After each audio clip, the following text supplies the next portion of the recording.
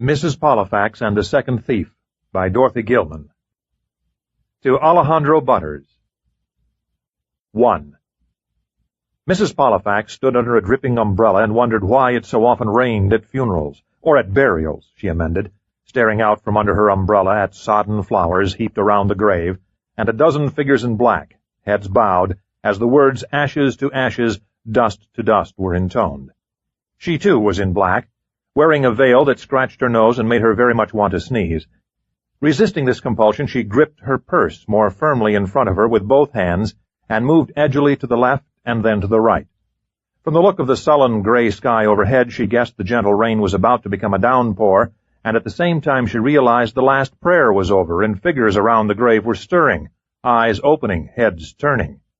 A man to one side of Mrs. Pollifax glanced at her. A sad day. Yes. She gave him an appropriately wan smile from behind her veil and opened her purse to tuck away her handkerchief. There seemed nothing more to do, and with a last glance at the group of mourners, separating now into individuals of various shapes and sexes, she detached herself and walked away, slowly threading her way among the tombstones toward the graveled road that wound through the cemetery. Passing the hearse and a line of cars, she continued toward a limousine that had pulled up under the dripping trees at a distance from the others. Seeing her approach, a chauffeur in uniform emerged from the limousine to open the door. Taking the umbrella she handed him, he snapped it shut, bowed, and once she was settled inside, he walked smartly around the car to seat himself behind the wheel. A moment later, the car in motion, he said over his shoulder, Go all right? My purse made odd little clicking sounds every time I snapped a picture, but I think the rain on the umbrella covered it up. Good, said Bishop, assistant to Carstairs of the CIA, and he pressed his foot to the accelerator. I suggest we get the hell out of here and back to headquarters so Carstairs can brief you on where you're going and why. Not to mention whose funeral I just attended. Since Bishop seemed determined not to explain anything yet, she sat back and wondered if Cyrus had reached Chicago yet. She had begun the day with Cyrus, who was leaving for Chicago on a 9:30 a.m. plane. His nephew Jimmy was heading the defense team for the biggest murder trial of the season, and he had begged his uncle to bring his legal expertise to Chicago for consultations and support. Mrs. Pollifax had planned to join him in a week, once the trial was underway, or so she had assumed, until Bishop's hurried phone call at 6:30 that morning. No time for small talk. We've had an SOS from John Sebastian Frell in Europe, asking for you and Cyrus by tomorrow noon. She was momentarily stunned. Farrell's working for you again? But at Christmas he wrote that he was back in Mexico City, rescuing the art gallery he had to abandon when his cover was blown. Explanations later. Can you and Cyrus head for Europe tonight? Cyrus can't. Cyrus, are you there? Yes, my dear. He spoke from the extension phone in the living room. He's leaving for Chicago in 3 hours for the Bates murder trial. I'm driving him to the airport in 20 minutes. His nephew's defending Bates. Your nephew's James Reed, Cyrus? Chip off the old block, obviously. But that means... Look here, can one of you still go? You, for instance. This is Farrell. Well, Cyrus? Still on the phone? I'm here. Always said I'd never interfere. But damn it, Bishop, I've every right to insist she not go alone. What sort of trouble's he in? No idea. And he's not working for us. But we owe him, and an SOS is an SOS. Look, if Emily can go, I've an idea Carstairs will know exactly the person to go with her. In fact, I can guess who it would be. A well-trained and knowledgeable agent, I promise. I'll worry like hell as usual. But I'm fond of Farrell, too. Can you pack in 20 minutes, Emily? In 15. And if you weren't in the living room, Cyrus, I'd give you a hug. That, too, has to wait. Start packing. There'll be a private plane for you at the airport when you deliver Cyrus, and you'll be paged. Now, 7 hours later, Mrs. Pollifax had progressed no further than Virginia, where she had been presented with a black coat and hat and sent off to a mysterious funeral to take photographs. She was in a limousine with Bishop being driven back to headquarters to learn where she was to go, why Farrell wasn't in Mexico City where he was supposed to be, and what a funeral had to do with his being in enough trouble to send an SOS to the department. She thought crossly that it was like a treasure hunt, this being rushed from place to place with no idea why. But it was now 2 o'clock in the afternoon, and high time to unravel this confusing skein of events.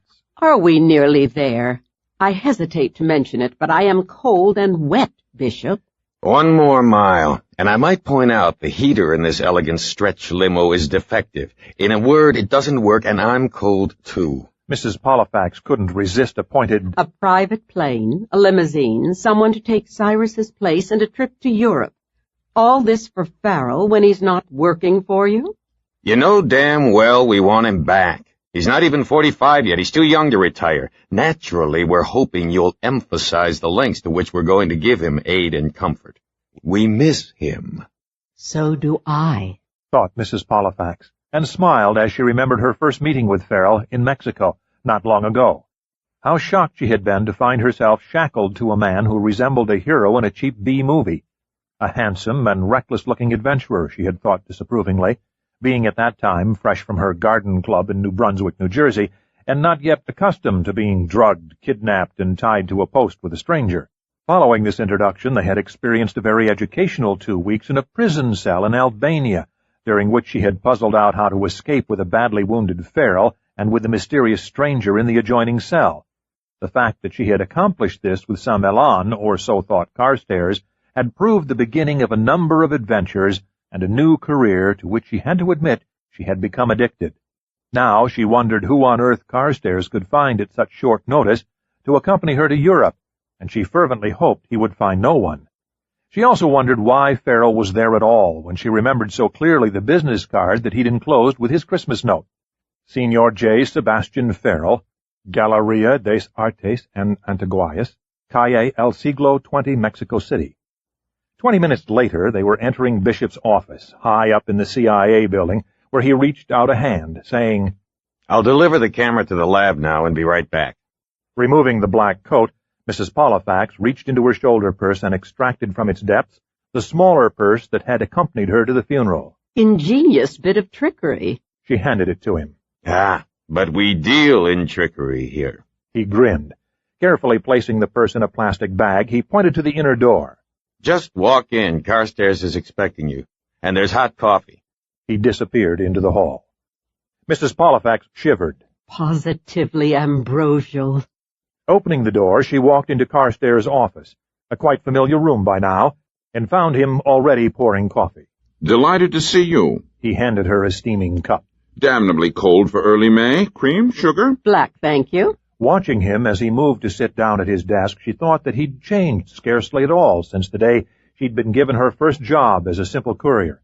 He really ought to look harassed and worn, considering all the intrigues he'd masterminded, and she said accusingly, You should look older. I am older. Would it make you happy if I admit to a touch of arthritis in my left knee? It would, frankly. It provides the human touch. Now, about this funeral. That can wait. Bishop's explained that during the night we had an SOS from Frell asking for you and Cyrus as soon as possible. She nodded. Yes, but not why or where. And Bishop said he's not working for you? Unfortunately, no. Stubborn chap. He's been busy with that art gallery in Mexico City. Or he was until 4 days ago when we heard from him. At that time, he phoned from Europe to ask 2 things of us. 1, if we had any information in our files about a rather mysterious collector of art who had just hired him to pursue, for a great deal of money, a particularly rare document. And, here's Bishop. They'll have the photos enlarged for us in 15 minutes. Bishop poured himself a cup of coffee. Sorry for the interruption. Pray, go on. What sort of rare document? Did Frell say? Oh, yes. Nothing political involved here. It was a straightforward inquiry, and we owe Frell that. It seemed that his collector, name of, Ambrose Vika, had been told of a document discovered in Sicily bearing the signature of Julius Caesar. A real find, if authentic, since no signature of Julius Caesar has ever been discovered. Good heavens! Sicily? Carstairs nodded. Yes, both his earlier inquiry by phone and his SOS cable last night came from Sicily. So that's where I'm headed. Bishop nodded. Plane out of Kennedy Airport tonight, change at Milan, and arrival in morning at Palermo's Punta Raisi airport. And just out of curiosity, He added with a grin, tell me the first word that comes to your mind when I say Sicily. Free association, no cheating. Slip-fingered Eddie. Seeing Bishop's astonishment, she explained in a kind voice, Eddie was Cyrus's favorite criminal. A small-time burglar who Cyrus sentenced more than a dozen times before retiring from the bench. He told slip-fingered Eddie over and over and over that he was never cut out to be a criminal. He botched every job he tried. But Eddie just assured him that he'd try harder next time. That wasn't the answer I expected. So I noticed. Was he Sicilian? Born there, yes. You've ruined my theory on stereotypes. Most people say, Sicily? Oh, the Mafia. Carstairs leaned back in his chair and smiled. Actually, there's a great deal more to Sicily than any mafia. It was occupied and fought over by the Phoenicians, Carthaginians, Greeks, Romans, Vandals, and, according to Frell, Julius Caesar personally launched his attack on Africa in 47 B.C. from the town of Lilybaeum, now called Marsala. It's quite possible that if such a document exists, it could have, might have, been found there. And now he's in trouble. But what can have happened? What did you find out about this Ambrose Vika who hired him? That he's a wealthy collector, and not, as possibly Frell wondered, mafia-connected. Is he Sicilian? No, but he has a villa in Sicily near Palermo, as well as a home in Mexico City and in Paris, and an apartment in Rome. And Frell would know about authenticating such things as a signature by Julius Caesar? Carstairs smiled. He's certainly equipped to expose a forgery. Before you met him, he'd built up quite a reputation at his gallery for authenticating old paintings and restoring those of value. A man of many talents, yes. But this SOS? Carstairs put down his cup of coffee and nodded. It arrived by cable, and it read, if I remember correctly. He closed his eyes a moment and recited. Urgently beg Pollifax and read soonest stop midday public square Erice, Sicily, definitely with hired car, Mayday, Mayday, SOS, love to all, Frell. He must be in hiding. I don't like the sound of it, do you? But you mentioned his asking two things of you in his phone call to you 4 days ago. Information on Ambrose Vika and... And that's where the funeral and the photographs come in. That was his second request. He asked for photos of those attending the funeral of a Mrs. Estelle Blaze in Reston, Virginia. He emphasized that it was very important, but with no explanation as to why. We had to do a hell of a lot of work to find the right funeral home. His SOS, of course, came only last night, you understand. Now, of course, you can deliver the photos to him personally. You know no more than this? Carstairs smiled at Mrs. Pollifax. I needn't remind you that Frell was one of our agents for nearly 20 years, and a damn good one, and we'd dearly like to have him work with us again. You might say we've extended him the courtesy of not pressing for explanations, always hopeful that he can be persuaded to come back to us. A somewhat devious reply. Mrs. Pollifax smiled back at him. Then I think I'd like to change now into my own clothes and ask how... She glanced at her watch. How I reach New York. Royally. Private plane again, directly to Kennedy. And, I assume, alone? Carstairs and Bishop exchanged glances. To Sicily, yes. But you'll be met at Punta Raisi Airport by someone who knows the island and will have hired a car. And just who Your might... suitcase is in the other room, and you'll be restored to that dashing red-feathered hat you arrived in. She gave him a stormy glance. Agent's name is Rossiter, and it will be all right. After all, you don't speak or understand Italian, do you? Taken aback by this, since it was quite true, Mrs. Pollifax rose from her chair and said with dignity, If you'll lend me a closet, then, to change my clothes, please. Carstairs rose too, but he had not finished with her yet. We want to be as supportive as possible, Mrs. Pollifax. This obviously has nothing to do with the department, but it's the department that's lending you to Frell, and we'd like you to keep in touch. You still have the confidential cable and phone numbers by way of Baltimore? Good. Have a fine trip, then, and give Frell our regards. Carstairs watched Bishop and Mrs. Pollifax leave. Reminding himself that he'd now completed his obligations to Frell, he returned to the intelligence reports waiting for him on his desk. To his surprise, he found it difficult to concentrate. He had not previously wondered what a funeral and photos had to do with the rumored discovery of Julius Caesar's signature, and about what possibly could have driven Frell into hiding, if Mrs. Pollifax's surmise was correct. There was Ambrose Vika, too, about whom he had not been entirely forthcoming, even though their dossier on him was only 2 sentences in length.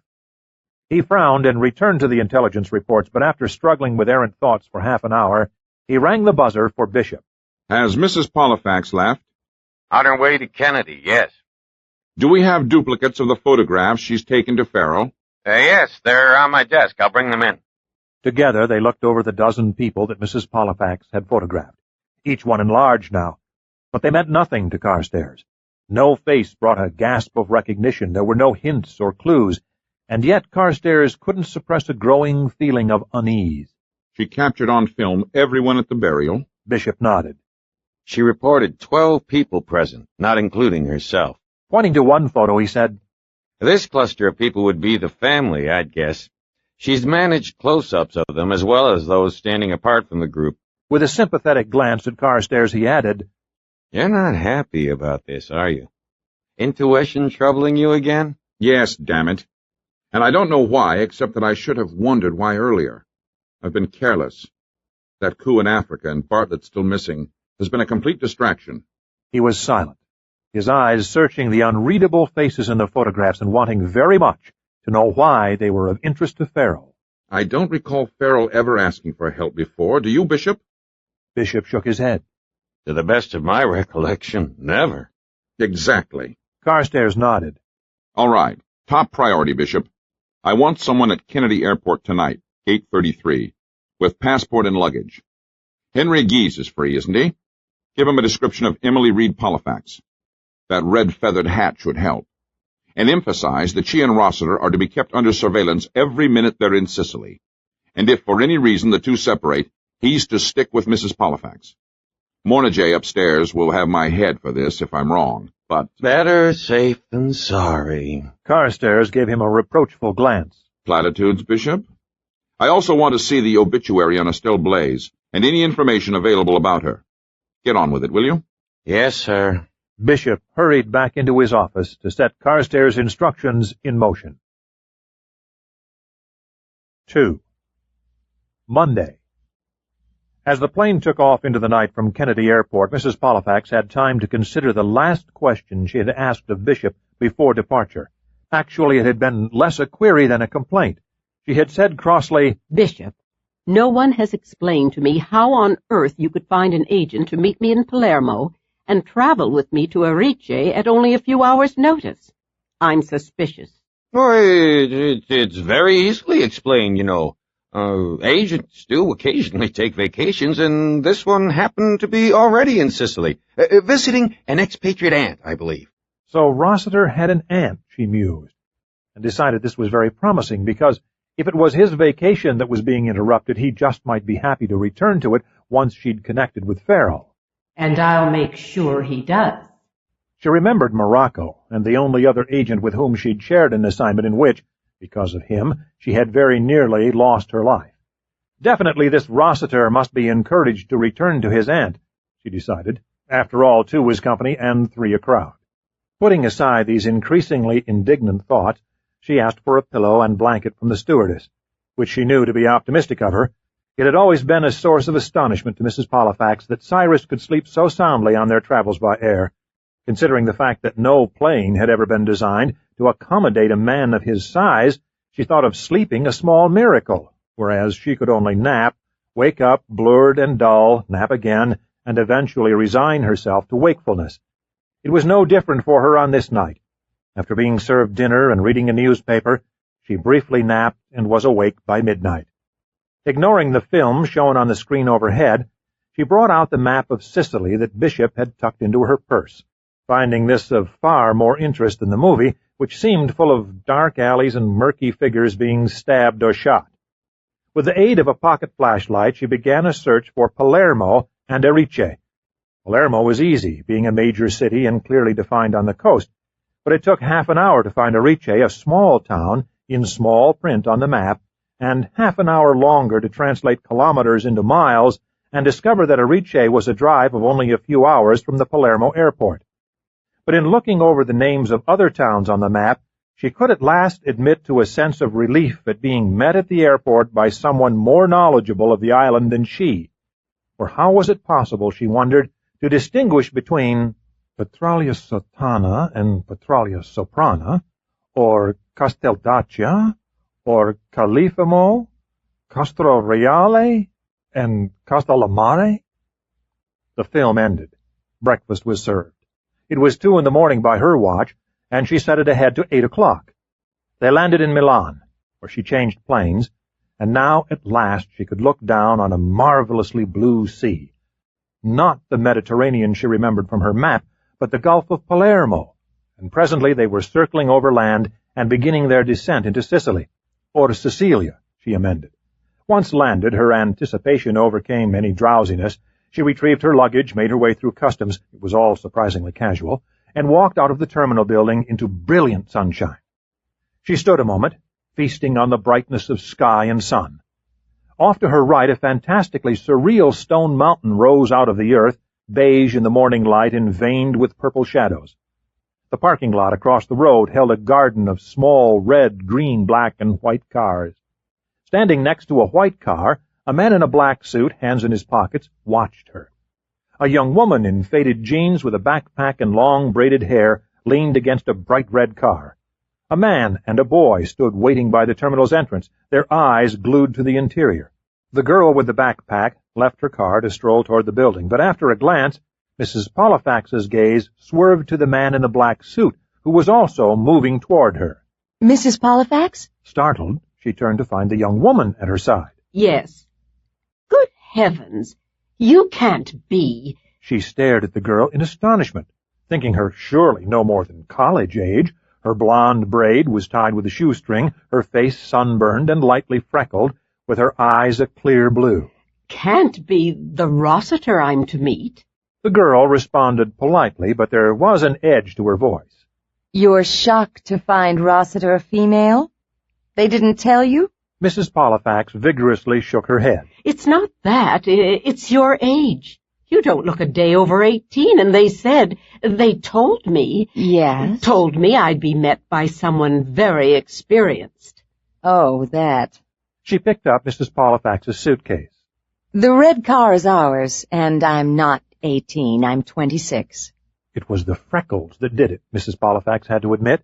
As a child, she had longed to have freckles, for what obscure reason she could no longer remember, and although Mrs. Pollifax might be startled to find that Rossiter was a young woman, and she was still very doubtful about her credentials as an experienced agent, nevertheless, this Rossiter was a distinct improvement over the Rossiter she had envisioned.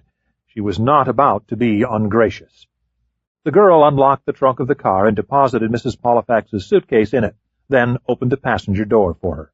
We ought to reach Erice by early afternoon. Not midday? Midday is very flexible in this country. You know Sicily well, then? Yes. I think that you can talk to me without betraying any secrets. After all, we're employed by the same people.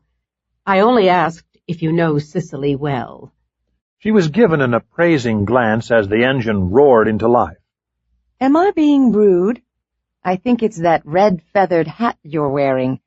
Heaven only knows I'm accustomed to eccentrics. My aunt is certainly one. But you look as if you've just come from a garden club party. Actually, the garden club party took place 2 weeks ago, and I wore a blue hat. Pulling out of the parking area, the girl gave her a quick glance. I think you're trying to tell me something. Yes, and you're going to hit that dog up ahead if you're not careful. All right. I'm called Kate, although really my name's Katerina. And you're Mrs. Pollifax? Yes, or Emily. I can't manage Emily yet. You look too formidable and proper. They told me you were experienced too, but you don't look it. Exactly. And you don't look 26 or... Touché! You win. Now, tell me about this man in Erice we're to meet, or rescue. At midday. I'm a fast driver. Tell me, will you recognize him? What's he doing here? Who is he? His name is John Sebastian Frell, and he's obviously in trouble or in hiding. And yes, I'll recognize him, but I've no idea what he's doing in Erice. I know only that he sent an SOS asking for me and my husband, who couldn't come. And when we find him, you can decide for yourself who he is. Aren't we driving very fast? I told you, I'm a fast driver. It'll be slower going once we leave the autostrada. I see. Mrs. Pollifax thought it best to remove her gaze from the road and spare her nerves. They were close to the sea now, the autostrada lined with flowering acacia under a cloudless blue sky, and here and there she caught tantalizing glimpses of red and yellow flowers. To her left, in the distance, rose violent and volcanic shapes of rock. In the foreground she saw a calm mountain range, sharp stony peaks, and closer wooded hills and rocky protuberances. The Sicilian coast appeared to be the only flat area on the island. Lovely flowers here. In spring, yes. By August, it's mostly brown, which is why I come in spring. To visit your aunt. She nodded. A bit of luck for the department, I suppose, my already being here. They flashed through a dark tunnel and out onto a flat and sunny plain, and Kate pointed. You can see Erice from here, or Monte San Giuliano, as the mountain's called. Good heavens! Mrs. Pollifax stared. A road goes up there? The mountain looks practically vertical. You'll see. As the miles diminished and they left the sea behind them, a cluster of roofs became visible on the mountain's peak, reassuring Mrs. Pollifax that people really lived there. Presently, veering north, they arrived at its base to begin their ascent. It was a narrow road full of hairpin turns with deep forests of pine on either side. Around and around they drove until, nearing the summit, Mrs. Pollifax wondered how on earth Frell had ever come to this of all places. She felt a stirring of very real pleasure at seeing him again, and at learning why. They drove past a low stone wall lined with brilliant yellow flowers, and arrived at a paved parking area suspended over the valley below. It was occupied by a tour bus and by 4 cars, green, black, brown, and gray. We stop here. No public traffic allowed. The streets are too narrow. Mrs. Pollifax, stepping out of the car, found herself staring several thousand feet down into what must surely be half of Sicily. It was breathtaking. Lifting her gaze, she looked out on serried rows of mountains diminishing into the far distance, while below her the village and country houses clutched the mountainsides and overflowed into each valley. Beyond lay the sea dotted with islands, while at her feet the shape of a city seemed oddly out of place. With an effort she returned to Kate, who was opening the trunk to retrieve her backpack. Glancing at her wristwatch, Mrs. Pollifax saw that if the day was only beginning in New York, it was 1:30 in the afternoon in Sicily. We made good time. 2.5 hours. Now for the public square. I know the way. They walked quickly down narrow cobblestone streets lined with narrow gray stone houses.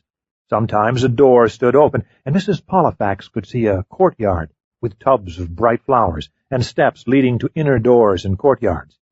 They passed a line of shops selling Pinocchio puppets, souvenirs, and pastries. Almost there. And abruptly they arrived on a broad and cobbled square. It was a pleasing sight, full of space, and most pleasing of all, there was an espresso cafe with chairs and tables set outside in the sun. Kate slung her backpack over a chair. What will you have? Espresso, cappuccino, a pastry? Surprise me. 2 young men occupied a table nearby, each of them affecting the style of French Apaches in their black trousers and black T-shirts, with bright scarves twisted around their throats.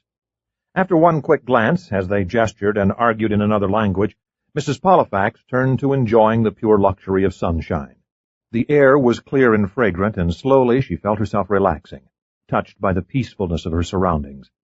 The tall stone houses lining the square had an austerity that pleased her, their gray stone facades matching the ancient rough stones under her feet, the color happily relieved by bright flowers in pots on doorsteps. She watched a very erect man in a black suit emerge from the narrow street by which they'd entered the square.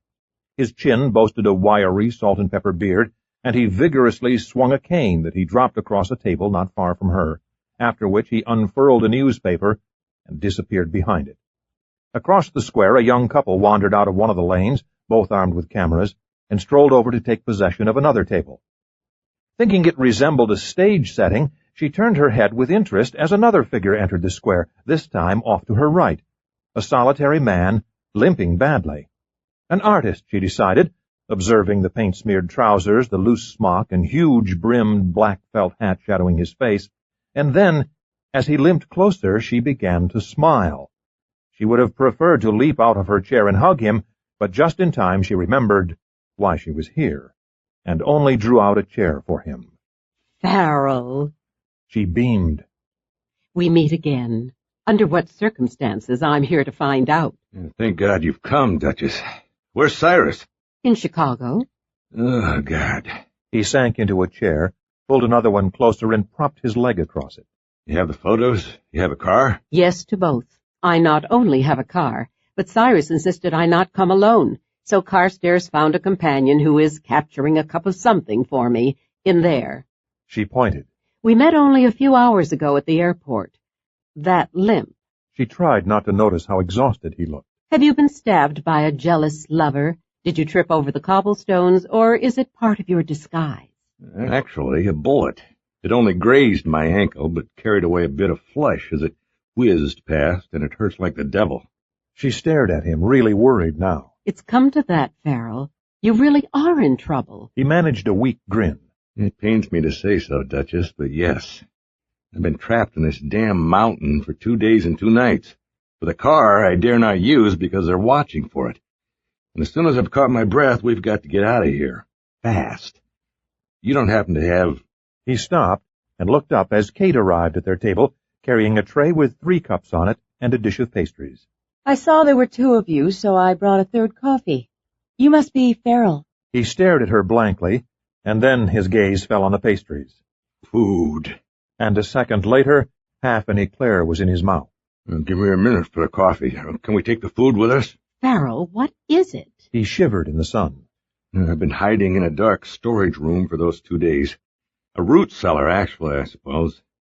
Food's the one thing I couldn't steal. Trousers, hat, and smock, no problem. But except for 3 apples, no food. Kate had perched on the edge of a chair to watch him. In the car, I've more nutritious food. Yes, and should you be seen here in public, he limps. A bullet nicked his ankle. Bullet? Kate frowned. Bullet. Let's wrap up the pastries and go. Delighted. Farrell wiped crumbs from his mouth. You're not Cyrus. Who are you? Kate Rossiter. Can you walk to the piazza? Yes, of course. But who... what? Later. Who she is not as important as finding out how on earth the pursuit of Julius Caesar's signature brought you to Erice to hide in a root cellar. For that we need privacy. People are looking. Yes. Unpropping his leg, he stood up, promptly wincing. Okay, let's go. Kate Rossiter looked amused. Certainly there was nothing swashbuckling about Farrell at the moment, thought Mrs. Pollifax. His usual tan had been replaced by pallor. He needed a shave. His condition was that of a man who had been living on the edge, and she wondered if his ankle could possibly have become infected to further deplete him. They walked slowly back through the cobbled lanes, with Farrell between them, keeping his head down and trying not to limp. With infinite relief, Mrs. Pollifax saw the parking area ahead and pointed it out to him. Kate hurried ahead to unlock the red Fiat. She held the door open, and Farrell slumped into the rear seat and then to the floor. Not to alarm you, but the whole point is not to be seen. I got chased here. That little brown car parked down the line is what I came in, and they know it. Who chased you here? That's my problem. I don't know. He gazed up at her from the floor. It was night. I was opening a safe in a villa that Ambrose Vika had assured me was unoccupied. Don't know whether they were in the house or followed me there. All I know was I snatched up what I could from the safe, hearing someone behind me in the dark, and I ran. That's when I got hit. They shot at me. And once in my car, they followed me. I don't know who they are or what they look like. I don't even know whether they saw me clearly or already knew me. But they're very familiar with my car, having taken pot shots at me while following me all the way up this mountain. And they were very serious with those guns. But what is it they want? What is it you found in the safe, for instance? I don't know that either, damn it. And I have plenty of time to look everything over in my root cellar. Pile of papers and documents, but all in Italian. There was light enough in my hiding place to see that none of them related to Julius Caesar, though. It would have to be, well, something else. Kate, starting the car, reached into the glove compartment and handed Mrs. Pollifax a banana to give to Farrell. But to hide in Erice of all places. I know. He complained from his crouch on the floor. I'd never been in Sicily before. It was night. I got lost. I took all the wrong turns, anything to lose them. Except I couldn't. and ended up stranded and trapped on the top of this mountain, not daring to go near my car, which they've probably been watching. Kate backed out and turned. Have you noticed? Those two Apache-looking young men in black are leaving too. The green Fiat. Kate nodded. Sitting at the table near us, yes. Over her shoulder, Mrs. Pollifax called to Frell. There's one thing you left out. If you could finally get to a telephone to send a cable to Carstairs during the night. Credit card. Found a public phone. Then I'm curious as to why you didn't send out an SOS to Ambrose Vika when you're working for him, aren't you? Because, damn it, I don't know whether I stumbled into a setup or not. Obviously, someone knew exactly where I'd be and exactly when. Vika knew? Of course he knew. He personally drove me past the villa the day before. Showed me where, told me how and when, and that everyone inside would be out. I get the message. Eat your banana. She noticed the speed with which Kate was negotiating their exit. Kate, take it easy. Kate shook her head. The two Apaches, as you called them, are behind us. So is a gray car. Don't look. Who's in the gray one? Can't see. A man, I think. Hang on, both of you. She took a curve at something that felt like 70 miles an hour. Mrs. Pollifax braced herself for the next curve, and as they approached it, she glanced back once at the road behind them and was dismayed to see the green car keeping pace with them and close behind. Still there. Yes, and so is the gray car. Mrs. Pollifax realized that she was experiencing an acute sense of shock, not only at the speed with which they were descending the mountain, but at the speed with which events were overtaking her. A night without sleep, a time change, and the race across Sicily to Erice had not prepared her for so sudden a plunge into Frell's precarious affairs. Wake up, Emily, she told herself. You can adapt, adjust, and catch your breath later. In the meantime, she was experiencing precisely how Frell must have felt 2 nights earlier when he had been pursued with just such alacrity. It was not a comfortable feeling, and on such a narrow road she could foresee no happy ending to this. Obviously, Frell had been waited for, and when he'd emerged from his hiding place, he'd been seen. What do you think? Nothing will happen immediately, not until we're closer to Trapani. That's the city below us. The road widens there. But the gray car, too? It's still behind us, and nobody goes this fast unless... She did not finish. They were rounding still another curve with a squeal of tires, and from a contorted Frell in the rear came a yelp of anguish. We're being followed. I would never have guessed it, Duchess. They're slowing down now. Kate glanced into her rearview mirror. Swerving around another sharp turn, she leaned with the curve and spoke into Mrs. Pollifax's ear. Whether you've noticed it or not, they've now missed 2 places where they could have closed in on us and pushed us off the road. Maybe the gray car inhibits them. It may be full of tourists, not Apaches. Careening 70 miles an hour down this mountain? Not on your life. Mrs. Pollifax considered this. They may want Frell by himself, alone. You mean no witnesses? Mrs. Pollifax nodded. They may just, allow us to keep going, to learn where we're taking Frell. Where are we taking Mr. Frell? Ask him. We'll soon meet Route 187, and I have to know where to head, to the east or into Trapani. Where? I told you, Trapani, the city below us. Mrs. Pollifax leaned back. Where do we go, Frell? Where do you suggest we go? Anywhere but Ambrose Vika's. He shouted back above the squeal of tires on another curve. I want a large, impersonal, and brightly lighted hotel while I sort things out. You need a hotel too, don't you, Duchess? You and what's her name? We'll head for Palermo, then. Lots of hotels there to confuse them, whoever they are. And my name is Kate. Look, I see a highway through the trees. And cars. We're nearly down the mountain. Meeting Route 187, they slowed down to enter traffic. And as Kate accelerated again, a black car parked at the intersection swung in behind them, cutting off the green Fiat, and, yes, the gray one too, still following. This was very hopeful, thought Mrs. Pollifax, because the black car inserting itself between them and the others gave them a small chance of losing the Apaches. Kate glanced into her rearview mirror. Now that we've left the mountain, I think we've got to find out who and which... Hang on! Abruptly, she veered off to the right and down an unpaved secondary road toward a cluster of buildings and parked cars. A tavola calda. Loosely translated, a hot table place, restaurant of sorts. Food? Sorry, I just want to see which car is following. She did not finish the sentence.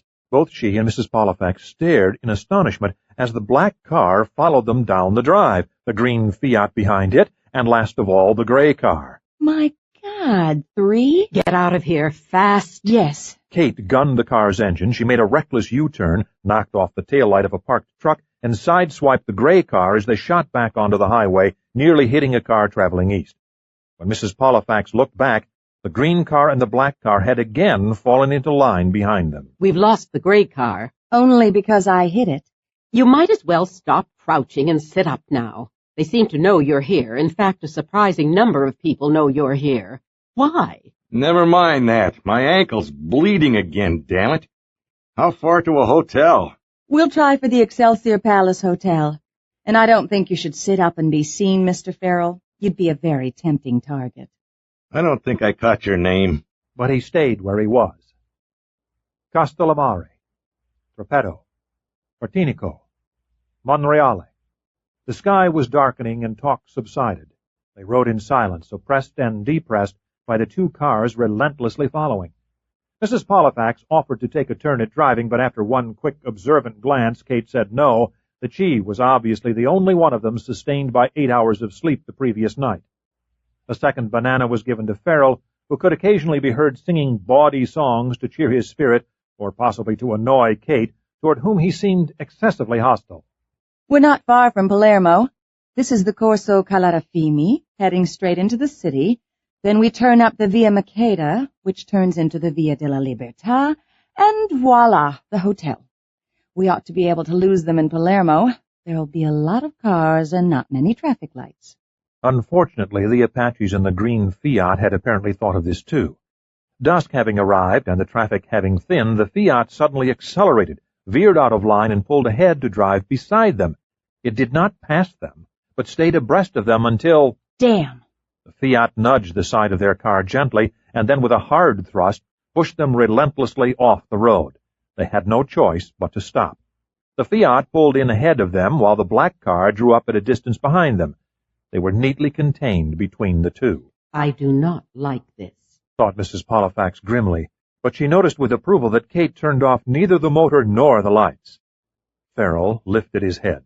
What on earth? Down! She wondered why she bothered to caution him when obviously they were now completely at the mercy of their pursuers. She moved slightly to accommodate Kate, who was leaning across her. With one hand, Kate opened the glove compartment and drew out a gun. Hold this a minute, will you? Be careful, it's loaded. A 9mm Smith & Wesson. I can't think of anything I'd rather hold for a minute. However, did you smuggle it into Sicily? Didn't. Kate rolled down the window at her side. From her pocket she produced a leather glove, inserted her right hand into it, and casually reached for the gun, which Mrs. Pollifax handed over with pleasure. The door of the green Fiat opened, and one of the young men in black climbed out, brightly illuminated by the beam of their headlights. Mrs. Pollifax waited, scarcely daring to breathe. He approached them, smiling pleasantly, but she saw that he had a gun, too. It was in his pocket, his right hand resting on its butt just like a gunfighter in a Western film, thought Mrs. Pollifax. The scene froze like a nightmare, their car lights spotlighting the man's hard, tight face and the black leather jacket he wore now. Mrs. Pollifax thought, He wants to kill Farrell. He really intends to kill him, or take him away and kill him, drag him out of the car to murder him, and he looks, oh God, as if he's done this many times before. Beside her, Kate sat waiting too. The window rolled down, a pleasant smile on her lips, as if she expected to exchange courtesies with the man, or to be asked directions. As he neared them, he brought the gun out of his pocket, and the scene unfroze as Kate quickly leaned out of the window, targeted him, and fired her Smith & Wesson. Hearing 3 shots, Mrs. Pollifax closed her eyes and thought wildly, Remember, he wanted to kill Farrell. Opening her eyes, she was greatly relieved to see that only the man's right hand had been hit. It no longer held his gun, and he was staring dazedly at the blood dripping from his wrist. The other 2 bullets had efficiently punctured the rear tires of the Fiat, which were slowly, with almost comical slowness, deflating.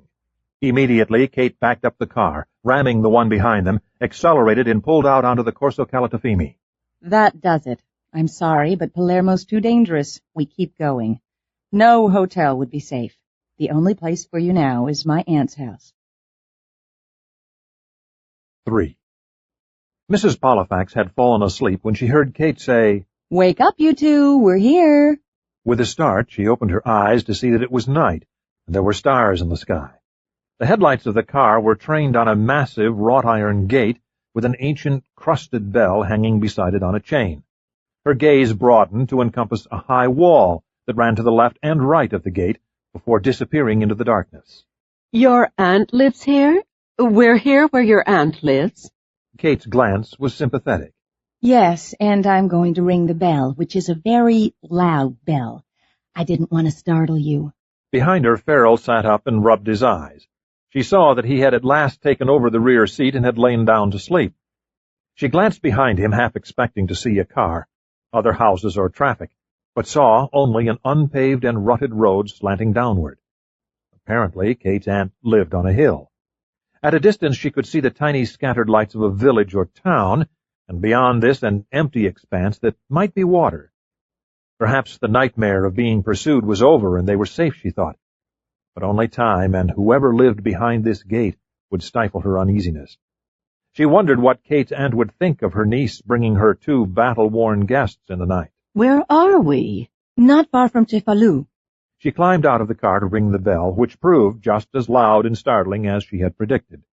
When the echo was fading, Mrs. Pollifax turned to Frell. Before she had so ignobly fallen asleep, she remembered the serious thinking that she'd done, and she said now, quietly, Farrell, there's more to this than Caesar's signature. There has to be. I mean, there's the funeral, and the photographs you asked to be taken, and those dreadful men after you. There has to be more. Yes.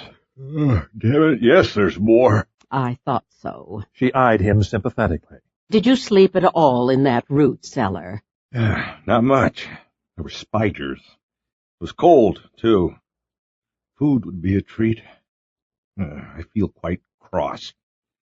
I suppose I've been rather hard on that frighteningly efficient young woman who carries a gun and actually shoots it. Yes, and if she hadn't, you would have been carried off by that man, or even worse, shot on the spot.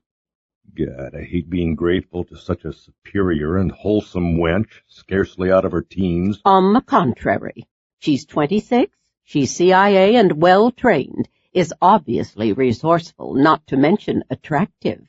And what you're really saying is that she isn't impressed at all by you. He had the grace to grin at this, his teeth very white in the dim light. Right as usual, Duchess. Amazing how the ego requires nourishment once a man reaches 40. The gate had opened a few feet, and Kate was speaking to a swarthy, middle-aged man in a white shirt. They both laughed, and as she returned to the car, he swung both gates open and gestured them inside. Kate drove through and stopped. This is Peppino. We'll give him a lift. They waited while he closed and barred the gates, and climbed into the rear, smiling at Frell, who made room for him with a suspicious glance. Looking ahead, Mrs. Pollifax saw a long, rectangular shape, blacker than the dark sky. A sprawling country farmhouse from the look of it. As the car swept up the drive, the beam of its headlights picked out a grove of olive trees on the left. Continuing past both grove and house, they turned into a drive at the rear and past a magnificent garden of flowers that immediately pleased Mrs. Pollifax. Whoever lived here, she decided, had heart. The car came to a stop, and a door in the rear of the house opened to cut a sharp rectangle of golden light out of the darkness. Kate picked up her backpack. Welcome to Villa Franca. Stepping out of the car, Mrs. Pollifax saw that a most startling woman had arrived in the doorway, and she thought, Her hair simply can't be orange. It has to be a trick of light. It has to be. But as she approached the doorway, the hair remained orange and grew steadily brighter. The woman was neither short nor tall, certainly not young, and it was impossible to find her figure because it was draped in a number of shawls over a long skirt. Her feet were bare. As she stepped back into the light, Mrs. Pollifax looked into her face and was even more startled. Bright mascara had been dabbed on each eyelid with careless abandon, and her eyes were outlined in kohl. She can't be a day younger than 50, thought Mrs. Pollifax, and was thoroughly awed by such an extravagant appearance. Franca, we're in trouble. Kate said very simply to the woman in the doorway. I've brought you guests. With an interested glance at Mrs. Pollifax and at Frell, the woman nodded. Of course, dear. You'd better carry a gun tonight, Peppy, and be sure the gates are double-barred. Frell stared at her in astonishment. Guns? Gates? She's used to this sort of thing? Kate turned to them with a smile. I haven't introduced you, sorry. This is my Aunt Franca Osborne, and Franca, this is Mrs. Pollifax and Mr. Frell. I can't think why we're crowded around the door like this. Do come in. You'd like some food, of course. Everyone does. Igia! Anonin! People! Guests! She ushered them into a huge old country kitchen, its ceilings striped with beams from which hung stalks of herbs and ropes of peppers. There was a fireplace and 2 iron wood stoves, but the room was dominated by the long wooden trestle table that occupied the center of the room and was well lighted by hanging lamps. The 2 visitors huddled by the door, but this time just inside it, while Franca looked them over. No pajamas, no toothbrushes, I suppose. Gia, food, pajamas, toothbrushes, 2 beds. Anonin! A thin little woman in black came bustling through the arched doorway to the kitchen. I'm here, Franca. The pasta con la sarde? There should be enough. And some wine. The Etno Rosso. Well, I give rooms to them. Mrs. Pollifax, seeing one of the lamps flicker, said in surprise, But those are kerosene lamps. Oh, yes. We've no electricity here. We have a generator, but we run it only once a day. Come. Carrying candles and flashlights, she led them down an endless, brick-floored, dark hallway, past a line of closed doors, and Mrs. Pollifax thought, We've walked into another world here, or another century. She felt quite disoriented after their race down the mountain and their brush with a gunman, and what a rambling and mysterious house this was, she decided, and certainly much larger than it had looked from outside. Opening a door at last, Franca pointed at Mrs. Pollifax. You. She handed her the candle and flashlight and opened the next door, summoning Frell. You? And perhaps bathroom? There's plumbing. A door to a bathroom was opened down the hall. Bring them back quickly to eat. Igia needs her sleep. Your ankle is bleeding. Yes. She nodded. Peppino will see to the ankle after you've eaten. 10 minutes later, they were seated in the kitchen, hungrily eating a casserole of pasta, sardines, and pimentos, flavored richly with herbs. After serving them, Igia had disappeared, and Kate's aunt had tactfully withdrawn too. Frell said in astonishment, Your aunt doesn't ask any questions about us? Kate looked amused. We've interrupted her work. She's a painter, an artist. She has orange hair. Oh, that. It's a wig. It amuses her. She buys platinum wigs and colors them. If she decides tomorrow is a purple day for her, she'll have purple hair tomorrow. Oh, how extraordinary. Frell resumed eating. No electricity is extraordinary, too. Mrs. Pollifax stared, fascinated at the hand pump at the sink and the pair of huge wood stoves. Reluctantly, she thrust aside the mood this house had induced in her and groped for efficiency. There's a great deal to talk about. Are you going to telephone Ambrose Vika about your abandoning his car in Erice, not to mention being shot at? Or what are you going to do? Frell made a face. It's much pleasanter to think of food and a real bed to sleep in tonight, and Peppino with a gun outside, although why Franca felt at once that he should carry a gun is very puzzling. Oh, well, yes, I suppose so. Yes, but it's time we talk. You've admitted there's more to this than you originally mentioned. You said so while Kate was opening the gates, and after all, 3 cars chasing us? I'll trade you the photos taken at the funeral in Virginia if you show us what you stole. Borrowed. From the safe you were robbing. You've got it all wrong. I protested very firmly to Vika about rifling a safe, at which point he reminded me that he was paying me a great deal of money to find and authenticate the Caesar document that this man Raphael claims he has in his possession. And it was Raphael's villa where I was shot. But who is this Mr. Raphael? He shrugged. Vika is not given to confidences, but his butler was a shade more approachable, and said that Raphael had arrived a year ago in a huge yacht, leased a villa, and settled down in it, presumably with the Julius Caesar document that Ambrose wants for his collection. What Vika did tell me was that he wanted to stop all the cat-and-mouse dickering and learn whether Raphael really owned an authentic signature. The man was being very tiresome. He refused to let Vika inspect it, and he was wasting a great deal of Vika's time, not to mention his money. He's paying me thousands more than I'd make in 3 months' time in my art gallery. Art gallery? He looked at her as if he'd forgotten her presence. Yes, art gallery in Mexico City. But there were 3 cars chasing us. There has to be something more. Unfortunately, yes. Since 4 days ago. Something different and very disturbing. I don't think I'm losing my mind. But if I'm right, He frowned. disturbing. The funeral. Mrs. Pollifax nodded. Kate pushed a glass of wine toward Farrell, and he gave her another startled glance. Sipping it, he said, I hope I'm not right, but I have reason to believe. It's why I especially needed you and Cyrus. Why us especially? He sighed again heavily, and Mrs. Pollifax saw how tired he was. Because the 2 of you were with me, and only you can help identify the man I've seen here, in Sicily. This will need a trip down memory lane for you, Duchess. It needs remembering Zambia. Zambia. Oh, where Cyrus and I first met, and where you were working with the freedom fighters. Yes, and you were there on safari. She nodded. Yes, because Carstairs and Bishop had intercepted a message that implied Aristotle was on the safari too. Who's Aristotle? A very professional and very experienced assassin. The department knew nothing of him except his code name of Aristotle. Farrell nodded. He'd racked up quite a record. At least 5 known assassinations in Europe, 1 in the United States and 1 in South America.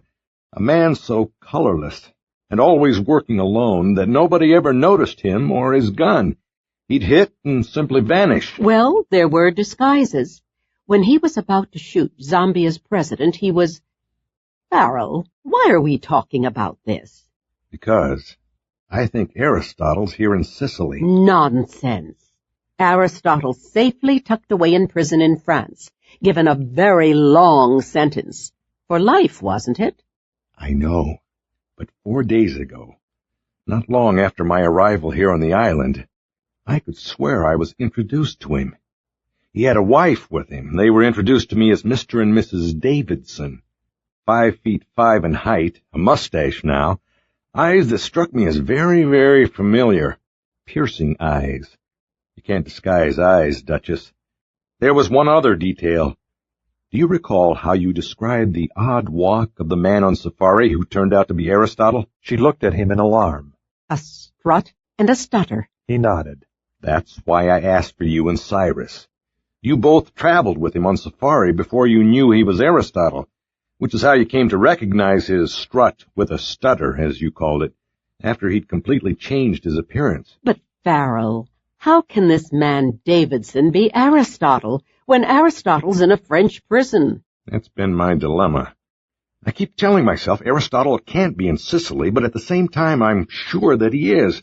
And I have to say that given the events of this evening, and how diligently men want to kill me, I'm inclined to think my instincts could be pretty damn sound. I've upset someone, and it can't be Julius Caesar. I testified briefly at Aristotle's trial, you know, and if he recognized me, too, 4 days ago...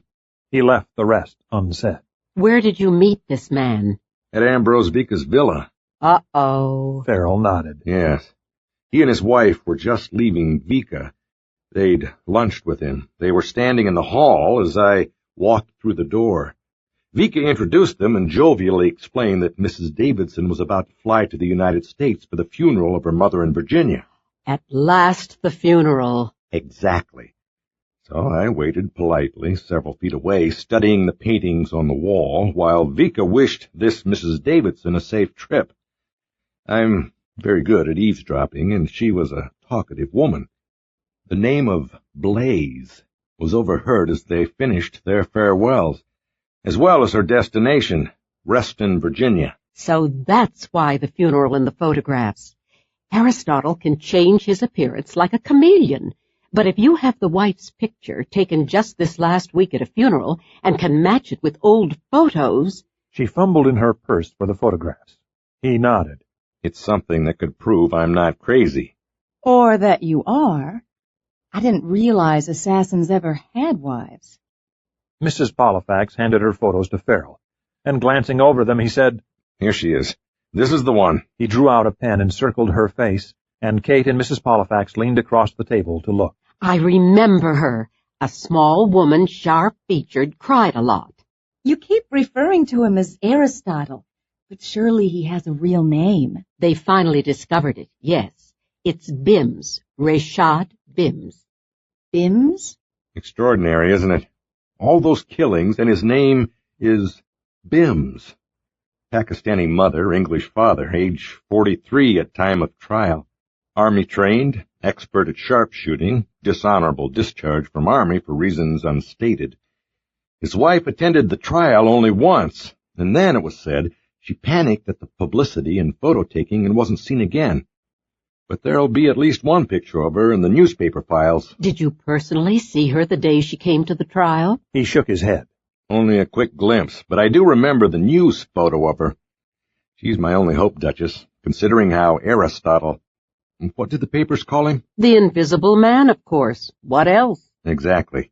When you knocked that gun out of his hand, Duchess, he'd actually turned himself into a black man, hadn't he, with dye? Yes, but what we're talking about here, Frell, is a man who was given a long prison sentence in Europe, yet suddenly you say he's in Sicily. It's very hard to believe. Of course it's hard to believe. I keep telling myself it's impossible.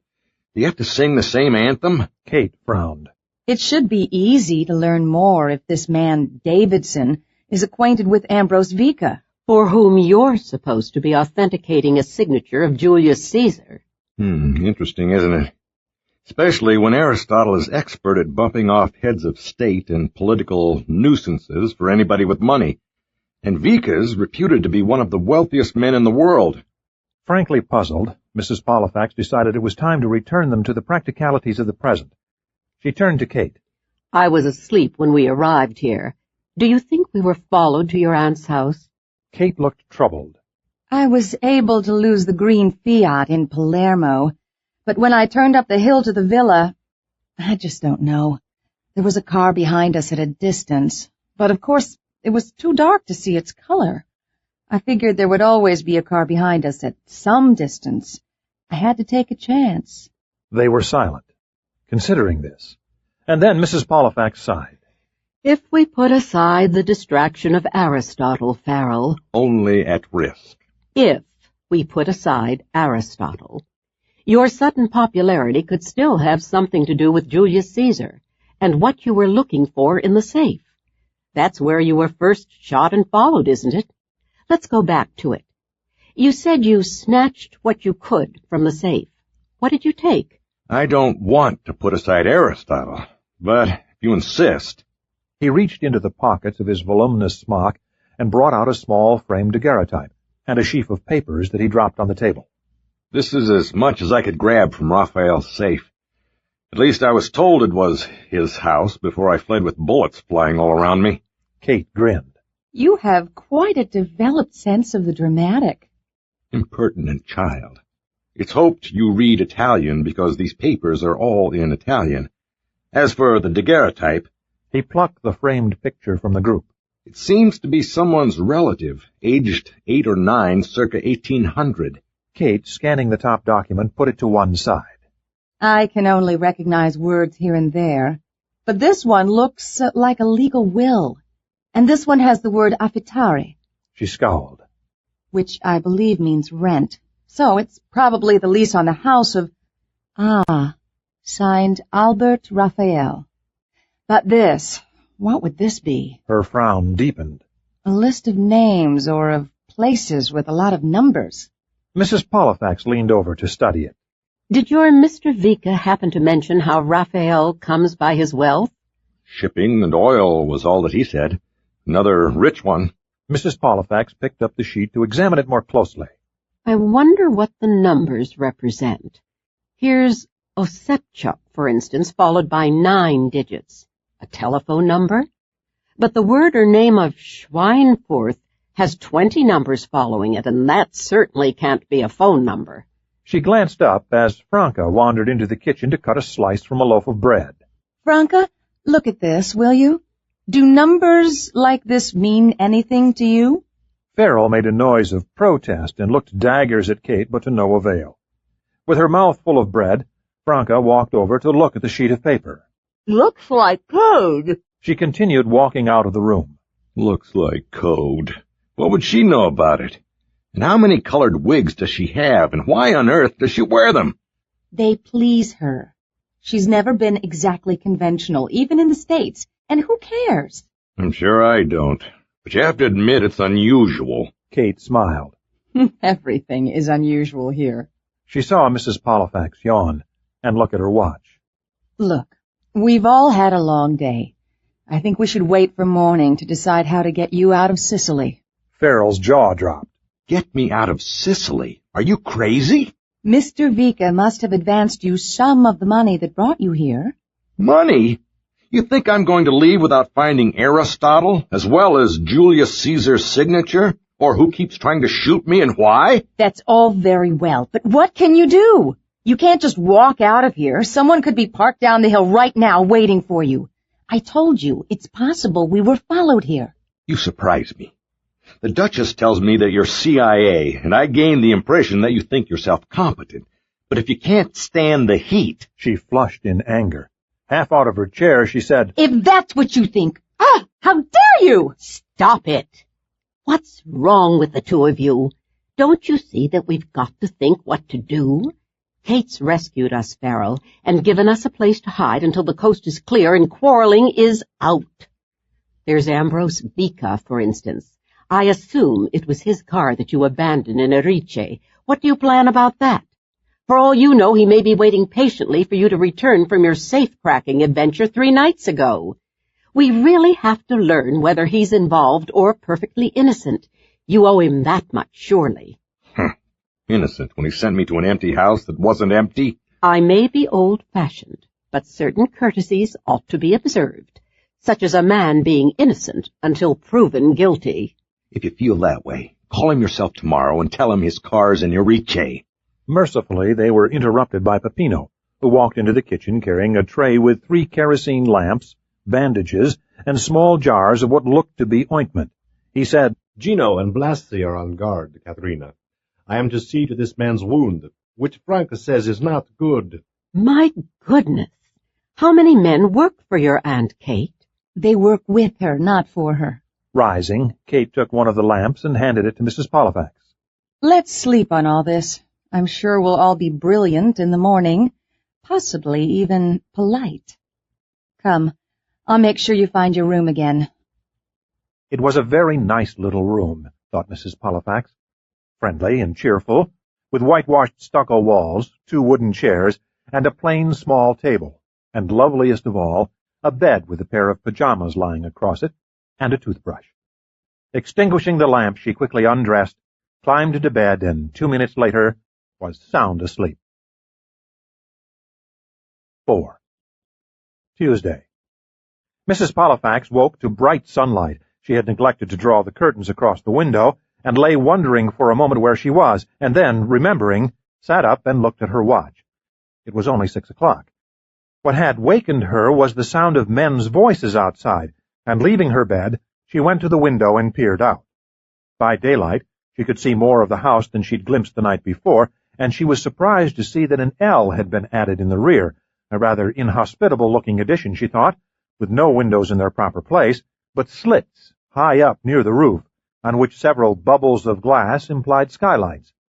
From her window she could see the garden. Beyond this the unpaved drive disappeared down the hill on which the Villa Franca stood, and now she could see what had awakened her. A small parade of men were issuing in single file from the opposite end of the house, each one carrying a shovel. She counted 7 of them before they disappeared down the hill. A curious sight, she thought, 7 men carrying shovels at 6 o'clock in the morning. Now where is the bathroom? To the right or to the left? She felt that she could have slept another 3 or 4 hours, but as a guest of Kate's aunt, this struck her as inappropriate, and more to the point, she wanted to learn how Frell was this morning. Opening the door to the hall, she discovered that her suitcase had been removed from the trunk of Kate's car and had been deposited there. She fell on it with enthusiasm, and presently, washed and dressed, she set out to reconnoiter. If there should be coffee available, she thought, She might even manage some serious thinking about Farrell's insistence that he'd seen Aristotle. But in the light of day, and following 6 hours of deep sleep, this seemed curiously unreal and quite absurd. Farrell's door was closed, and so she continued down the hall toward the kitchen, passing a huge living room, too dark to have been noticed in the night, and much too baroque for her taste. It held a collection of marble tables, fringed lamps, overstuffed sofas, and an array of hunting rifles over the mantel above a line of gilt-framed photographs, as well as ferns drooping and dying near windows swathed in dusty velvet. It was a relief to reach the kitchen. To her surprise, Aegea was standing over the stove, and at the table sat Kate and her Aunt Franca, as well as 3 men in work clothes who immediately rose and left at Mrs. Pollifax's appearance. Coffee? Love some. How is Farrell? Kate shook her head. Not so good. Peppino cleaned his wound last night and says it's infected. He's running a small temperature, and Franca's sent for Norina. Doctor? Kate grinned. No, Norina is the resident witch. I beg your pardon? Witch? Mrs. Pollifax turned her attention to Franca and tried not to react to her appearance. This morning her hair was a very tender shade of green. She wore no makeup but long silver earrings instead, and a smock much like the one Farrell had appeared in, heavily daubed with paint. Without the distractions of kohl and mascara, she looked a sturdy and practical woman, her piquant face weathered by time and sun, and yet, at the same time, despite this earthy quality, there was something intriguingly childlike about her that interested Mrs. Pollifax. I see. Then I hope she's a very good witch. On a more practical note, she said, I think it might be wise that Farrell not heal too quickly, or he'll be off in an hour or two, hunting down whoever shot him or others. She glanced at Kate. And get himself killed. He should rest today. Franca looked amused. I will convey that message to Norina. Kate has explained to you that he's quite safe here. She has also... Her eyes had a twinkle in them. ...explained to me that this Mr. Farrell is a very difficult man. Mrs. Pollifax shook her head. On the contrary, I've known Farrell for a long time, and once in quite desperate circumstances, and there's no braver, more gallant man in the world, absolutely. Franca gave her a curious glance. I see. Yes, well, that's very interesting, but in the meantime, this angry man is asleep, sound asleep. When he wakes up, I think we should take a much closer look at those papers he stole from... Borrowed. Mrs. Pollifax reminded her with a smile. Yes, we must. We were tired last night, but since Farrell's still asleep, I might point out that he suggested, under pressure, that I telephone Mr. Vika today and report his car abandoned in Erice. I have a much better idea, Kate. I think you and I should pay a personal call on this Mr. Vika this morning. I'd like to take his measure, especially if he's involved. Mr. Vika? Ambrose Vika? Mrs. Pollifax nodded. Yes. Do you know him? It sounds like a capital idea, and Mr. Farrell will of course be furious. Mrs. Pollifax smiled. One has to remember that Farrell is not himself just now. He has a fever. We have become conspirators. I love conspiracies. Yes, but does anyone know where Ambrose Vika lives? Oh, yes. Peppino told me. A splendid palazzo, well worth seeing, and I must say that meeting Mr. Vika sounds a good investment to me. Franca looked at her thoughtfully. No, Katerina, not you. I am thinking, for the sake of this man you brought here, you should not personally go inside once you take Mrs. Pollifax to visit Mr. Vika, if he will see her. From what you told me yesterday, this angry Mr. Farrell must stay hidden and safe for a few days. But think of the vacations you've spent here. People notice you. People notice Americans. Mr. Vika need only say, "Who was that girl?" and someone may tell him, "Oh, she visits her aunt near Cefalù at the Villa Franca." Damn. Kate. Well, I'll miss all the fun, but as usual, you're right. Shall we go, Mrs. Pollifax? We can pick up some food on the way. Plucking several clusters of grapes from the counter, Kate led the way out into the early sunlight. As they drove toward the front gate, A young man lazily rose from a bench near the wall, and Mrs. Pollifax noted that he carried a rifle. Good heavens! There's a guard here, and at 7 o'clock in the morning? How perceptive of Franca. Kate rolled down her window. Nito, buongiorno. A few animated words were exchanged before Nito unbarred and opened the heavy gates.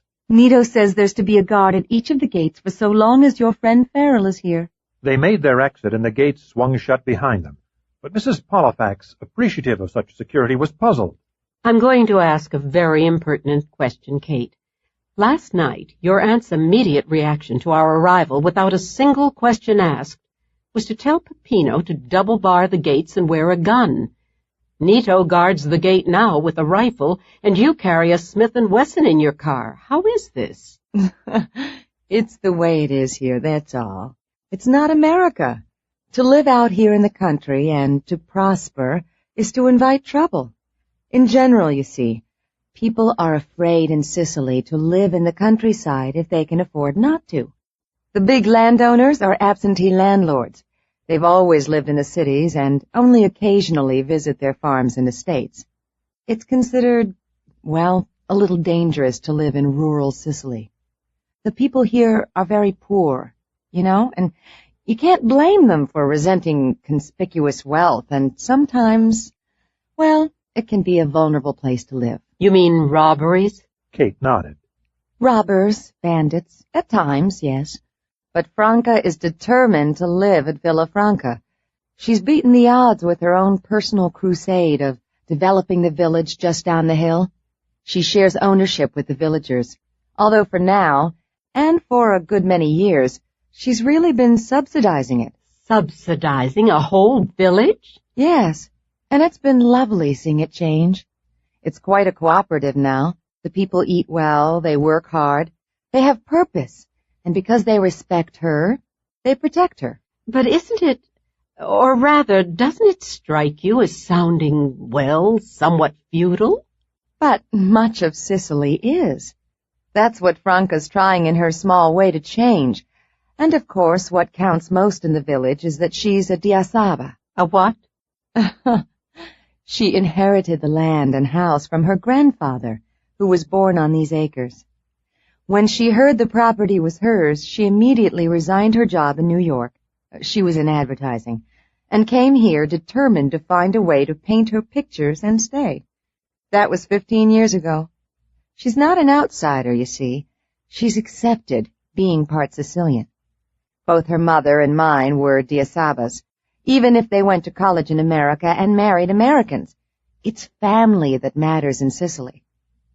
But it must take a great deal of money to support a village. Her grandfather left a fortune as well. Kate overlooked this and said with a wave of her hand, This is Termini Imerese we're passing. There are some ruins there, but mostly it's known for its macaroni. Are we being followed? Followed? Oh. Mrs. Pollifax was still digesting the fact that Franca supported an entire village. No. Yes. Oh, I don't know. Well, I don't think so, but there's a white car at a distance behind us. Kate nodded. Keep an eye on it, will you? It was with triumph that they reached their destination. The white car had not, after all, been following them, and Peppino's directions had proven to be perfect. At 8 o'clock, an impossible hour, thought Mrs. Pollifax, but Kate was resolute, they drove through the gates of the Vika estate and followed a curving driveway up to an imposing mansion, a square and rather plain stone building to which had been added lacework iron balconies and a facade of arches to conceal its original severity. Good luck. Kate leaned over to open the door for her. Let's just hope he's an early riser. Mrs. Pollifax walked up to what she hoped was the front entrance, grasped the bronze head of a lion on the door, and pulled it. After several more tugs at the lion's mane, the door opened to a grave-faced man in black. Mrs. Pollifax explained that she was representing Mr. Frell, whom Mr. Vika knew, and that she wished to speak to Mr. Vika. She was allowed just inside the door to wait in an enormous, high-ceilinged hall with a ceiling of glass and a floor of marble.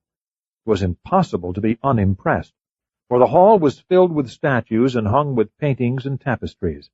She moved from a Brock to a charming Matisse, and wondered if they were originals. She had just arrived at a Modigliani when distant doors opened.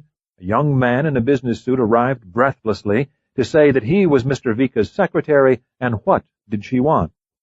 Apparently the name of Frell was not without interest, and she was escorted through an immense drawing-room to a glass-enclosed room in the rear. Here Mr. Vika was breakfasting at a small table in the greenhouse, surrounded by trees in tubs and a profusion of flowers. He rose as she entered, napkin in hand, and each of them inspected the other with curiosity. Mrs. Pollifax's initial impression was that he looked like a thug in gentleman's clothes.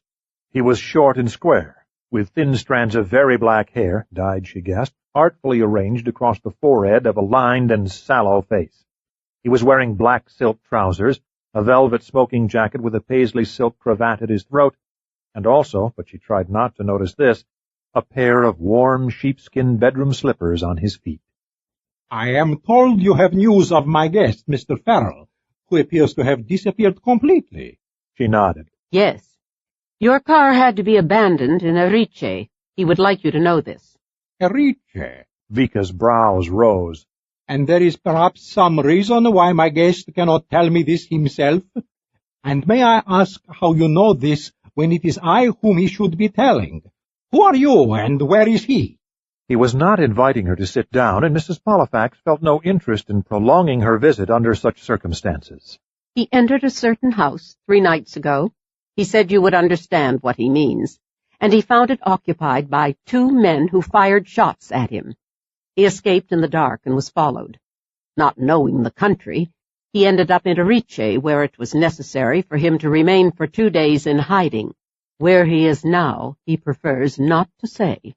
He feels that he may have stumbled into what he called a setup. "Excuse me, this word, setup?" She thought. He knows its meaning very well. And inquired silkily if the word trap might be more familiar to him. Vika studied her with narrowed eyes. "Since you seem to have Farrell's confidence, one may ask if this means that he met with no success in carrying out the job he was sent to do." She decided it was wiser not to mention that Farrell's success was semi and quasi, and that he had removed some of the safe's contents. There wasn't time. He was interrupted. "How tiresome. Still, there can be no accusations or suspicions or complications if the job was bungled. How amusing. I have made no progress at all. Ah, pity he couldn't come away with something. Yes, a great pity." Mr. Vika, your guest, Mr. Farrell, was shot, and he was wounded. This doesn't concern you at all? He was working for you, wasn't he? "True, but how tiresome that he doesn't trust me enough to tell me this himself. Of course, considering the circumstances..." He was thoughtful. "I do not understand how this happened. Please tell Mr. Farrell that when he is restored, I would urge him to contact me." He lifted an eyebrow. "You are leaving?" I'm tired of standing. "Ah, I see. But it is very early. And you have interrupted my breakfast, which is growing cold. I did not catch your name." She smiled at him. No. She left Mr. Vika to his breakfast. "Well?" said Kate when she climbed into the car. I glimpsed a Cézanne, saw a gorgeous Modigliani, a Matisse and a Braque, and I've met Ambrose Vika. "Tremendous! And?" He was very careful not to pressure me about where Frell could be found, so I think we can expect to be followed. He finds it tiresome that Frell doesn't trust him enough to have returned to him, and he pretended to not understand the word set up. Kate nodded. "Devious. What does he look like?" His appearance is a shade above that of a common thug, but not quite that of a gangster, and he is very, very smooth. Ruthless, too, I'm sure, and extremely rich. "I think," said Kate as they drove away, "he sounds quite the villain. If the Mr. Raphael whom he sent Farrell to rob is his enemy, then I think Mr. Raphael's of interest too, don't you? Of course, only Farrell knows where the man Raphael lives, but how much danger is Farrell in, do you think?" On a scale, say, of 1 to 10? Mrs. Pollifax thought about this. If it should be Aristotle who Frell met, and that's a big if, because I still find it so difficult to believe. But if he should be here, the question I would have to ask is, how could an assassin imprisoned under tight security in France suddenly turn up in Sicily? You notice I don't ask why he'd be here, although this is of great importance, but how he came to be here. With help. Lots of it. Exactly. So until we learn who is determined to harm Frell, it's obvious that he remains in grave danger. He's certainly attractive. Kate gave her a quick glance. But there's you, too. From what's been said, you're even better known to Aristotle than Frell. He doesn't know I'm here. Yet. Damn. More guns and shooting. More? Mrs. Pollifax was made curious by the passion in her voice. If it's not too secret, and if I'm not prying, what were you doing before you came here on vacation? Technically, this is a rest leave, not a holiday. I was in Yugoslavia, stuck in Sarajevo during the bombings. The fighting between Serbs and Croats, you know. She shivered. It was a bloodbath. Food and water running low. Corpses in the streets. We had to hide for days in a cellar. Good heavens! How did you get out? Not easily. And once the department learned I wasn't sleeping nights and had this tendency to cry at odd times, they urged this rest leave. She gave Mrs. Pollifax a smile as they stopped at an intersection. You have to admit that Franca's farm is an excellent prescription for any insomniac. But this sudden request to help you sounded so easy and uncomplicated. Oh, they so often sound like that, as I've discovered all too often myself. But how did you happen to become an agent, Kate? Oh, that. It's what I always wanted to do. I was born very late to a father who had worked for intelligence during World War II, back when it was the OSS, and for quite a while afterward, too. He didn't talk of it much, but I knew, and I adored him. And it's what I grew up wanting for myself, much against his wishes, I can assure you. But a week before I graduated from college, and a month before he died, he very generously, like a gift, made a few calls to Carstairs that led to a humble typing job in the department. After a year of that, I was promoted to map work, and then trained for surveillance. They found I was good, and I was. And finally, I earned field work, just what I wanted. Mrs. Pollifax smiled faintly. What strange ambitions some of us have. And do you think your father would be proud of you now? Kate grinned. Maybe he'd not admit it, because parents always want their daughters to be safe. But, yes, I think he'd be very pleased. I think so, too. And are you able to sleep again now? Yes, beautifully, and haven't shed a tear since I arrived in Sicily. Mrs. Pollifax nodded and regretfully returned to the present moment. Then I should perhaps tell you now that a blue car has been consistently making the same turns that we have, and has been following us all through Palermo. Blue? Where did that come from? At once she swerved across traffic and turned down a narrow lane just wide enough for their car. They bounced recklessly over cobblestones, under balconies hung with drying clothes, and barely missed scraping the walls of tall, narrow stucco houses. Lost them. The blue car was too big for that street. Now, let's head for the Villa Franca. Do you think the blue car belonged to Ambrose Vika? What I think is that the Villa Franca is the only sensible place for us today. We're much too popular when we emerge from it, and we simply can't afford to be followed back to it. Some 30 minutes later, without further incident, they turned off the highway and drove up the winding, unpaved road to arrive again at the gates of the Villa Franca. 5.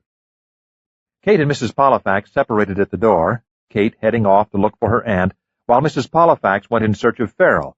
She found him in the garden, and was startled by the picture of gloom he presented. He was slumped in a chair, still wearing his bedraggled Erice smock. So you're back. She observed the expression on his face. The sun is shining, the flowers are brilliant. Your foot, albeit propped on a stool, has a very small bandage now. But you sound as if you've lost your last friend. I wish we'd gone to a hotel. I don't like this place. What I have been sitting here pondering is not the loss of my last friend, but the loss of my sanity. Having clearly seen something in my room last night that I have been assured this morning was never there. I might also add that after you left, absolutely abandoning me, I was visited by a woman whom I'm told is a witch. How interesting. He nodded and removed his foot from the stool so that she could sit on it. You won't believe what she applied to my ankle. I advise you to keep your distance because it smells dreadfully. It looked a mixture of mud, green things, and manure. And a real witch. He nodded despondently. But the accusation that I've been hallucinating worries me the more. I think that you'd better tell me about that. You seem to have had some extraordinary experiences during the 2 hours we were gone. Nobody believed me. I will. He suddenly grinned and straightened. Yes, you would, bless you. All right, I'll tell you. When I walked into my assigned bedroom last night, bearing my kerosene lamp like a Vestal virgin, I spotted this incredibly old Hellenic vase on the shelf over the bureau. And I mean old, very worn with a marvelous patina of age, but its color still splendid. I may not be an authority on pottery, but I can recognize a museum piece when I see it. Before I could look at it closely, Peppino came in to bandage my ankle. After he'd left, I lay exhausted on the bed, staring at the vase and wishing I had the energy to get up and examine it, but I fell asleep. Mrs. Pollifax nodded. You were tired, naturally. This morning, when I woke up, it was gone. It had been replaced by a cheap, gaudy imitation. Very touristy, the sort you buy in a souvenir shop. Same size, garish colors, no patina. Frankly, I was indignant. I went looking for Franca and told her that I wanted the vase back, wanted to examine it, that it was lovely. With great sympathy, she said there had been no such vase in my room, and that my fever must have been playing tricks on me. But I tell you, Duchess, I saw it. It was there. I think there's something very odd about this place. Well, if it has a witch. A witch I can accept, but not being told I didn't see what I saw. I wouldn't like that either. But thinking that it was unproductive to remain on the subject, she tactfully changed it before he grew even more outraged. How is your ankle? Actually, it no longer hurts. I hear you went off at dawn and paid a call on Ambrose Vika. Yes. She described her visit in detail. Sounds as if he put on a good act for you. Did, what's-her-name go with you? Her name is Kate Rossiter. And no, she waited for me in the car. He nodded. Actually, I'm not sorry you met him. If he knows that I've not abandoned him and what I ran into, this buys me time. For what? To look for Mr. and Mrs. Davidson, or Aristotle, who was not a hallucination or a trick of fever, I can assure you. Duchess, we've got to talk. He leaned closer. This Julius Caesar business is nothing compared with finding Aristotle before he kills any more people, not to mention me. I want to find him. I insist on finding him. Yes. I'm sure that if he's in Sicily, he has every intention of not being found. So it will be rather like looking for a needle in a haystack, won't it? And yet, she frowned, I've decided against all logic to believe it was Aristotle you met. I don't understand how he can be here in Sicily and not safely tucked away in a French prison. But you knew him too, and if you saw him, then he must be here, at least until proven otherwise. Do you think he'd been staying with Ambrose Vika? Frell scowled. When we met, he was just leaving. But of course he was about to drive his wife to the airport, so frankly, I don't know. But he'd certainly lunched with Vika, so they know each other. Vika could be hiding him somewhere, possibly in his house. Because although I spent 2 nights there, it's a big house. You still have a temperature, and there's danger waiting out there, Frell. He nodded. I know. I'm willing to invest some of this day in convalescing because I'm bloody tired of limping and I'll need my wits about me. But I'll languish only until tonight, Duchess. Definitely I can't waste a night, the only reasonably safe season of the day for reconnoitering. You'll help? Of course. What do you plan to do? I want 2 things. I want to find that house again where I was shot and take another crack at getting the Julius Caesar document, if it exists. I've been thinking about that, and about those two men waiting for me, not to mention they're chasing me all the way to Erice. I frankly find it very mysterious, like this house. Did you know the generator was humming all night here? I woke up once and heard it. Somewhere below us, probably in the cellar. She shook her head. I slept too soundly, at least until some men talking outside woke me at 6. But I don't see anything mysterious about a generator. No. Well, it didn't run for us. We had to make do with candles. Yes, but why do you want to go back to the house where you were shot? It's reckless. He grinned. Because it's occurred to me at some point during my profound contemplation this morning that if I return to Ambrose Vika empty-handed, I have no reason to stay in Sicily. He'd dismiss you? He'd have every right to. However, if I can have a second try at that safe and search Raphael's house and find the Caesar document— Steal it, you mean? Find the Caesar document, I could then establish myself at Ambrose Vika's estate for weeks while I do all the proper tests to learn if it's authentic. The inks, the paper, probably papyrus, not parchment, and so on. I'll insist that you come with me. You can be my aunt. And what better headquarters for mounting an efficient hunt for the so-called Davidsons? She smiled. The idea has appeal. But the house you burglarized may not be empty this time. It wasn't empty last time. But on this visit, I'll jolly well have a gun with me. And incidentally, have you noticed what a fortress this Villa Franca is? And how many guns there are in the place? That's mysterious, too. Bandits. Mrs. Pollifax repeated what Kate had told her. I assume you'll need 1 or 2 accomplices in this burglary, such as myself and what's-her-name? There was a twinkle in her eye. Well, she does know how to shoot straight. I dare say she could come along. It's her car, after all. And the second item on your list in this plan? Oh, that's the simplest of all. Top priority, and we can do that tonight. I want to do some prowling around Vika's house in the dark and see if the Davidsons are hiding there, or his wife. I know the layout, and Ambrose isn't into drawing curtains at night, or conserving electricity either. How nice that he has it. I brought sneakers. Anything more? Well, my suitcase at Vika's is in a bedroom just off a balcony on the 2nd floor, and I'm damned tired of this artist's smock. It's boring. It's also filthy. I thought I might bring back some clean clothes while we do the peeping Tom bit. Tonight, then? She saw Franca emerge from the door of the kitchen. Here comes Franca. Can you face her yet?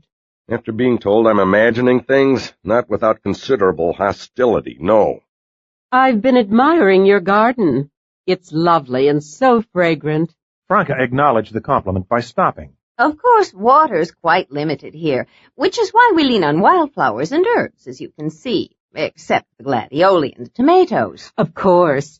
Chamomile, calendula, borage, wild daisies. Mrs. Pollifax smiled at her, feeling quite adjusted now to the green hair. I'd like so much to see your other work. Your paintings, you know, if it's not intrusive. I'm sure Farrell would, too. Oh, well, you see, that is, it's so precarious just now, and— Her voice trailed away in a cloud of vagueness. Would you like another chair? Someone seems to have removed one. Mrs. Pollifax gravely assured her that sitting on a 3-legged stool was comfortable. Franca nodded. I must get back to work. To your art. Yes, of course. Was that your line of work back in the States, too, before you came here? Franca looked amused. I was in advertising, responsible for the Toasty Cozy ads. Lunch at 12. With a smile for her guest, she cut across the garden to the skylighted addition that was apparently her studio, and Mrs. Pollifax saw that the door to her studio had been locked because Franca drew a key from her pocket to unlock it. A moment later, she was gone. Mrs. Pollifax felt rather snubbed. She seems very sensitive about her painting. Probably because it's bad. Bucolic scenes of Sicily, no doubt. Peasants working the soil, or paintings of those jolly little Sicilian carts they drive tourists around in Palermo. Don't be cynical. Unless that grandfather left her a fortune, Franca supports a whole village with her work, in which case it must be remarkably good. You should have insisted. After all, you own a gallery and sell paintings. Supports an entire village? You have to be kidding. That's what Kate said. It's at the bottom of the hill, just out of sight. Let's take a look. I'm supposed to stay off my feet today, but we can see it from up here, surely. They rose and walked to the road that swept around to the rear of the house, and strolling a few feet beyond it, looked at what lay below. The hill was steep, but its slope was gradual, and to her surprise the houses began at its base. It's so near, but it's so shabby. You expected something American? Model homes, newly built with garages and paved driveways? A track led down the hill to the village, which looked more like a hamlet in size, and as if its buildings had existed here for centuries. It was composed of 2 long rows of attached stucco buildings, stained with age. The 2 rows faced each other across an unpaved lane where she could see a few small children playing, a large number of chickens pecking in the dirt, and a dog asleep in the shade. Behind the houses lay fields greening in the May sun, but the grove of olive trees that ran down the hill to their left cut off the view on that side, except for a huge pond of water in the distance and a number of outbuildings behind the houses that looked too small to be barns. The only new construction in sight was a square, barrack-like building between them and the village, with an iron bell hanging at its door, but whether this was a school, a church, or a warehouse, its purpose was not identifiable. Beyond the line of houses, a high wall of stucco defined the boundaries of the land, with a closed wooden gate facing the village street. She doesn't support it very well. Look at those houses. You'd think she could supply a few cans of paint. Farrell glanced at her in surprise. But this is a real working farm, Duchess, and a prosperous one. Franca is one smart manager. It was Mrs. Pollifax's turn to look at him in surprise. I'd forgotten. You farmed in Zambia when you were working with the freedom fighters. And you, dear Duchess, have never known any farms at all. Franca spent her money where it counts. See that pond of water? That's a reservoir for storing rainwater for the dry season. And if you look closely, there are cisterns behind every house, and water pipes running up to them. That outside wall's been repaired, too. I don't know how much acreage is involved, but a wall like that must cost a small fortune. Look at those roofs, too. They're not old. No leaks there. He pointed. And those trees to the right of us blocking our view are lemon trees. And what's more, there must be a tractor somewhere, because I can see the marks of it where the wheat or sorghum's been planted. I apologize. I'm very impressed. You should be, too. Chickens, wheat, olives, lemons, most of all that reservoir. And now I'm intrigued by the fortune Franca must have been left by her grandfather. Which reminds me. He glanced at his watch. I want to shave before we leave, which means borrowing someone's razor. Which could take hours finding. In the kitchen they found Aegea preparing lunch and Kate setting the table. How's the ankle, Farrell?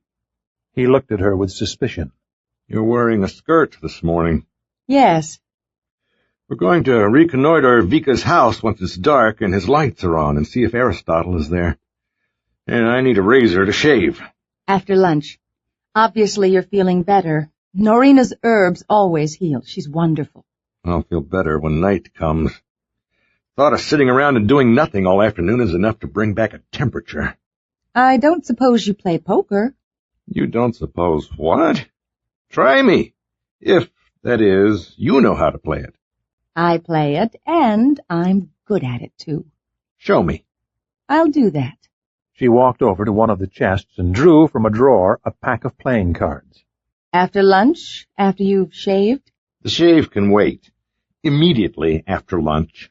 Fortified by Aegea's homemade soup and bread, and realizing that war was again being declared between Farrell and Kate, Mrs. Pollifax escaped the kitchen to look for a book to read. Wandering into the living room, she thought how much this overstuffed room would amuse Cyrus. She wondered how he and Jimmy were progressing in Chicago, but Chicago seemed light years away to her at this moment. From a bookcase, she picked out a ragged book entitled The History of Sicily, which looked fat enough to cover all the foreigners who had occupied the island. If it looked rather dull, she decided that it would prove a needed antidote for an excess of stimulation and carried it off to her own room.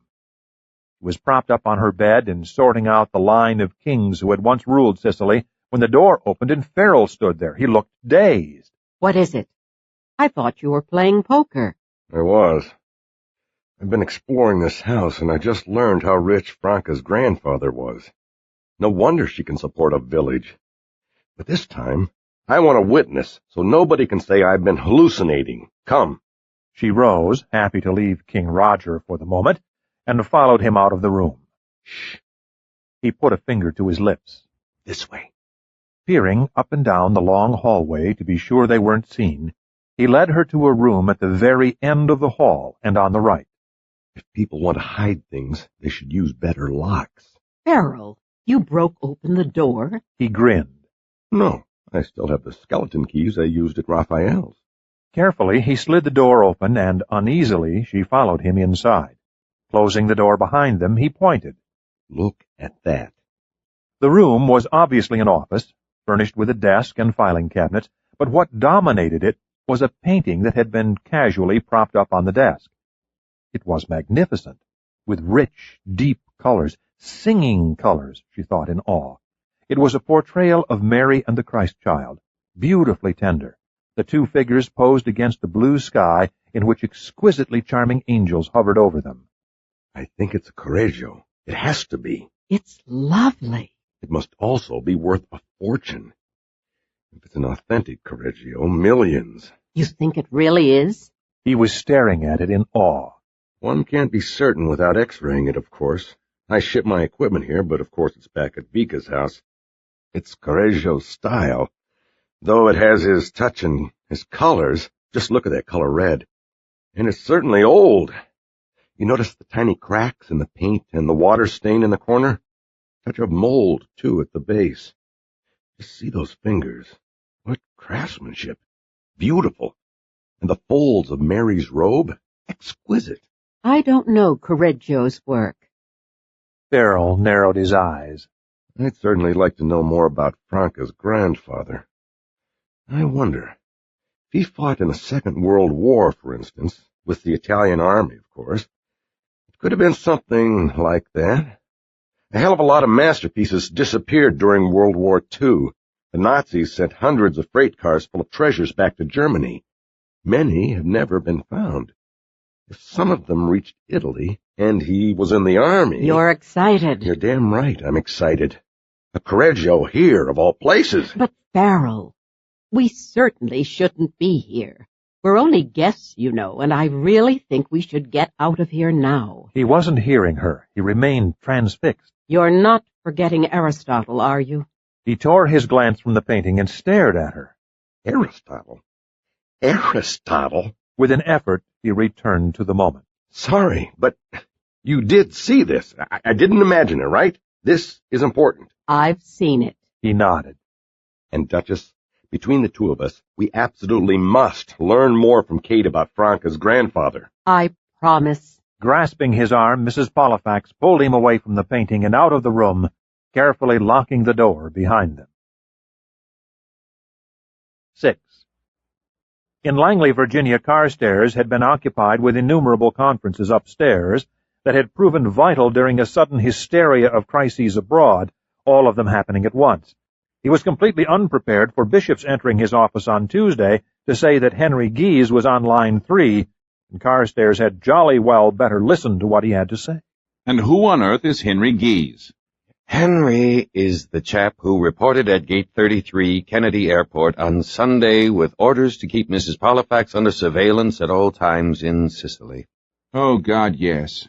You're not trying to tell me... The circumstances sound rather bizarre. I thought you'd better hear them for yourself. Carstairs punched his line 3 and picked up his phone. Carstairs here. What's been happening, Geese?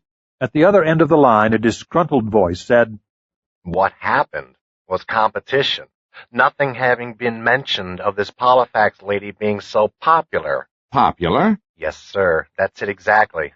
She met the Rossiter woman all right, after which I followed them to the place near Erice up on a mountain.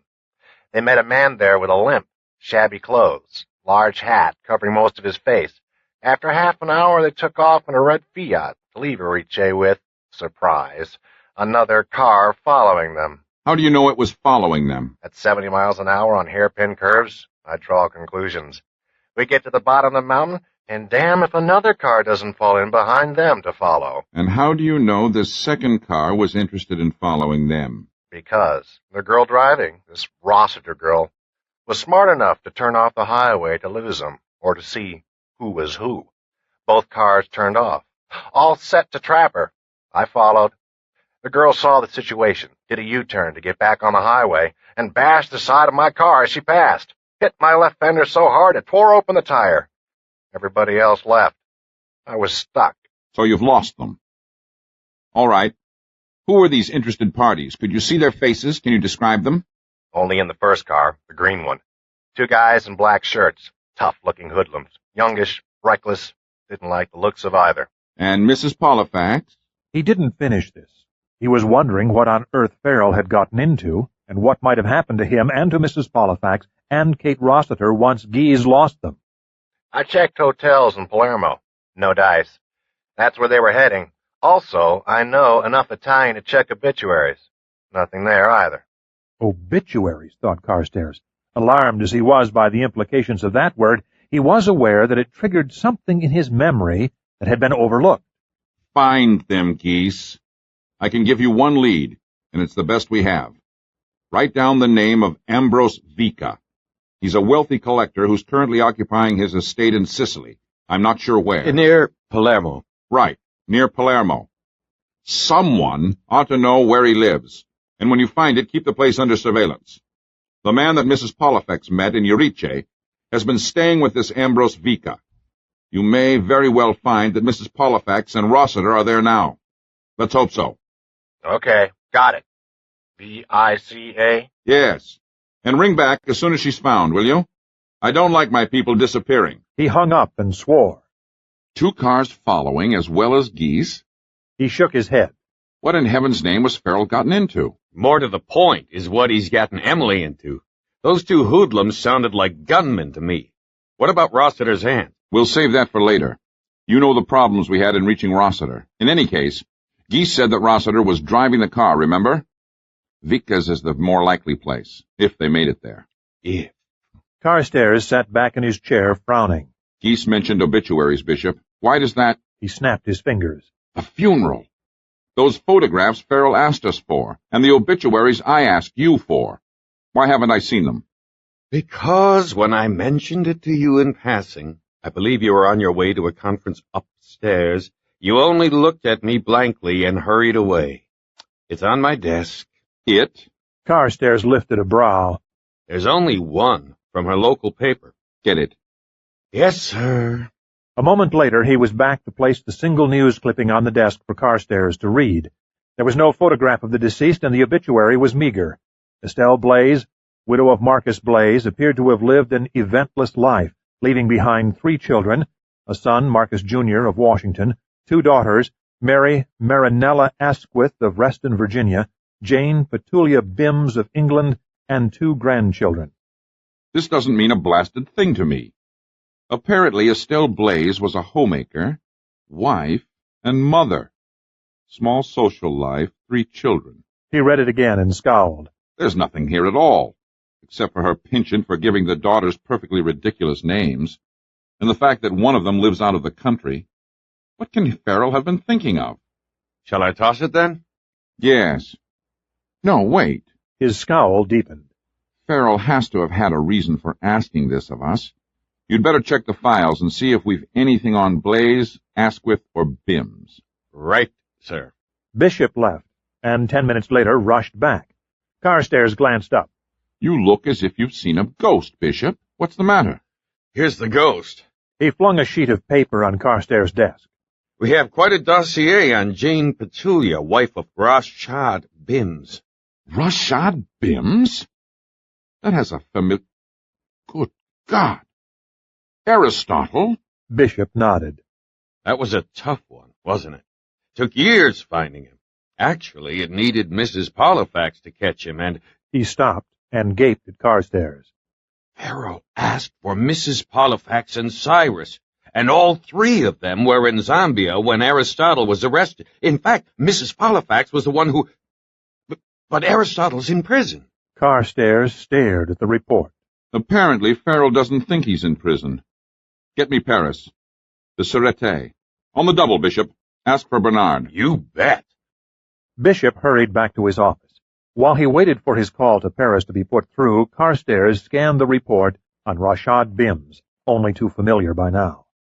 Turning the page, he found himself staring at a prison photograph of Rashad Bims, and attached to this was a newspaper photo of his wife as she made her exit from the courtroom. Mrs. Bims, surrounded by newsmen, had flung up a hand to conceal her face, but a photographer had nevertheless caught her from an angle below her upflung arm, and her features were quite clear. Carstairs reached for the pictures taken at the funeral by Mrs. Pollifax 2 days ago, and placed them next to the news photo. A few years might have passed, but only the hat worn by Mrs. Bims was different. He found her easily in the group at the burial. He sat back in his chair, stunned by the coincidence. It was certainly difficult to believe that Aristotle was out of prison. If he remembered correctly, Bims had been given a sentence that would keep him safely in a cell until he was nearly 100, if he lived that long.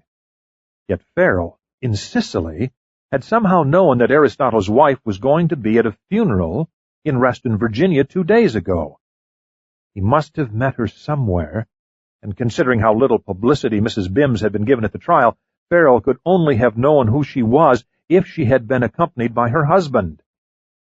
He returned to the photo of Aristotle and studied the bland and expressionless face that nature had composed so there was nothing distinguishing about it at all. He was every man and no man. A cipher, the perfect screen for innumerable disguises. He was thinking about this when his call came through from Bernard at the Sûreté, and he dispensed at once with formalities. Bernard, I've only one question. Is our old friend Aristotle, nay, Rashad Bims, still in prison over there? The reply was passionate and so loud that Carstairs had to move the receiver a few inches from his ear, and when he hung up, he was shaken. Bishop hurried back into the office. I couldn't listen in. Morna Jane needed the report on... One look at Carstairs' face, and he poured him a cup of coffee. Here, you look as if you could use this. I could use something even stronger. Carstairs began to quietly swear at officialdom, corruption, and various other insanities of society, while Bishop patiently waited for him to exorcise his anger. Aristotle's escaped? Worse. He was pardoned 8 days ago. Pardoned? Aristotle? Heads have rolled. At the Sûreté, they're livid, incensed, furious, and the government's launched a hush-hush investigation. A very quiet one because it is extremely embarrassing for them, needless to say, as well as alarming. Bernard says that it looks like big money behind this, and incidentally, and ironically, the pardon was for good behavior. It's obvious to Bernard that what lies behind this fiasco is power, influence, and bribes, distributed here and there, all accomplished quietly until Bims walked out a free man. They suspect a Middle Eastern influence is involved. Bad news. No, alarming news. I wished I'd known it before sending Mrs. Pollifax off to rescue Frell. I wish I'd known this before Henry Geese called, because if Aristotle is in Sicily... He looked again at the obituary. But he has to be.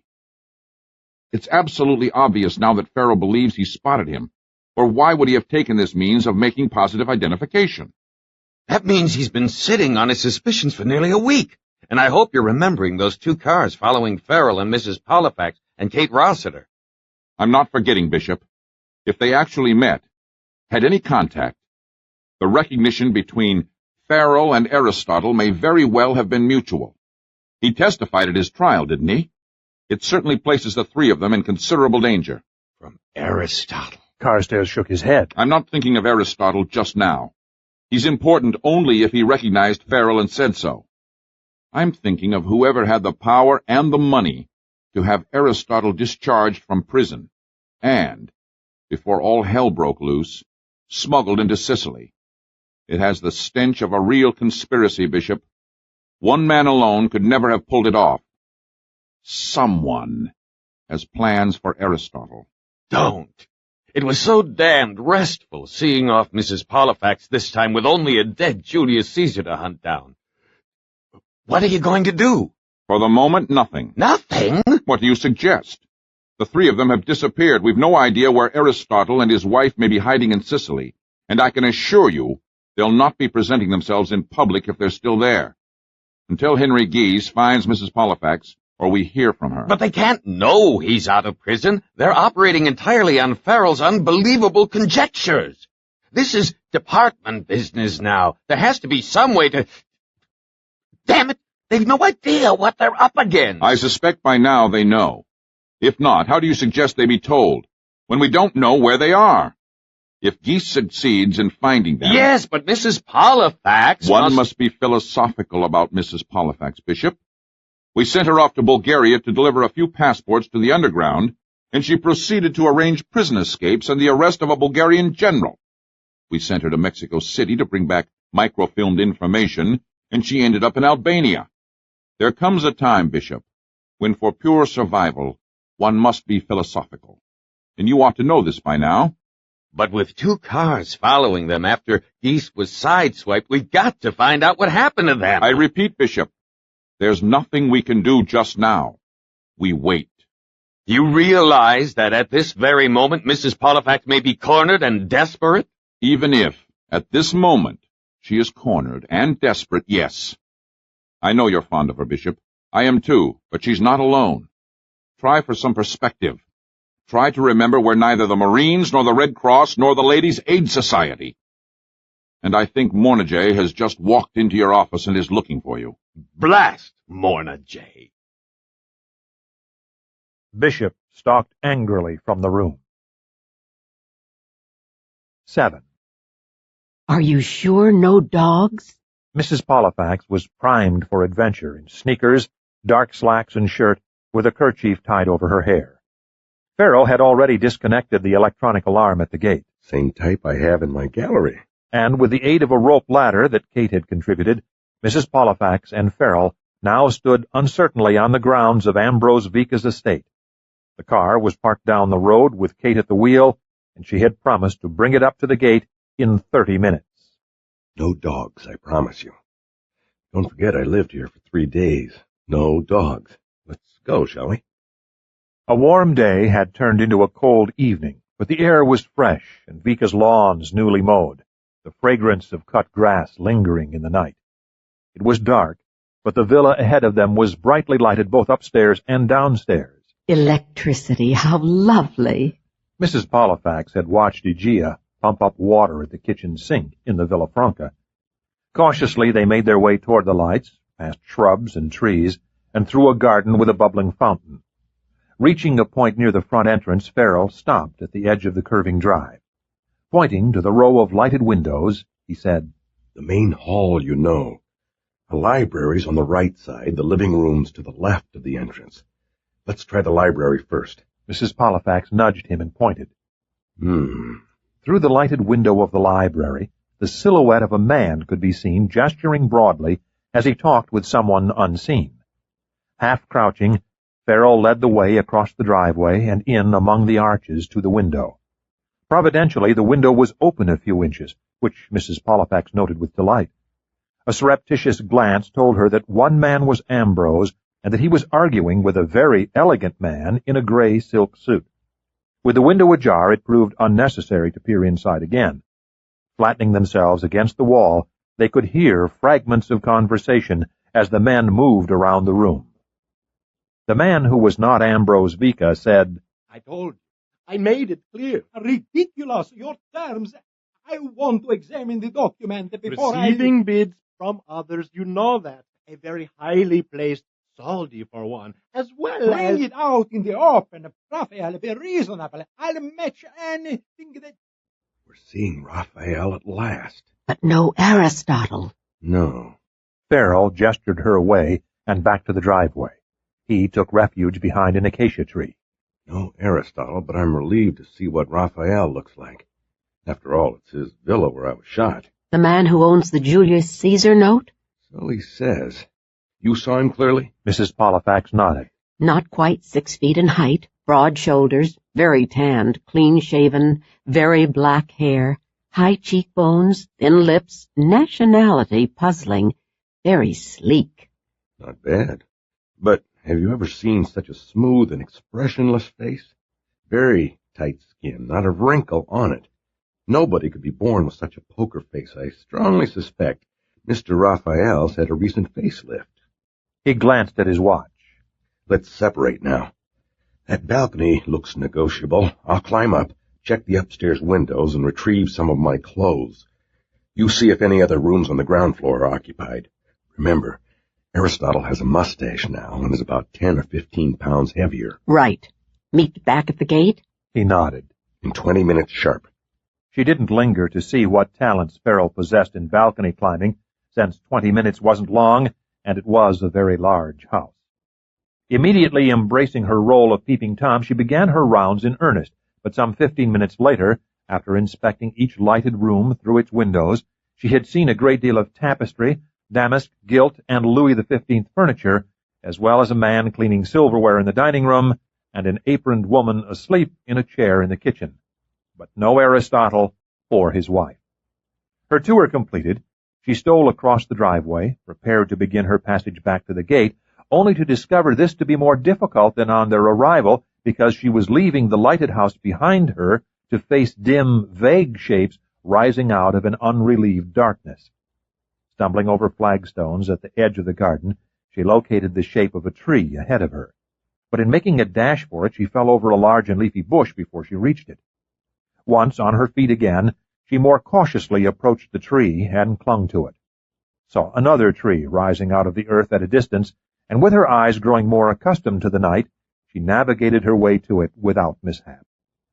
It was when she reached it and stopped that she heard a snap of twigs behind her, and turned to see a shadow quickly move behind the tree that she had just abandoned. She was being followed. She thought, Frell? But Frell wouldn't be playing hide-and-seek with her. Not Frell, she concluded, and fought back a wave of atavistic panic at being stalked in the dark. At some distance ahead, she could dimly make out a dark mass of artistically pruned hedges.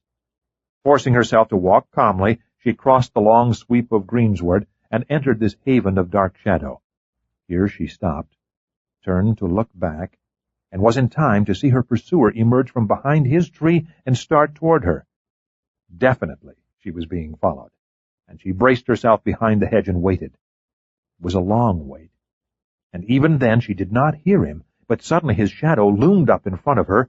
She had time only to see that her stalker was a man with a beard before she stepped forward and delivered a quick, hard karate strike to the side of his neck. Without a sound, he crumpled to the ground. A moment later, Frell, passing the hedge, stopped. What the devil? He was following me. She pointed earthward. It's too dark to see who he is, but I think he has a beard. Frell knelt beside him, brought out a book of matches, and struck one that briefly illuminated a face with a very wiry black beard. Not Aristotle. Not like a light, Duchess. Good show. But where did he come from? He was stalking me. And why do I think I've seen him before? Light another match, Frell. He lit a second one, and she nodded.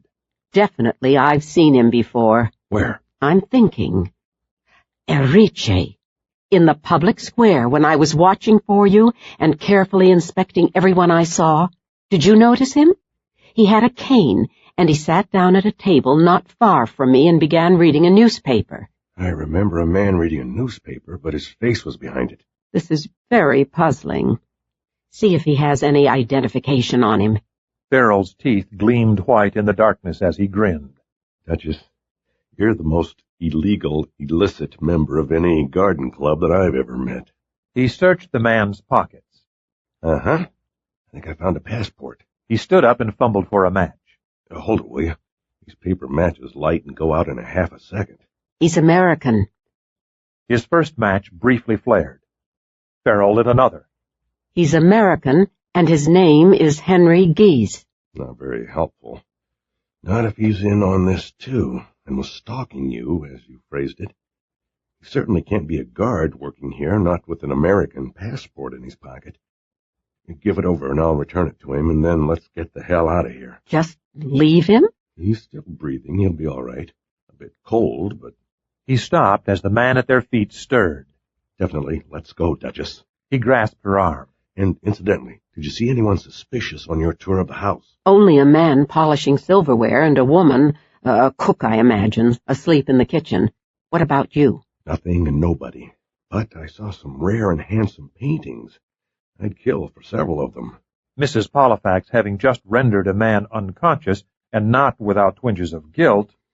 Don't say that. Only an expression.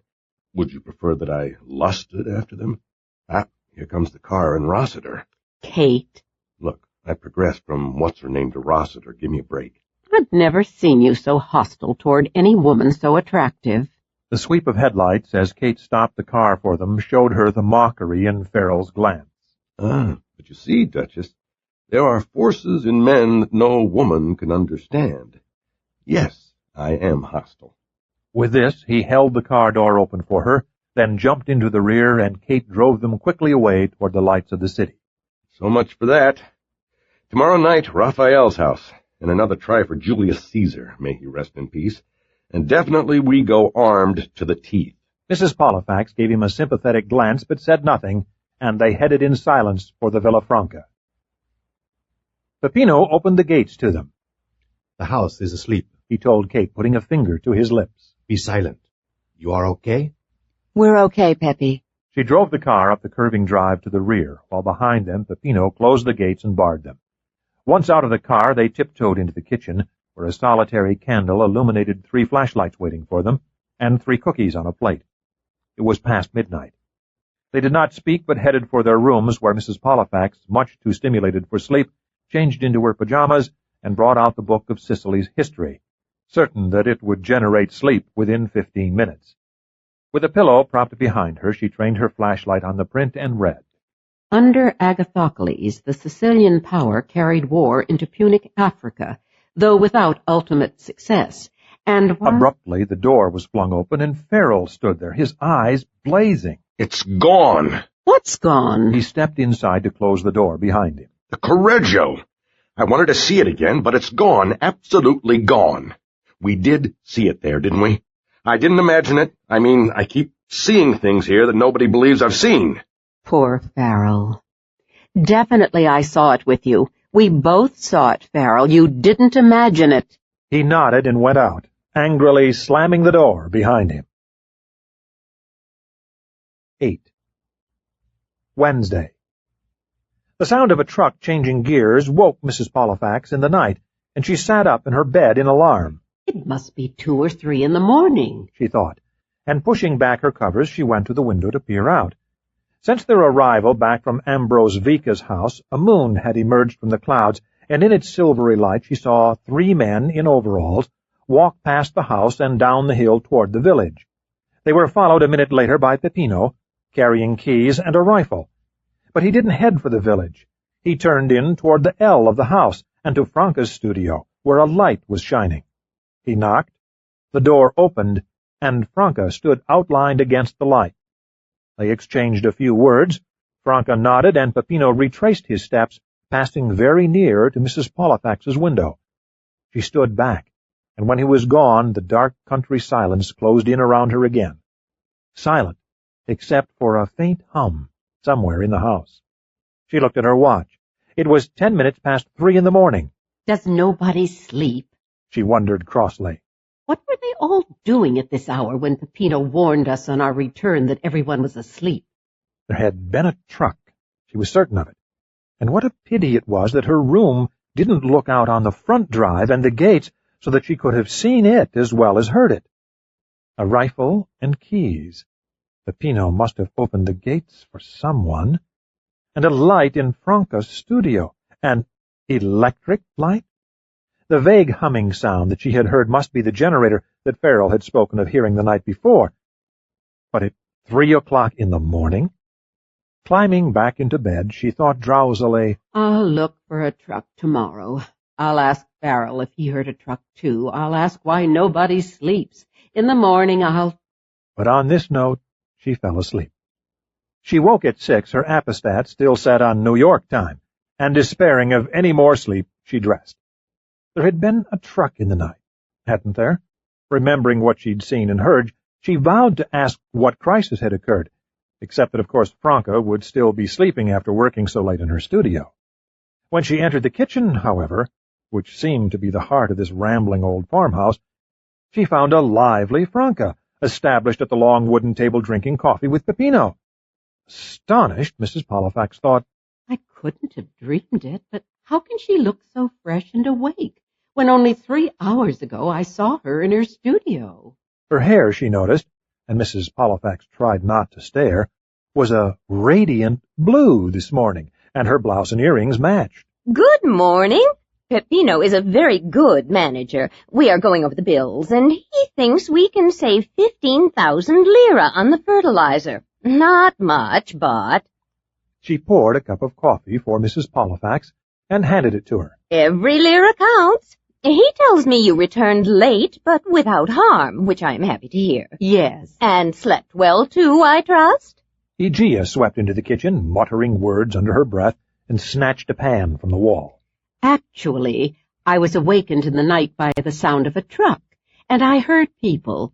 I hope there was no emergency. It happened around 3. She stopped, seeing Franca look at Peppino in surprise. There was certainly no emergency.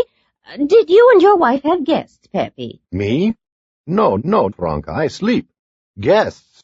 No, Franca.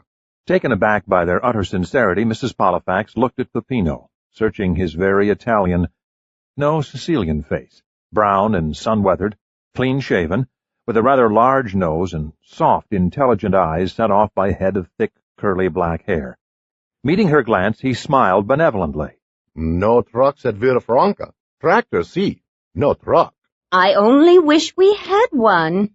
Mrs. Pollifax gave her a polite and sympathetic smile and said nothing, but her thoughts were less forgiving. They're both lying through their teeth. And how very foolish of them, because now I am very interested in why they must tell such a lie. She found it necessary to remind herself that Franca had accepted their intrusion without question, and was providing hospitality as well as sanctuary for them. But her curiosity had been aroused. Considering Franca's remarkable simplicity, except for the blue hair, it was rather like discovering fungus, thought Mrs. Pollifax, in one of her healthiest geranium plants. Breakfast, said Egeia, was a frittata, which turned out to be an omelette flavored with herbs, and tonight, Franca said, they could have baths because the generator would be turned on to heat the water in the tank. Frell, joining them in time to overhear the last, said, Now there's motivation for an early return tonight. You find it safe to go out again? He was gazing spellbound at her blue hair. He lowered his glance. Yes, so long as I occupy the floor of the car. Your witch performed miracles, you know. Actually, I feel we should leave well before dark. You wouldn't happen to have a pair of binoculars, would you, Franca? She rose and headed down the hall. Compromesso, murmured Peppino with a polite nod, and gathering up his papers, he made his exit by the kitchen door. When Franca returned, she was followed by Kate, who greeted them cheerfully, while Franca said, It's very old, but it's Swiss, and in excellent condition. She handed the binoculars to Frell. Thanks, because I feel that we must have daylight to find the blasted place again. I remember a hill behind the house. We can watch who comes and goes and plan our approach. This time it's I who plan to be the second thief, damn it. The what? He grinned. It's what heist men call the gunman who sits back and waits while the robbers carry out their plans, while they crack open the safe or the vault, after which he moves in on them and at gunpoint takes the loot. No risk, no police alarm after him. He's free and rich. I'm exaggerating, of course, but in a small way, I figure that's what those two hoodlums had in mind. To let me open Raphael's safe, then make their move but who knows? It's what we have to find out. Are you both game for this excursion? Of course. It's best I not know your plans, please. Definitely a sneaker's night again. Frell turned to Franca. Now, I'd like to use your telephone, if I may. I've decided it's time to call my host and reassure him that I'm still alive and still hoping and planning to conclude our, transaction. If he's amenable, the Duchess and I will leave you tomorrow. Oh, must you go? I have to mend my political fences. I've been absent too long. He pays well? Oh, very. Franca nodded. Then you must go, yes. So if you'll tell me where your phone is, Franca looked at him blankly. Phone? But we have no phone. This, thought Mrs. Pollifax, was really going too far. You must have one. If you have no phone, then how was Kate notified about my arrival at the airport? Oh, that. I had left behind a fax number for reaching me through the post office down in Chefalou. A letter was faxed to the post office. It was night in Virginia, but morning here, telling the postmaster that I would pay the cost of delivering the message to the Villa Franca. After it arrived, I went down to the post office and put through a call to Virginia. The boy charged a ridiculous amount to bring it here. Yes, but he was prompt, you know, and he had to push his motorcycle all the way up our hill, and it's a long hill. Dispatista. But it's ridiculous. No phone. Franca shrugged. If we could have a phone, we could also have electricity. Like many Sicilians, we are too deep in the countryside. They tell us the phone lines can go no further than the highway below us. But what good would a phone do us at the bottom of the hill? Who would hear it ring? And the cost. She shook her head. Now, I must go to work. So you will excuse me, please? Farrell shrugged as she left the room. I'd better make my call on the way to Raphael's this afternoon. Kate nodded. Once you're sure that we're not being followed, please. Farrell turned his gaze on her. I wouldn't mind a guided tour of your aunt's village sometime before I leave. And here, thought Mrs. Pollifax, was her chance at last. Farrell was very impressed. Franca's grandfather was surely a man of wealth and left her a large inheritance. Francisco de Asaba? Him? Good heavens, no. He left only books. Old books, ragged books. Books? Yes, he was a scholar, you see. Well, not always. When he was young, he was a lawyer, but he soon gave that up. I suppose he thought his books of great value, but when he died, it turned out the books he'd collected and loved were old, yes, but not at all what anybody else collected or wanted. You mean he left only the property? Kate nodded. And books. The house was crammed full of them. When Franca sold the lot, they did pay the death duties and the next year's taxes, but that was all. Mrs. Pollifax exchanged a puzzled glance with Farrell. No antiques at all? No paintings? No artifacts? Nothing. And wasn't she brave? Now, what time shall we leave? I could pack a picnic lunch, or would you prefer that I beat you at poker again? No, I'll beat you this time. Get out the cards and stop looking like the cat who swallowed the canary. A very large canary. 6 feet tall. Mrs. Pollifax left them to their feuding, which appeared to be growing more amiable now that Farrell's temperature had subsided and his ankle was healing. She would brush her teeth, she decided, while the bathroom was clear, and wait until Farrell was alone before bringing up Franca's blatant untruths or the grandfather's lack of fortune. Farrell might not be interested, now that he was ambulatory and determined to be, what had he called it, the second thief? And, of course, Aristotle was of far greater importance, whereas she— How did she feel, she wondered, and admitted that although she could accept Farrell's certainty that he had seen Aristotle, she had to work very hard to do this. It went against all logic, she felt. A man so dangerous to society and banished to a secure prison in France, except that as soon as reason told her this, she had to admit that she had far more faith in Farrell's veracity than in any distant prison, and that someone minded very much Farrell's being alive. At this point, she could only remind herself again that logic was not always relevant in the scheme of things, and was even less relevant in the unorthodox circles in which she was moving. Really, she thought, this kind of circular thinking is extremely tiring. As she walked down the hall toward her room, she noticed a pale line of light striping the brick floor at the very end of the corridor, and opposite the office that Farrell had entered with the skeleton keys. A door had been left ajar, and, curious, she tiptoed down to look. Confronting it, she gently nudged it open, and was surprised to discover that she had found an entrance to Franca's studio inside the house. From where she stood, she could identify the door into the garden that Franca kept locked. But except for a huge, empty easel in one corner, the room did not resemble a studio at all. But this is a laboratory, she thought in astonishment as her gaze circled the room. A long counter of gleaming white formica ran along one wall, and even from a distance it was possible to identify two of the objects on this counter, a microscope and a Bunsen burner. A line of shelves over the counter held books and small glass jars. In the middle of the room stood a mysterious machine over which a sheet had been carelessly tossed, and the far end of the room held a large white screen. A very well-equipped lab, thought Mrs. Pollifax, completely baffled by what she saw, and one that must have cost a great deal of money as well. Guiltily she backed away and withdrew from the room, closing the door behind her, to stand bemused for a moment as she tried to make sense of what she'd glimpsed. So far as she could see, Franca was not a painter at all. Then what, she wondered, is she doing in there? The question kept repeating itself in her head. Yes, it's none of my business, but what is she doing in there? Small glass jars with powder in them. A Bunsen burner. Could she possibly be involved in drugs? What was Franca producing in her studio? She had just reached the door to her bedroom when Franca emerged in a hurry from a room down the hall. Seeing Mrs. Pollifax, she looked startled. Oh, I thought you were outside. Her glance slid past Mrs. Pollifax to the door at the end of the hall. She hesitated, frowned, then walked quickly past her, and Mrs. Pollifax heard the door to the studio firmly close, and the lock snap. 9. At 1:30 they were ready to leave when Nito stopped in the doorway. Maria told me there's a car parked down in the highway. She went looking for wild fennel. The car was there when she went down the hill, and still there when she came back. What color? Black, with funny windows.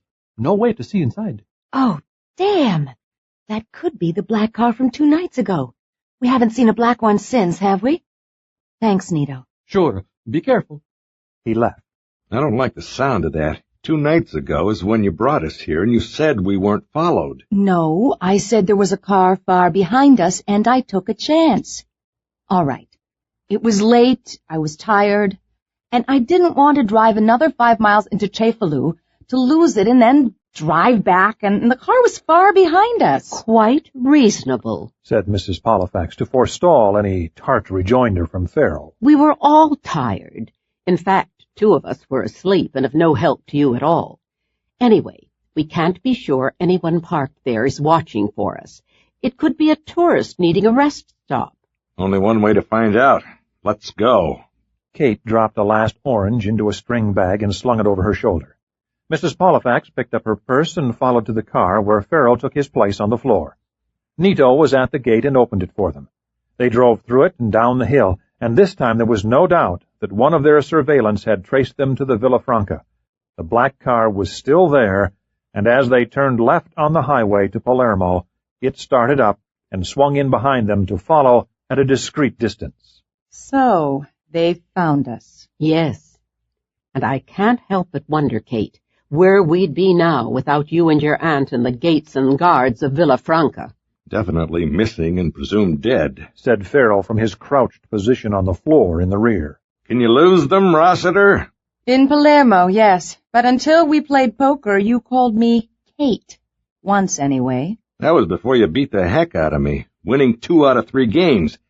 Duchess, can you see who's in the car behind us? Only the silhouettes of 2 men. But must we lose them? Actually, I don't see why we should lose them. I'm developing a very keen interest in knowing who they are, or which. It's very tiresome having all these cars behind us at different times. Green cars, gray cars, black cars, blue cars. I'd like to see who's in them. For heaven's sake, Duchess, what are you suggesting? They need sorting out, for identity purposes. We seem of interest to so many. Wasn't meeting those 2 Apaches, as you call them, enough for you? They drove a green car, now it's a black car, and the 2 men silhouetted in the front seat don't at all have the shape of the Apaches. She could have a point there, you know. It really would be useful to see what they look like. Easier to lose them, too, if we stop where there are lots of people. On foot, I mean. Mingle in a crowd. Gunmen love crowds. That, for instance, is how Aristotle shot people. Mingling. You're being very negative.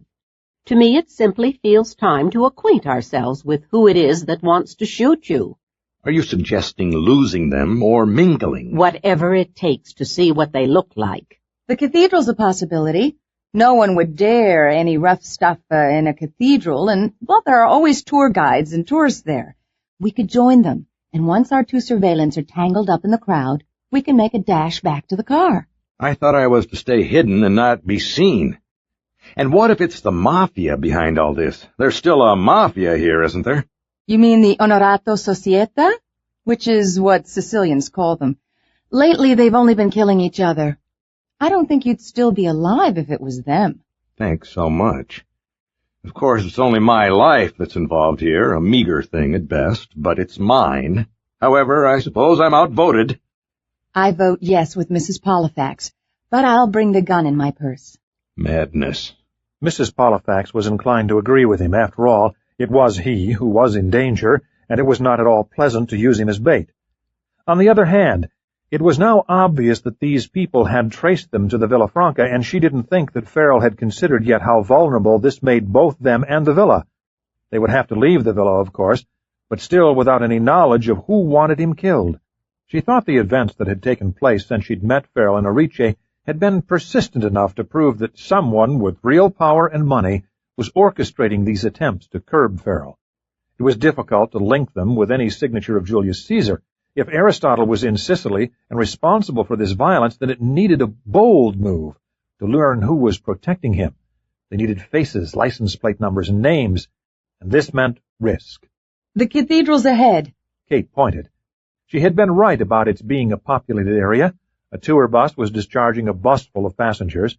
The narrow street down which they drove was lined with shops selling ceramics, mosaics, and souvenirs, as well as tourists gazing in their windows. On the right, a wide staircase led down into a huge square rimmed with Baroque buildings of yellow stone, one of which bore a dome. Beside the steps, marking the entrance into the square, stood an ornate fountain. Kate pointed to a parking space farther down the street beyond the fountain. I assume our surveillants don't know me, so I'll drive on and park in that space. But you hop out and join that group of tourists. Quickly now, and I'll catch up with you. She stopped the car. Mrs. Pollifax jumped out and opened the back door. Frell reared up from his position on the floor, stepped out, and the two of them tried not to look conspicuous as they descended the staircase to enter the cathedral piazza. It was a lively scene. 2 colorful Sicilian donkey carts stood waiting for customers. A third was being driven away carrying a pair of exuberant and waving tourists. Tables had been set up here and there to sell leather handbags, books, and maps.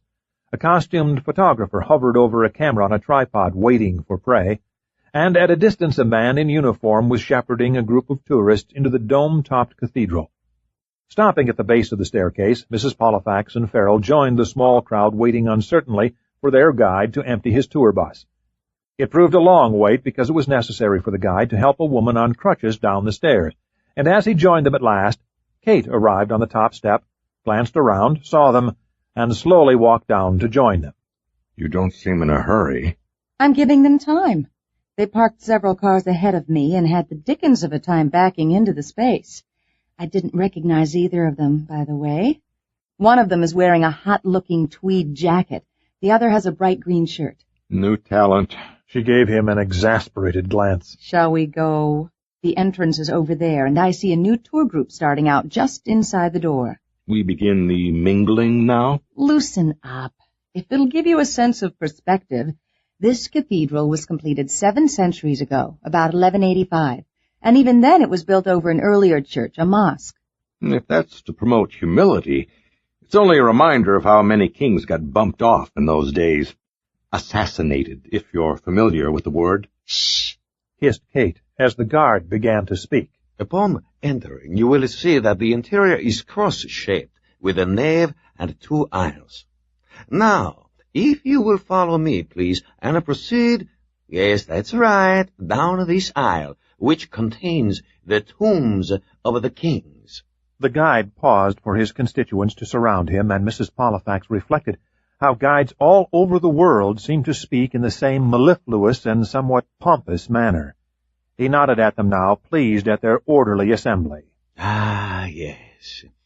You will see here, lining this wall, the admirably executed sarcophagi of porphyry, surmounted by canopies. Here reposes the Emperor Frederick II, who died in 1250, and to the right lies his father, Henry VI, who died in 1197.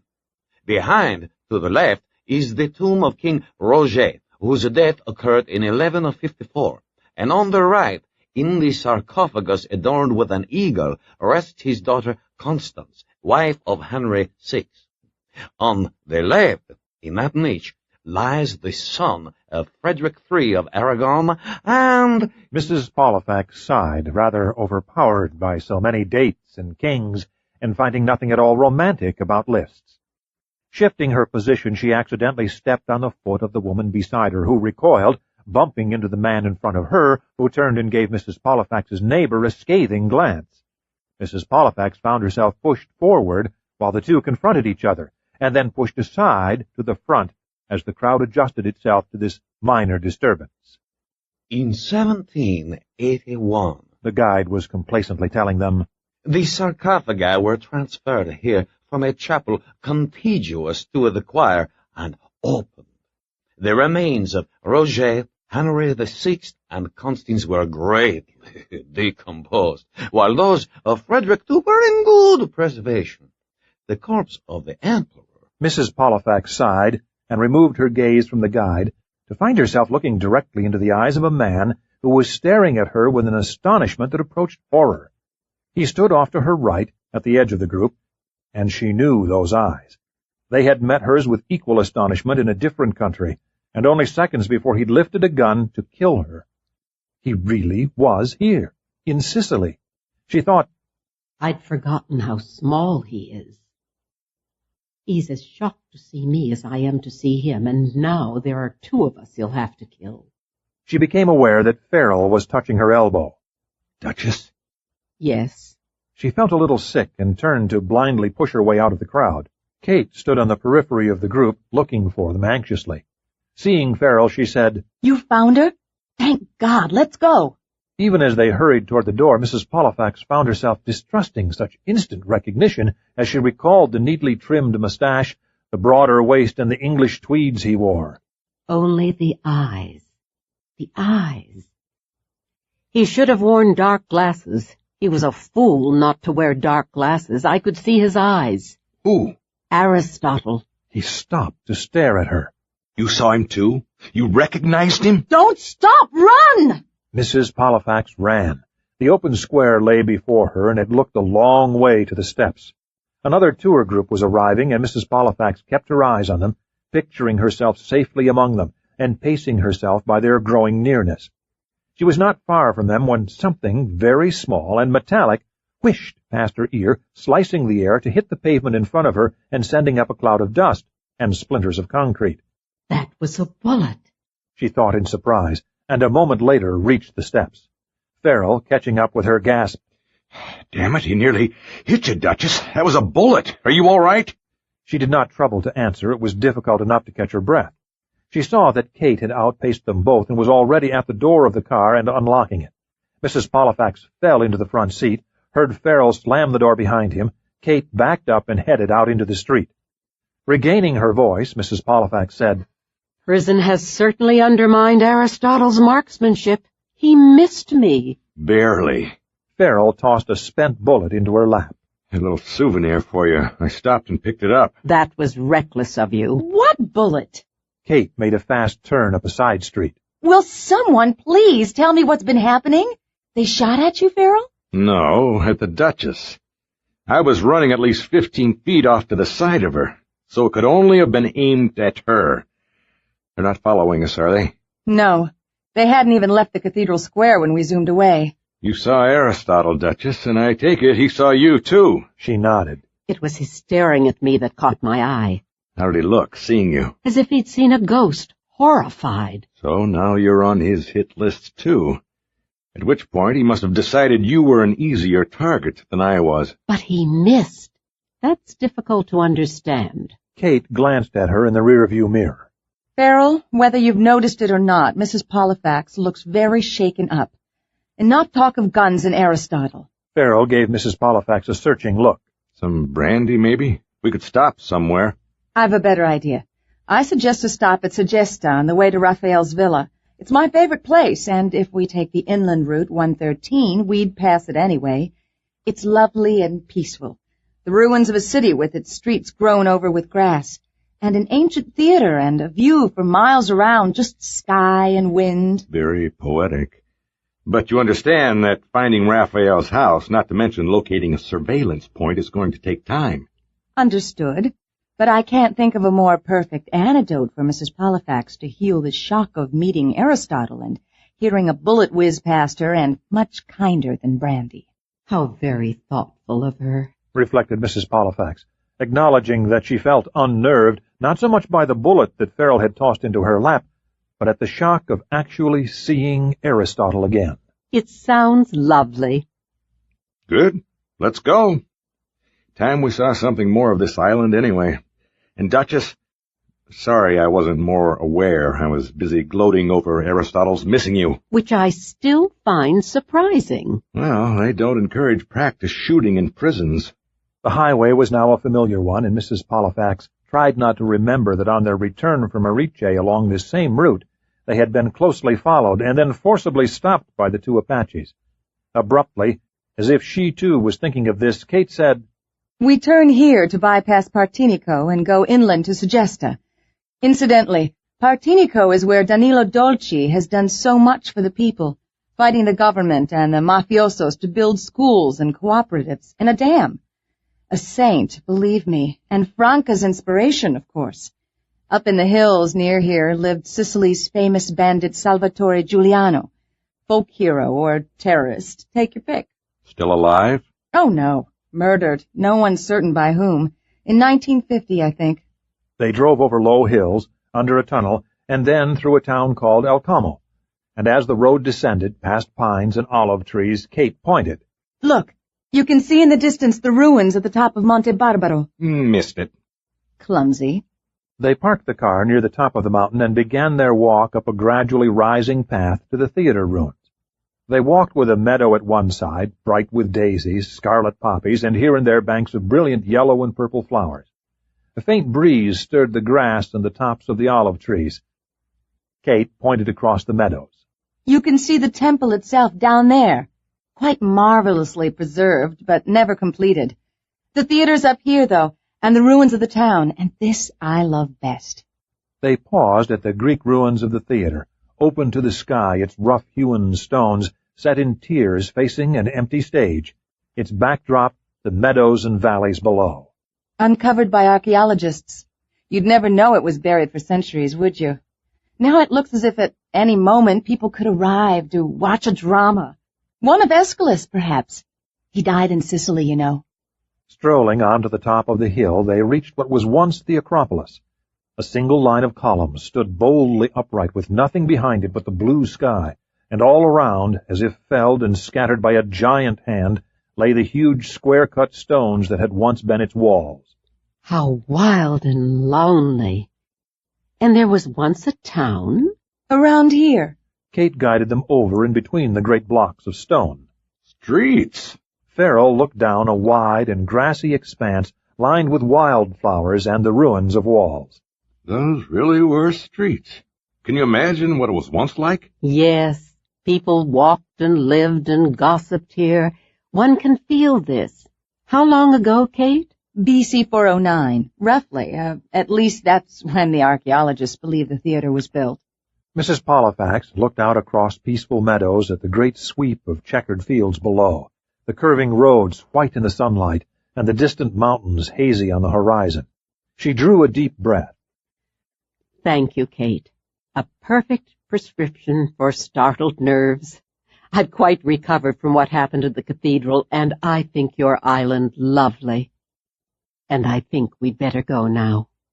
They made their way back to the car along a narrow path cut through the wildflowers, and returned to a less civilized world to hunt for Raphael's house, where Farrell had been shot.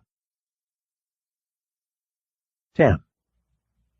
Farrell had promised them a hill, and there was a hill. It slanted steeply upward to a point that overlooked the grounds on which Raphael's villa stood, and here it ended in a 30-foot perpendicular drop down into his driveway.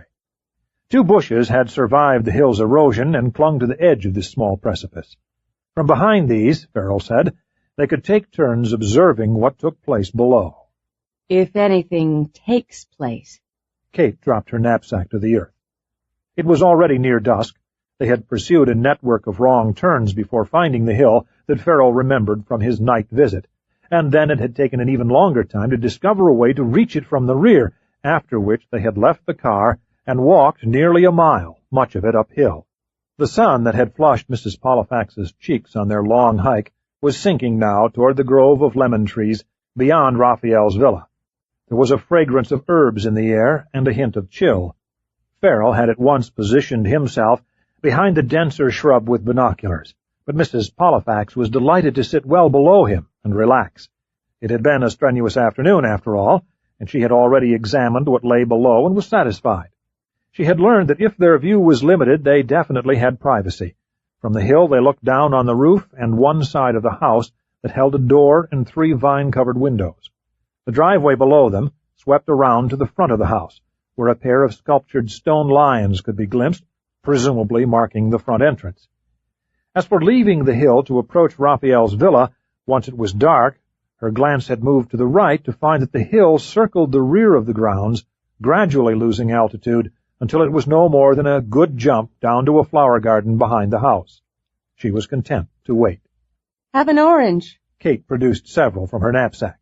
It's another hour until dark. Thank you. Considering the events of this afternoon, isn't it time to contact Carstairs now and tell him Aristotle's here? After all, both of us have seen and identified him. What more can anyone ask? Damn it. There wasn't even time to phone Ambrose Vika and tell him I'll return tomorrow.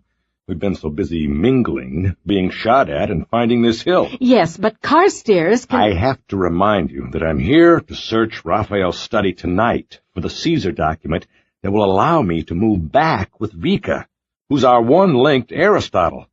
It's not enough to have seen Aristotle. The guy has to be found, right? Before he shoots more people, not to mention you and me. Yes, but Carstairs— Have an orange. Frell absently accepted the proffered orange and dropped it to the ground. What's more, once I'm back with Vika, it isn't going to be easy to learn where Aristotle can be found. It's going to need time. It's going to need that bloody signature of Caesar's, too. I don't know why you sound so cross about it. All I suggested was that Carstairs— I'm cross because I've had to sacrifice one day by spending it in hiding with an infected ankle, and I'm cross because Aristotle's seen and recognized you, as well as me, and your life's up for grabs. And maybe Kate's, too. And I don't like feeling helpless. It wasn't supposed to work out like this. It wasn't in my scenario. It never is, but you can't have it both ways. When we first met 2 days ago, you wondered if you were chasing a phantom. Now I've seen him here, too, and that doesn't please you either. He's quite irrational, isn't he? For myself, I think this is all extremely promising. You realize this assassin of yours was brought out of hiding just to follow and kill Frell? Why else would they ever allow him out in public? I think someone is getting worried and wants to get the job done so they can get on with other matters. Except, of course, no one figured on there being 2 of you now. You call that promising? They'll try again, and they know exactly where to find us now. At the Villa Franca. Oh, Peppino won't let anyone in. And they knew where we were anyway. He regarded her with suspicion. Sally Sunshine, aren't you? I think the Duchess should catch the next plane out of Palermo. Shh! I hear a car. Frell returned to his binoculars while she and Kate wriggled their way up to the second bush at the edge and peered through its screen of leaves. Mercedes. Real class. Unfortunately, the Mercedes did not stop until it had passed the 2 stone lions at the front of the house, and when it halted, only the rear of the car was in view. It proved impossible to see whether it discharged a passenger or achieved one. After 10 or 15 minutes, they heard it make its exit by an unseen road at the far side of the property. Shortly after this, a man in workman's overalls emerged from a small cottage behind the house and collected a hose that had lain coiled in the garden. He, too, disappeared.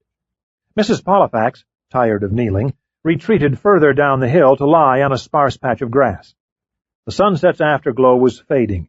It was growing dark. and already she could see a few stars glittering in the sky. A faint breeze had sprung up, threatening a cold evening ahead. She wondered what Cyrus was doing at this minute, and after computing time changes realized that he would be sleeping. She was glad because otherwise he would be worrying about her. The lack of a telephone at Villafranca was annoying, but Kate had mentioned a fax machine at the local post office.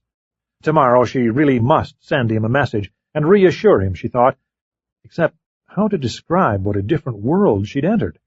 Actually, two worlds, she reflected, that of the Villafranca, mysterious perhaps, but fortified and safe, and the world of violence and threat they faced once they left its gates.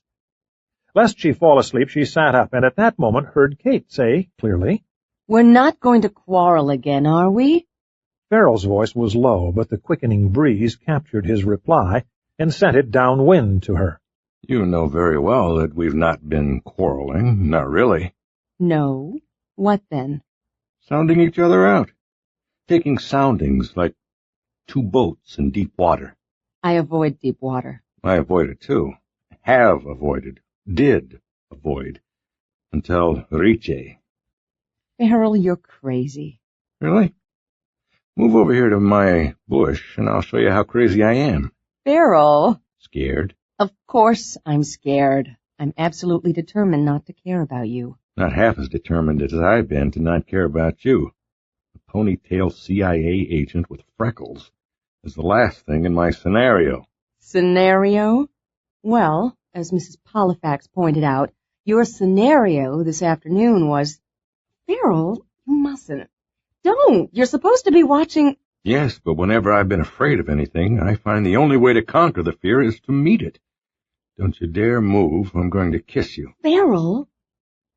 A very long silence followed, and Mrs. Pollifax, with a wicked smile and great tact, lay down to feign sleep for a few minutes. So this was what had been happening ever since Kate and Farrell met. Miss What's-Her-Name, indeed. Presently, when she returned to her post at the top of the hill, Kate and Farrell had primly retired to their separate bushes and were giving every attention to the scene below. By 10 o'clock, 3 more cars had come and gone, their passengers unknown, and the house below was dark, except for one light in an upstairs room and another that illuminated the stone lions in the front. It's time we go down. Farrell drew from his pocket a gun and began loading it. It shone brightly in the darkness, puzzling Mrs. Pollifax. I've not seen one like that before. Farrell grinned. Courtesy of Kate's aunt. It's a Smith & Wesson 38 Special. Stainless steel. Neat, isn't it? He inserted 2 final bullets into its cylinder. Kate has a gun for you, too, but not loaded. I count on you for some well-placed karate strikes if necessary, but you can wave the gun around if there's trouble. Can we be sure there's no one at home? That's what we go down to find out. He tucked the gun into his belt. There could be lights on the other side. That room on this corner is Raphael's study, where I tackle the safe again. We'll head there as soon as we've reconnoitered. How long do you expect it will take to learn the safe's combination and open it? There's no combination. It's a very old safe that probably came with the house. Raphael had 2 special new locks welded into it, which he's no doubt had changed by now. I guess 20 minutes at the most, if they're new locks. While I'm working on it, Duchess, you stand guard at the door to the next room, which is the library. And, Kate, you make a search of the desk in the library. How do we get in? Mrs. Pollifax was warming to this new role as burglar. The study window this time. I'll tape it with good old-fashioned flypaper. Cut the glass, and the flypaper will keep the glass from falling out of its frame and noisily embarrassing us. Kate, you know what we're looking for? It needn't be more than memo-sized, definitely on papyrus, possibly with a Roman seal, and any message, if there should be one, in Greek. It should be well wrapped, probably mounted. Got it. Let's go. They crept along the rim of the hill and descended to the lawn at the rear. Farrell pointed to a hedge, whispered, "Wait," and moved toward the house. Once in its shadow, he could dimly be seen checking the rooms on the farther end. When he returned, he said, "No lights. Only the one on the second floor over the study that we saw, and, of course, the light at the entrance. All set? Off we go."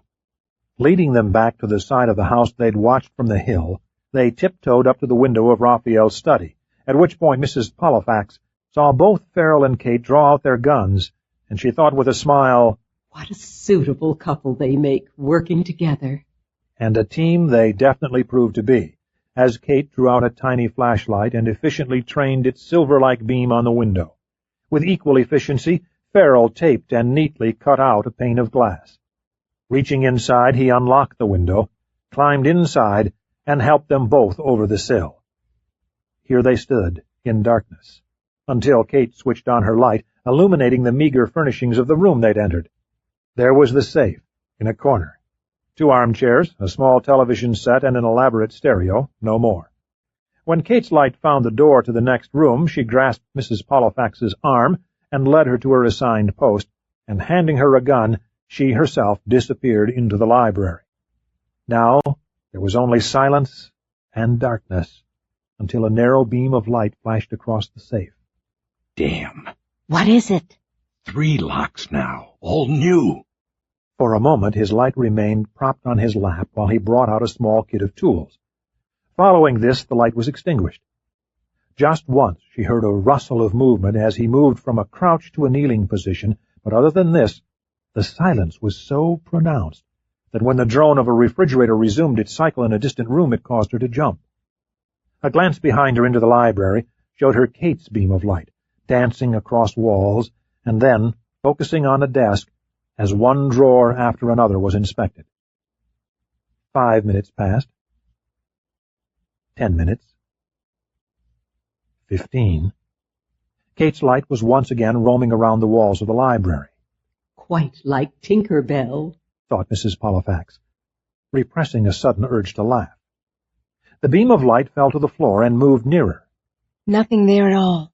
Kate touched her arm and aimed her light at Frell beside the safe, his fingers occupied in delicately inserting a tool into a lock, his ear pressed to the safe. Kate's hand on her arm tightened as the safe door swung open with a creaking noise. He was about to reach inside when Mrs. Pollifax heard the distinct sound of movement in the library behind them. "Someone's coming." Someone was indeed coming, for a larger flashlight was sweeping the walls of the library behind them. "Tell him he doesn't know. I'll stay at the door and keep you covered." No sooner had Kate left her than an overhead light was snapped on in the library, bathing that room in brightness. "Is someone there? Is someone there?" Mrs. Pollifax, still in shadow and guarding the study doorway, suddenly found the woman almost at her elbow, and looking into her face, she was astonished to find it familiar. "Let's go!" As the woman in the doorway fumbled for a light switch on the wall of the study, Mrs. Pollifax ran. She was the last to reach the window. The study lights were turned on just as Frell helped her over the sill. "Don't go." She pointed into the lighted room. "Take a good look and see who it is." He glanced back impatiently, and his jaw dropped. But that's Mrs. Davidson. That's Aristotle's wife. This is where he's been hiding, not with Vika, but with Raphael. 11. In Langley, Virginia, it was still early afternoon. The coup in Africa had been achieved without inordinate bloodshed. The autocratic and ailing president had fled the country, the capital was calm, and Bartlett had survived the coup only a little the worse for wear from spending a night shivering in a baobab tree on the outskirts of the city. The name of the country would undoubtedly be changed again, causing grief for the mapmakers, but Bartlett was safe. The president had not been a very good president, and the young rebel leader showed signs of being an improvement, at least for the moment. This left Bernard of the Sûreté to deal with, and Carstairs was now fielding still another indignant phone call from Paris. "I'm telling you again, Bernard, that 3 of my agents are involved in this, and you've got to give me time to hear from them and pull them off the job. I can tell you only that Aristotle's been sighted on an island off Italy. If I name the island, you'll have your men swarming all over it. My 3 agents could be killed and Aristotle could get spooked and vanish again." He glanced at Bishop, seated across the desk from him, and shrugged expressively. "Yes, Bernard." He resumed his end of the conversation. "Yes, I do realize it's your prison he left, and your country that's responsible for this, monumental error. But it's my agents who spotted him, or feel sure they have, and there's been no confirmation yet, and it's placed them in a very tricky and dangerous situation. Where are they? At the moment, I frankly don't know, which is why—" He stopped to listen impatiently. What I suggest, Bernard, is that you station your men in Italy, ready to make a move once the situation's been clarified. I need 24 hours, Bernard. I insist on 24 hours for the sake of my people. Yes, I know how many islands there are. Place your men near an airport. Have a plane ready, put them on alert, and give me my 24 hours. He hung up with a sigh. He's agreed reluctantly. You're banking on the three of them being still alive, then? Until proven otherwise, yes. And we have to give them time. Obviously, they've stirred up a hornet's nest, which has to mean they've been on Aristotle's trail. And he on theirs? Yes. Carstairs saw the red light blinking ferociously on his phone and picked up the receiver. Carstairs here. At once his face changed. It's Henry Geese. And Bishop reached over and turned on the recording machine and picked up a set of headphones. Henry Geese sounded even more aggrieved today than on his previous call. This Pollifax looked such a gentle, harmless little lady. You didn't tell me she was so violent.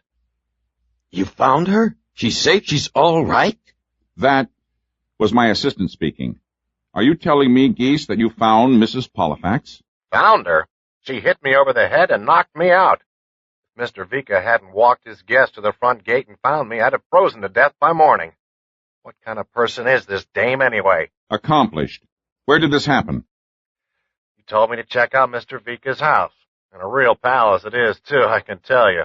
So I hung around there for hours, keeping my eye out for her and the Rossiter girl, and for the man they collected at Erice. I was about to give up, nearly midnight, you see, when, darned, if I didn't see two people casing the place. The man climbed a balcony and went inside. The woman looked in windows. I could see it was Pollifax. Bishop chuckled, but given a reproachful glance from his superior, he made no comment. Go on. As instructed, I kept my eye on Mrs. Pollifax, and when she headed for the driveway, I followed. I lost sight of her down near the gates. I walked past a hedge, and pow! I got clobbered. By Mrs. Pollifax? By her, yes. Just a glimpse, see, but it was her shape. And then I was out like a light. When I came to, I was in a bed, and it was daylight. It seems as Mr. Vika heard me groan when he walked past, and a good thing I did. And it was one of his beds I woke up in. But where Pollifax and her friend went, I don't know. Nevertheless, we're very glad to hear that she's alive and operative. And it's urgent that you find her again because we've fresh information that she and Rossiter and their companion must be told. This is vital. She's obviously not at Vika's home. I want you to next try a place near Cefalù, called the Villa Franca. Oh, God. Will she knock me out again if I find her? It's karate, Geese. Karate. She's taken lessons for years. Brown belt. Oh, God. Cheer up. This time you can identify yourself. If she'll give me the chance. Because it's become a life-and-death matter now, and she absolutely must be warned. Her companions, too. Or next time she may not be found. Hold on a minute. Bishop, the address Rossiter left for contact? Bishop handed in the slip of paper. Here we are. There's no telephone, so you'll have to get directions from the post office in Cefalù, roughly 40 miles east of Palermo. No address, just Villa Franca. It's where Rossiter was staying on holiday, and it's how we contacted her earlier through the post office. All right. Post office, Cefalù, Villa Franca. And if I find her, there's a message? Yes. Ready? Good. Message as follows. Aristotle no longer in France. Released from prison. Urgent you contact me at once. With a twist that he hoped she and Frell would appreciate, he said, Add to that, SOS Mayday, Mayday. Got that? Geese read it back to him, and it was pronounced accurate. But she had no right to knock me out. No, but she didn't know who you were. Let's hope you find her before she gets into any more trouble. The connection severed, Carstairs shook his head. Poor Geese. I suppose we should have warned him. But who would have thought it would have led to this? Bishop grinned. Emily must be reaching black belt status by now, wouldn't you say? No doubt. But I'd like to know what she was doing at midnight peering into windows at Vika's estate, and who the man was who climbed onto the balcony. Farrell?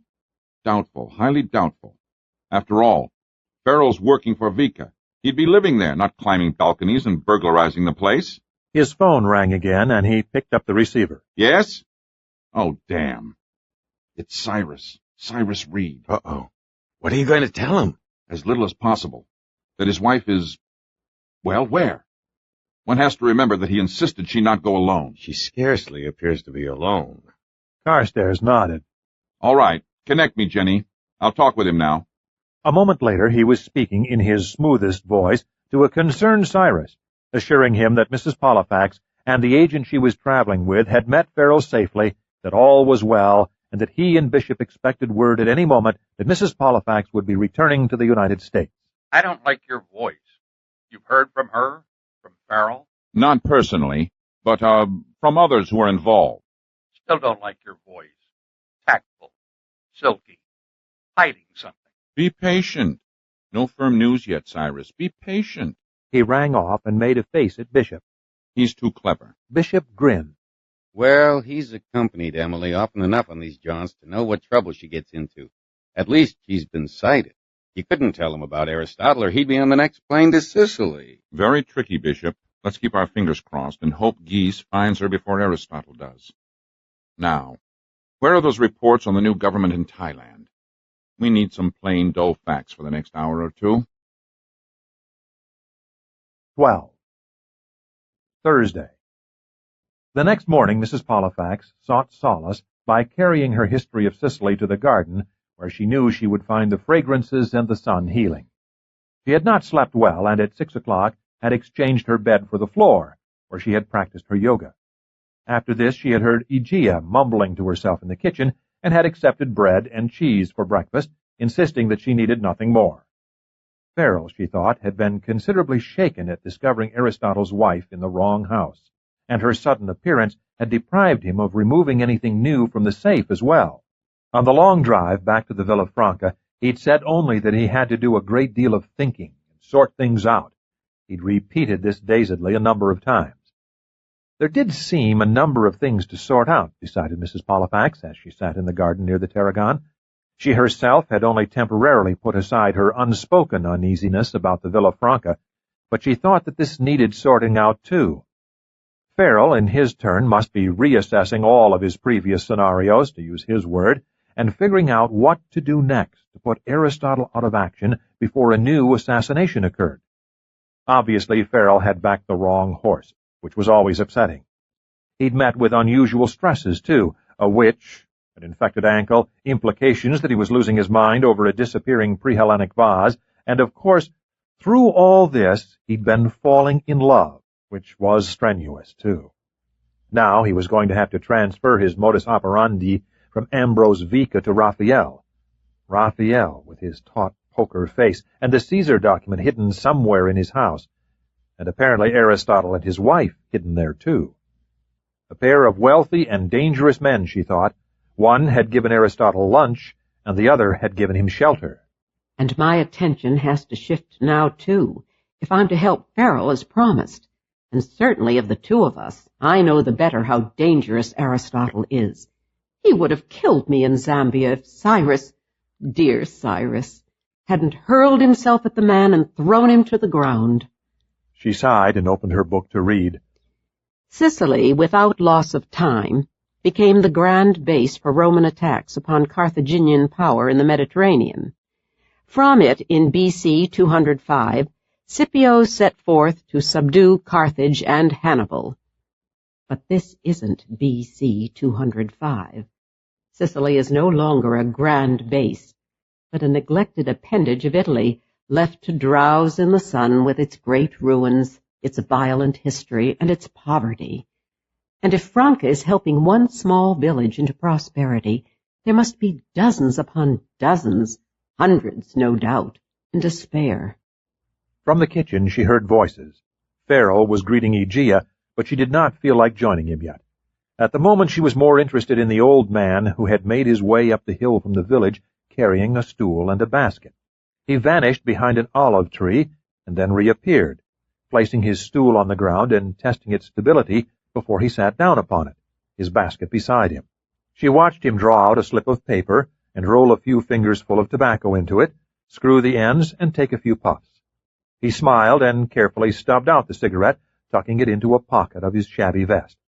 Only then did he reach into his basket and— But what, she wondered, was he planning to do in the shade of the tree, bathed in a peacefulness that was lacking, perhaps, in the village? He did not see her. She watched, fascinated as he methodically unpacked his basket, and when its contents surrounded him, jars of several sizes, brushes, and knives, he slid from the stool to the earth and proceeded to move all these objects to the stool. There he sat, cross-legged on the ground, selecting a brush and a jar from his cache to begin to work, bent over what she thought from this distance might be a wood carving. Now that I'd like to see. She left her chair to stroll through the garden and across the drive to approach the man. Signor? He glanced up, his face a network of fine lines in a dark face.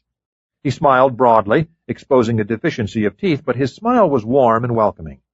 Vigorously nodding his head at her appearance, he greeted her with a spate of incomprehensible words. She nodded back with enthusiasm, feeling that communication had been established. She turned her gaze to what work he was doing in the shade of the tree, and promptly froze in astonishment. In his lap he held a wonderful old pottery jug with a pair of handles, one of which was loose and which he was about to repair with a touch of glue. The background of the jug was black, but it radiated with exquisite amber-colored figures that circled it. Greek dancers etched in flowing robes, men reclining on couches with beards and wreaths on their heads. She drew in her breath sharply at the sight of this, knowing suddenly what Frell had meant when he claimed to have seen a museum piece of Greek pottery. She was gazing on one at this moment. She turned. Frell had wandered out into the garden and was sniffing the air, a cup of coffee in one hand. Farrell? When he didn't hear her, she walked out into the driveway and called to him again. There's something here you ought to see. She led him back to the old man under the tree. What is it? I've no... He stopped, staring down at the man in astonishment. But that's... Yes. He knelt and touched what the man held. He ran a finger reverently over its surface, a look of incredulity on his face. Pre-Hellenic. Very, very old. Not the one I saw, but another. Mrs. Pollifax nodded. There's something else I'd like you to see, Farrell, in the house. But I was blatantly and flagrantly lied to. She implied I was hallucinating. So you told me. And I've been lied to also. It's absolutely none of our business. But I long to know why. And perhaps you can help explain why. You picked a lock last night. I want you to pick one now. Grazie, she told the old man, and led Farrell away. Once out in the sunshine, he said worriedly, You pointed out that it's none of our business, Duchess, and you're right, it isn't. I realize that.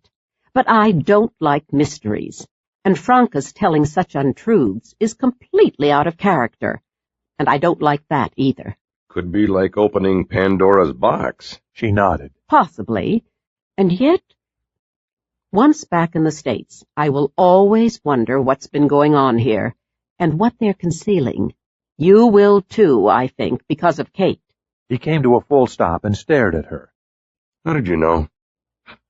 I thought I hid my feelings about Kate very skillfully. I certainly worked hard enough at it. Oh, you did, dear Farrell.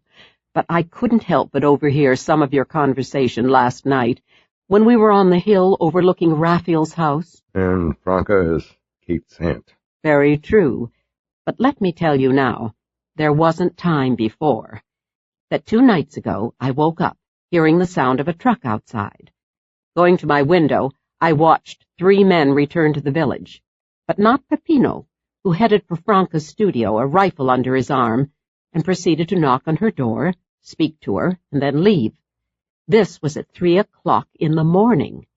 When I broached this subject the next day, mentioning a truck and voices waking me, both Franca and Peppino looked mystified and quite dramatically emphasized that there had been no truck and no people during the night. Farrell looked startled, then thoughtful. And yesterday, I glanced into Franca's studio while you and Kate were playing poker. The door was ajar, and I don't think it's a studio at all. Farrell frowned. All right, you win. What is it you want me to see? Her studio. Not even awake yet. They passed through the kitchen, empty now. Where's Franca? I don't know. Asleep, one hopes. But since it's past 7 o'clock now, it's probably not for long. She led him down the long flagstoned hallway, past his door and hers, and pointed to the door of Franca's studio. You mean I've got to hurry? Definitely, yes. With a sigh, he drew from his pocket the chain that held a Swiss knife, but to which various other implements had been added. For heaven's sake, keep a watch on the kitchen end of the hall, will you? He knelt by the door and began probing the lock while she stood guard over him. After what felt an interminable length of time, he rose to his feet, turned the knob, and the door opened.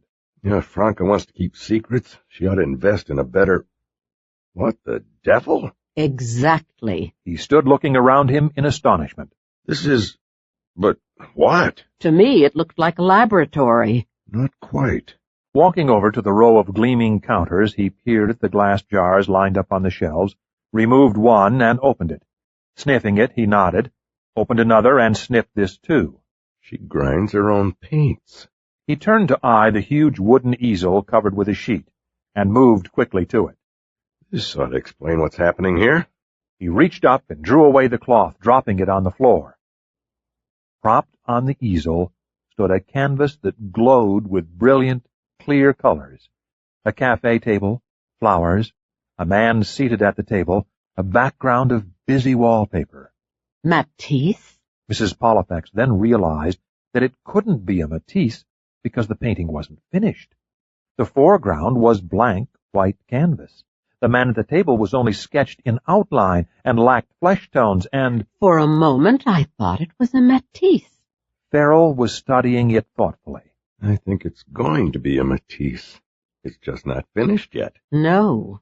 Scowling, he turned and strode over to the machine in the center of the room, flicked a switch, and on the large white screen that had puzzled Mrs. Pollifax on her earlier glimpse into the room, there appeared a magnified, blown-up detail of the cafe table and wallpaper.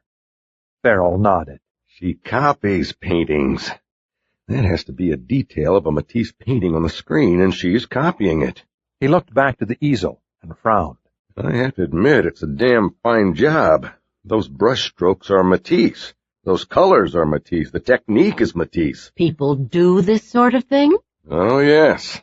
Nouveau riche snobs who can't afford to bid millions for an original will pay a great deal for a really fine copy, rejecting reproductions as middle class and gauche, and heaven forbid they risk the work of a new artist. A look of blinding revelation swept his face. My God, Duchess. Those pre-Hellenic vases. They're obviously copies, too. What Franca is running here is a virtual factory for turning out copies of whatever people will buy and she can sell. But is that legal? It's legal so long as people know it's a copy they're buying. He stared at the painting, frowning and puzzled. Or else.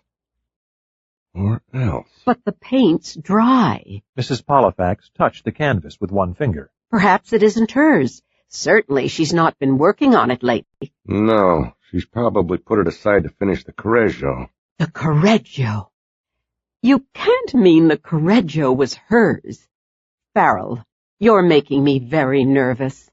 I don't like this. Do let's get out of here. I'm sorry I ever... Behind them, Franca said calmly, So you saw the Correggio, too? They turned to see that Franca had quietly entered the room behind them, barefooted as usual, wearing a bright red robe. No wig this morning as yet, but blonde hair streaked with gray, flowing to her shoulders. It would be ridiculous to apologize. It's too late, Franca. But we just saw a man in the olive grove mending a very old pottery jug, and I did hear a truck the other night, and She looked amused. Yes. Peppino gave me quite a scolding for lying to you. So, what are you going to do now that you know how I make my living? Report me to the police? Frell looked at her thoughtfully. It would really be the police, then. They're not copies. It began that way. Katerina tells me you're an artist yourself, with a gallery in Mexico. I've been eavesdropping long enough to know that you were about to reach the next, very logical conclusion. Am I not right? The Correggio was magnificent. She nodded. It fooled you? That, too, is magnificent. Thank you. You painted it? Forged it? As you see, I am in your hands completely. But I must warn you that Sicilians are hot-blooded, and if it becomes known in the village what you've learned, all of them, Peppino, Nito, everyone, might prefer that you never leave here. Mrs. Pollifax was offended. You didn't have to say that, Franca. We're certainly aware that we might not be alive if you'd not given us refuge. I can't speak for Frell, of course, but for myself— Frell smiled wryly. She's right, of course, Franca. I doubt very much if either of us would have survived if we'd gone to a Palermo hotel. I think you also know that I care too much for your niece to expose you. Care? Always Americans avoid the word love. They are forgeries. Deliberate forgeries? She smiled faintly. My grandfather left no money, it's true, only books. But this will interest you, Frell. Among them— well, but let me show you. She led them to the shelf of books, and from them drew a very old, tattered sheaf of pages bound together with hemp. The text is in Greek, as you can see. I was curious. I was forced to learn rudimentary Greek to translate and read it. It's hundreds of years old, and yet, old as it is, the monk who put down these words here writes that he copied from an even older manuscript. From it, I learned how painters in medieval times sized their canvases, mixed their egg tempera and oil glazes. The rules and the formulas are all here. And when I found this, I knew how I was going to save both myself and the village. But this is astounding. Frell touched a page reverently. What a discovery! Yes. And you have copied many great paintings. Or should I say, copy the techniques to make new ones? She ignored his question. Probably neither of you would remember the Toasty Cozy ad campaign of 1974 that featured the Mona Lisa. That was my Mona Lisa, a perfect copy, which is when I realized the talent I had in this area. You began with copies, and then— She smiled. Then I came here to Sicily, and continued doing quite well with them. Little sketches by Picasso, Modigliani, Dufy, Derain, but not well enough for my purposes, you see. And here was this marvelous centuries-old book with all its secrets, and a cooperative dealer in Palermo with connections in Rome and New York, and the village needed so much more money. So you, graduated? She nodded cheerfully. The Correggio is my finest work, but it was really exhausting. Very intricate, consuming work. So I decided yesterday to resume work on this Matisse and have a little rest. I always place a very tiny dot in one corner of each painting so that I'll recognize them in museums. Museums? Frell looked staggered, and then as if struck by lightning. That Dutch painting 4 years ago, a Frans Hals, wasn't it? An early Frans Hals, considered a precursor of his women regents of the old man's home. The experts are still arguing over it, aren't they? Some calling it fake, others insisting it's genuine. Dare I ask? He stopped. But how tactless of me. Yes, very. Mrs. Pollifax with a smile. He rallied with dignity. I hope you've noticed that I've not mentioned the pre-Hellenic pottery. Although how you ever managed that, too, I can't imagine. I found it exquisite, and— He was interrupted by the clanging, heart-stopping sound of a bell outside, so loud that it reverberated through the house and rattled the glass jars on the shelf in the studio. Mrs. Pollifax jumped at the shock of it. It's the emergency bell. Trouble. Unlocking the door to the garden, she raced out of the room, her robe floating behind her. Frell and Mrs. Pollifax looked at each other and then rushed out to follow. Aegea had emerged from the kitchen end of the house, a dripping wooden spoon still in her hand. Kate pushed past her, still in pajamas, with a rifle under her arm, and Mrs. Pollifax, seeing that neither Kate nor Franca headed for the main gate, but down the hill, remembered the huge bell she'd seen attached to the raw new building. It was certainly ringing now, and as they reached the top of the hill, she saw a very small and barefooted boy clinging to the rope and riding back and forth on it. A dozen women in black were circling a wagon of hay, shouting angrily and raising fists at something or someone. Peppino and another man were running in from the fields, and Franca, in her scarlet robe, had just reached the angry women in black. As Mrs. Pollifax, Kate, and Frell joined the crowd, the boy dropped the rope and the ringing ceased, replaced by excited voices shouting at Peppino and Franca, and all of them talking at once. What's happened? Franca, listening, turned back to them. The boy Giovanni says he and his father drove through the back gate with a load of hay. She stopped to hear more. This man was hiding in the hay. The boy found him. The father ran to get Peppino. Giovanni ran to the bell. The women surrounded and caught the man. But who is it? Mrs. Pollifax wondered who could possibly have breached the defenses of the Villa Franca. The women drew apart, and Mrs. Pollifax was literally stunned at seeing the man they confronted. It was Aristotle. 13. Mrs. Pollifax recovered from her astonishment quickly. Search him. But who is he? A dangerous man. Very. Kate, you've got him covered with your rifle? You bet I have. Franca turned aside to translate for the others what had been said in English, and the women eyed Aristotle with curiosity. He, however, kept his face expressionless and his eyes fixed on the hill above them, not even glancing at Peppino, who began a thorough search of his person for weapons. Nothing. No gun, no knife. This has to be a trick of some kind. Yes, but we can't stand here all day. Mrs. Pollifax nodded. Kate's right. Definitely we must recover from shock and take him somewhere private. Franca, do you mind? Your house? Franca looked amused, and it struck Mrs. Pollifax how very little seemed to startle her. Why not? She shrugged. He looks catatonic to me, but if he's really dangerous, Gia knows where there is rope to tie him up. Peppino, go with them and find out what this is all about. I'll join you in a few minutes. I want to thank Giovanni. He rang the bell so beautifully, and so quickly, too. Kate positioned herself behind Aristotle, her rifle prodding him in the spine, and the five of them made their way slowly up the hill in single file. Marching through the garden, they passed Aegea still standing by the door. They entered the kitchen, and it was now that the irony of the situation occurred to Mrs. Pollifax. After all, Frell had gone to great lengths to find Aristotle. The three of them had been pursued and shot at, and suddenly he had been delivered to them in, of all things, a wagon of hay. They neither offered Aristotle a chair, nor did any of them sit down. He was prodded into a corner while they faced him at a distance of some 6 or 8 feet. Well? I didn't know where else to turn. I need help. Help? He looked bereft of further speech, which seemed unproductive to Mrs. Pollifax, who quite understood his reaction, but felt the occasion needed something more. What do you mean, help? Help! Why? Kate looked bewildered. They're after me. Men. One of them's named Raphael. Peppino.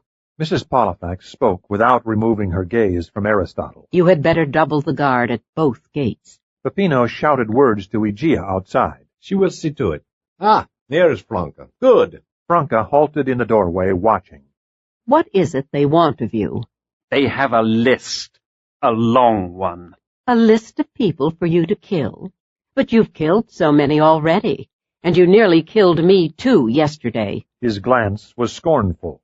You think you'd be alive now if I'd aimed to kill you? Mrs. Pollifax regarded him thoughtfully. He's up to something. Watch out. I am watching. But he didn't come armed, and he came alone, and Aristotle, Mr. Bims, isn't it? Why are you here? I told you I need help. They're after me. These SOBs have taken me over. They've taken you over? You mean they want you to kill more people? He nodded. But you do have quite a reputation as an assassin. Is that so surprising? You've killed a shocking number of valuable people and caused many tragedies. Of course. It's why I was in prison. Taken aback at this, she began again. Well then, tell us how you got here. Stole their car. One of them. He jerked his head. It's still out there behind the wall. Was going to climb the wall, but that hay wagon came along, so I hid in it and sneaked in. Under the hay. They're after me. I didn't know where else to go. But what do you want of us? I want to go back. Back where? I thought you just left. Mrs. Pollifax gave Farrell a reproachful glance. Back where, Mr. Bims? I told you, to prison. I never asked to be taken out. You want to go back to prison? Aristotle gave him a cold glance. I always work alone. You know that. Make a contact, find out who's to be ciphered. The rest is up to me. No interference, no more contact. Never see them again. Money paid into a Swiss account when the job's done. These rich bastards are all over me with advice, telling me how and when. Questions, questions, talk, talk, talk. You'd rather be in prison. It's what I'm telling you. Always work everything out for myself. Carefully. But these fools, these SOBs... Mrs. Pollifax thought he would have spit on the floor to show his contempt if he'd been anywhere but in a strange house. I suppose you'll next say you've been rehabilitated and are tired of killing people and filled with remorse. Aristotle gave him an icy glance. Go to hell. Farrell nodded. That sounds more like you. Mrs. Pollifax, having never before had the opportunity to converse with the killer, was curious. You actually prefer prison? He shrugged. They leave me alone. I don't like people. This bunch of bastards are trying to control me. They crowd me, think they own me. I want to go back. How can we even think of helping a professional assassin? Mrs. Pollifax nodded. It does put us in a rather strange position, doesn't it? Yet he only, apparently, asks to be taken back to France and to prison. No, he's asking us to save his life. He's told us they'll be after him. He stole their car, didn't he? Which ought to be hidden at once. And I hope you heard him imply that he'd be happy to kill again if he could do it without interference and being hassled. This is a trick, I tell you. He hopes to gain our sympathy, steal Franca's car, and escape the island. Not if he can be tied up and hidden here until the authorities and Carstairs can be notified. You wanted nothing more than to find him, Farrell. You've been searching for him, and here he is. Farrell made a face. I didn't expect this. Kate grinned. Not in your scenario? And to Aristotle, What about your wife? Aren't you leaving her in the lurch, abandoning her? he gave her a malevolent glance. Her? She helped them get me here. She'll get by. She always does. Money, money, money. We really must hide him. That is, if a place can be found for him here. If Franca gives us permission. Turning to her, she said, He's dangerous. How do you feel about this? Is it possible? Can you spare a bedroom? Kate shook her head. He could be found in one of the rooms here, Franca, or in any obvious place. Someone might get in, or he go out. Peppino, seeing the look she gave her aunt, said flatly, No, Kate. No what? Kate said to Franca, It has to be a terribly safe place, where he's not dangerous to us and can't be found by people searching for him. When the police come for him, he can be moved. He needn't be found there. Katharina, you ask too much. Look at all these people hearing you. Hearing what? Helen says they all turned to Franca and waited. She, in turn, appeared to be thinking, her glance resting first on Aristotle, then on Kate. Peppino, they have already seen the studio. The devil they have. And each has given a pledge. Already seen the studio. The devil they have. And each has given a pledge of silence. Peppino's eyes narrowed. He looked long and searchingly at Mrs. Pollifax, and then at Farrell, and shrugged. As you say, Franca. Franca nodded. Then come. Come where? Never mind. Just come. Once again they formed a procession as Franca led them down the hallway. Farrell at her side, followed by Mrs. Pollifax, Aristotle, Kate with the rifle, and Peppino bringing up the rear. They passed the living room, several closed doors, the bathroom, Farrell's room, Mrs. Pollifax's room, the office where the Correggio had been seen, and halted at the door to Franca's studio. Drawing a scarf out of the pocket of her robe, Franca handed it to Mrs. Pollifax. You will please blindfold this man with the Greek name. Mrs. Pollifax approached the startled Aristotle and secured the scarf around his head, after which Franca opened the door, and they grouped themselves just inside the studio. Removing another key from her pocket, Franca unlocked the door to the closet. Except it was not a closet, as Mrs. Pollifax had assumed, Nor was it a repository holding fake Greek vases. It concealed 6 steps down to a landing, where more steps turned sharply to the left. Franca paused to light a lantern that waited just inside the door. Of course the generator isn't working, thought Mrs. Pollifax. Then Franca led them down, holding the lantern high. Mrs. Pollifax could hear muffled complaints from Aristotle stumbling along in the rear. Ahead, at the bottom of the stairs, gleamed the light of another lantern that presently illuminated a very startled Nito holding a lantern in one hand and a pistol in the other. What is this? She thought in alarm. It's all right, Nito. There is a man to hide. Not a good man, but even worse men look for him. We must hide him until the polizia come to collect him. At the base of the staircase, Frell had stopped in astonishment so that it was necessary for him to be prodded out of the way. And then Mrs. Pollifax stepped from the last stair and stopped in astonishment, too. But is that a mine shaft? You have a mine down here? She was aware of a large generator off to her left in the basement, and a huge storage tank of fuel, as well as piles of lumber and stacks of bricks. But what she was staring at was the basement wall facing the stairs. There was a large gap in that wall, its opening framed and shored up by timber. A lantern just inside it illuminated a ceiling, and earthen walls supported by beams, a narrow scaffolded passageway, the silhouette of a ladder, and beyond this, darkness. A mine, surely. No, there is a 2,000-year-old village buried under this house. We discovered it when the first generator was brought in and the wall began collapsing. My God, the pre-Hellenic vases are real.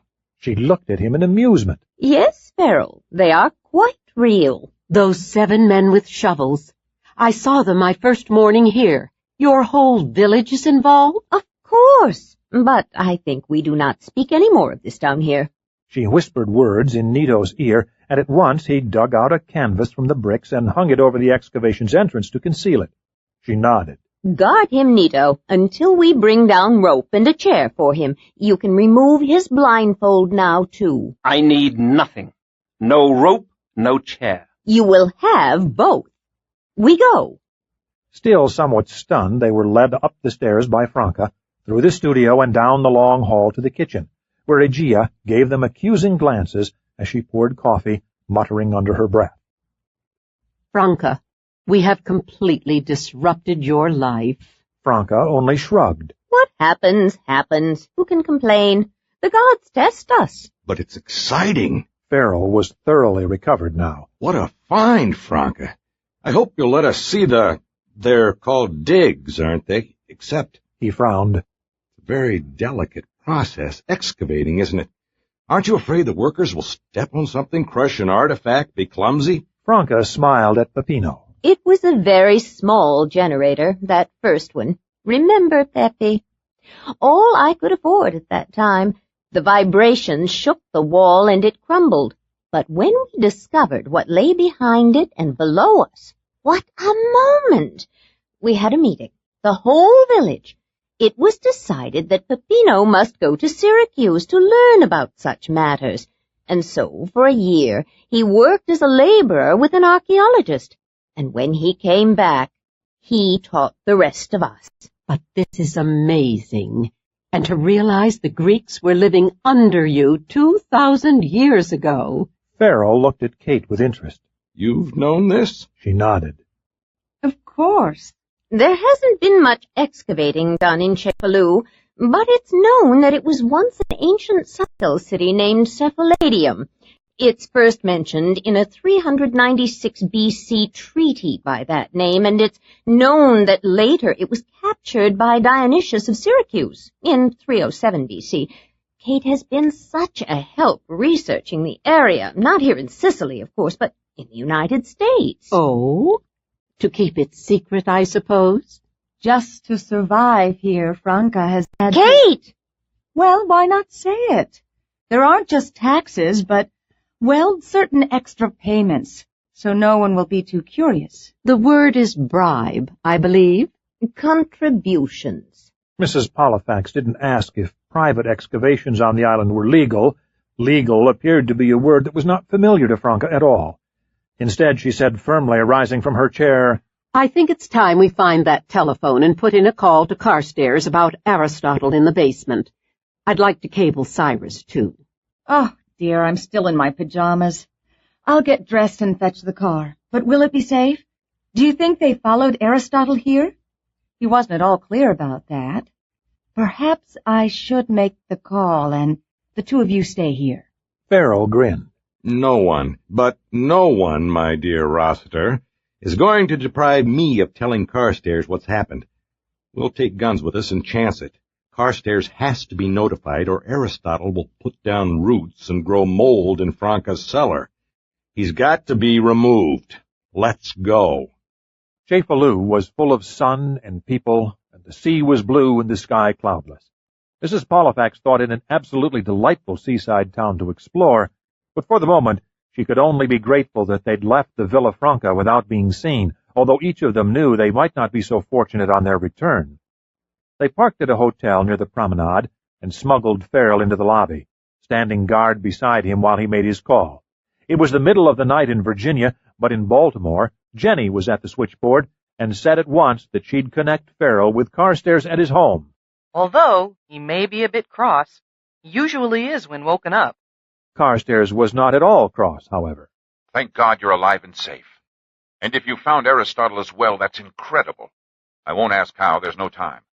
It's been difficult protecting you from the French, who've wanted to take over, or bring in Interpol. I've advised Bernard at the Sûreté to position his men in Milan, all set to move. If they're in place by now, they could be in Sicily in a matter of hours, unless they run into clearance problems. Now tell me precisely where you are. I'm going to contact Bernard immediately. Putting down the phone, Farrell was puzzled. He was certainly fervent about learning we're alive and safe. He seemed to know a great deal of what's been going on here. There wasn't time to ask how.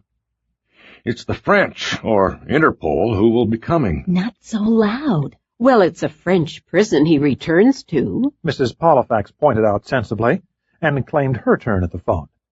Feeling that an actual conversation with Cyrus would take too much time, as well as reveal too much to alarm, perplex, and distract him, she reduced her message to a cable that read simply, All well, stop, hope to join you soonest, stop, love, Emily.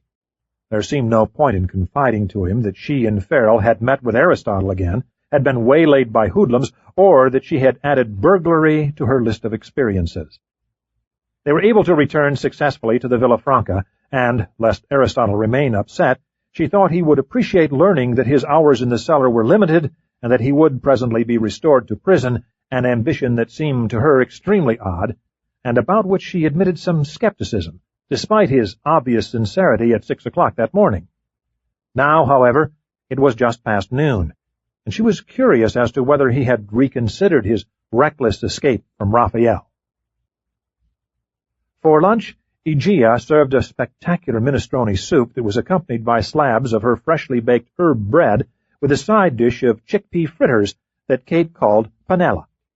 I think that I would like to take Aristotle's lunch down to him. It's possible that Aegea's food may thaw him out enough so that he'll talk. Aegea is a wonderful cook. She's Nito's grandmother, and cousin to Peppino's wife Sandrina. And when she knows you better, she may even make for you pasta con le fave. If you're volunteering to go down, send Nito up for his lunch, will you?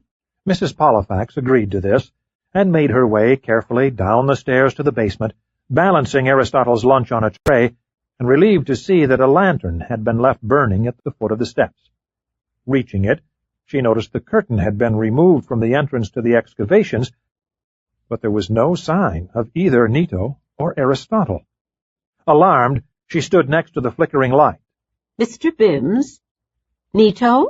A muffled grunt came from the left corner of the basement, and, much to her surprise, she saw that a new wall of bricks, roughly 6 feet high, had appeared there since their earlier visit. Picking up the lantern, Mrs. Pollifax advanced toward the wall in search of the grunt that had apparently emanated from behind it. She found the wall solid and doorless, but peering around its one exposed side, she saw an opening and carried both tray and lantern to it. And there was Aristotle, seated on a chair with a book in his lap, a small pocket flashlight trained on its pages. By the light of the lantern she was amused to see that it was, the history of Sicily that she had been struggling through, but the wall startled her. This wall, Mr. Bims. He glanced up, his eyes hostile. Yes, a wall. Lunch. She put down the tray. It wasn't here before. The wall. No.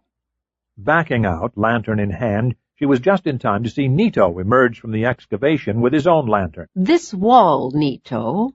Nito shrugged. He insisted, Signora. He sees the bricks, he begins. 1 on top of 1, 2 on top of 2.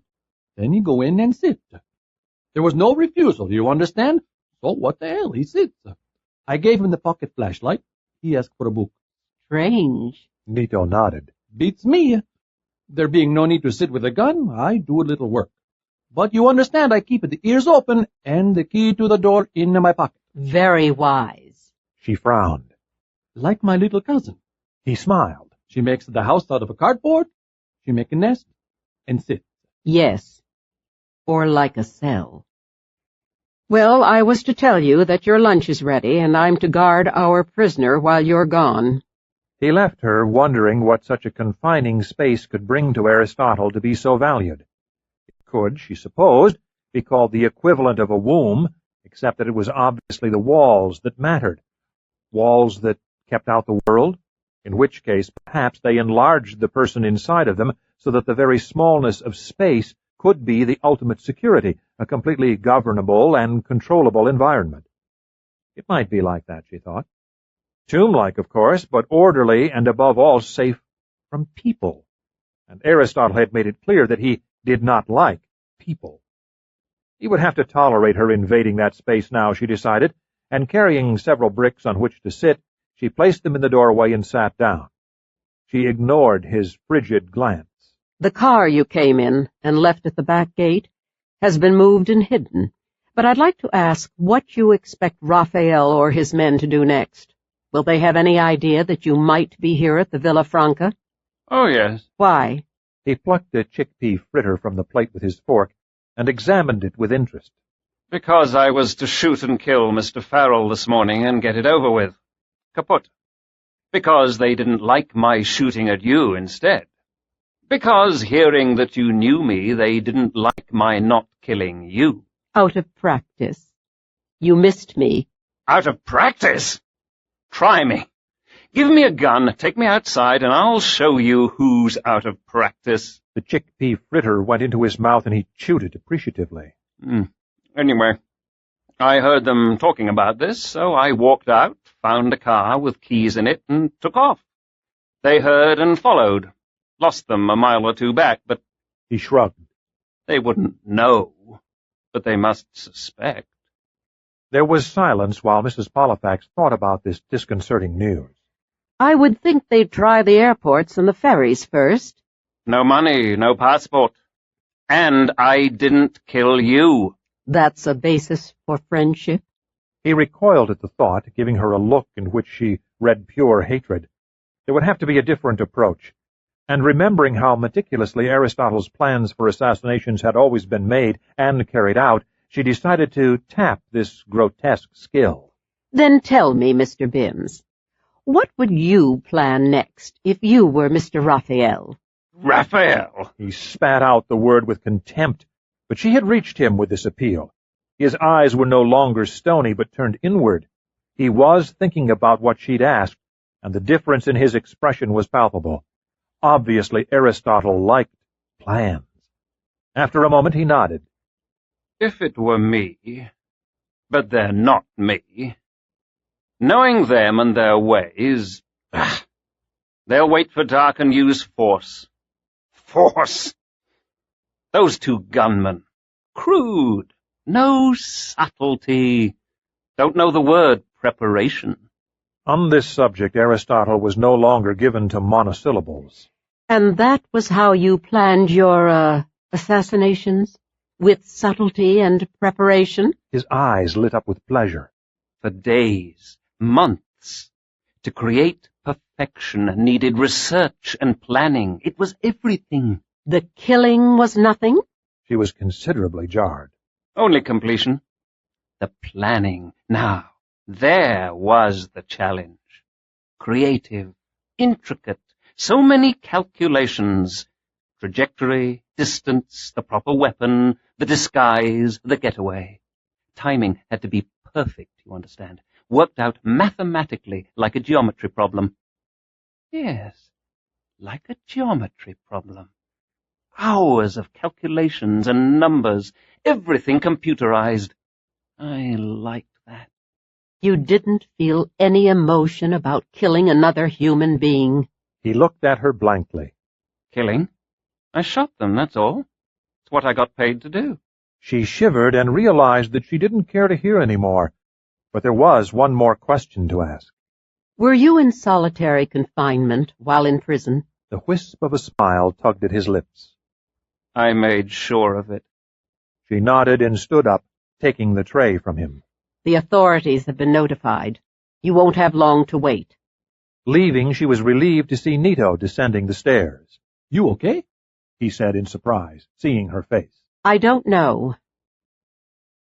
Murders, like a geometry problem.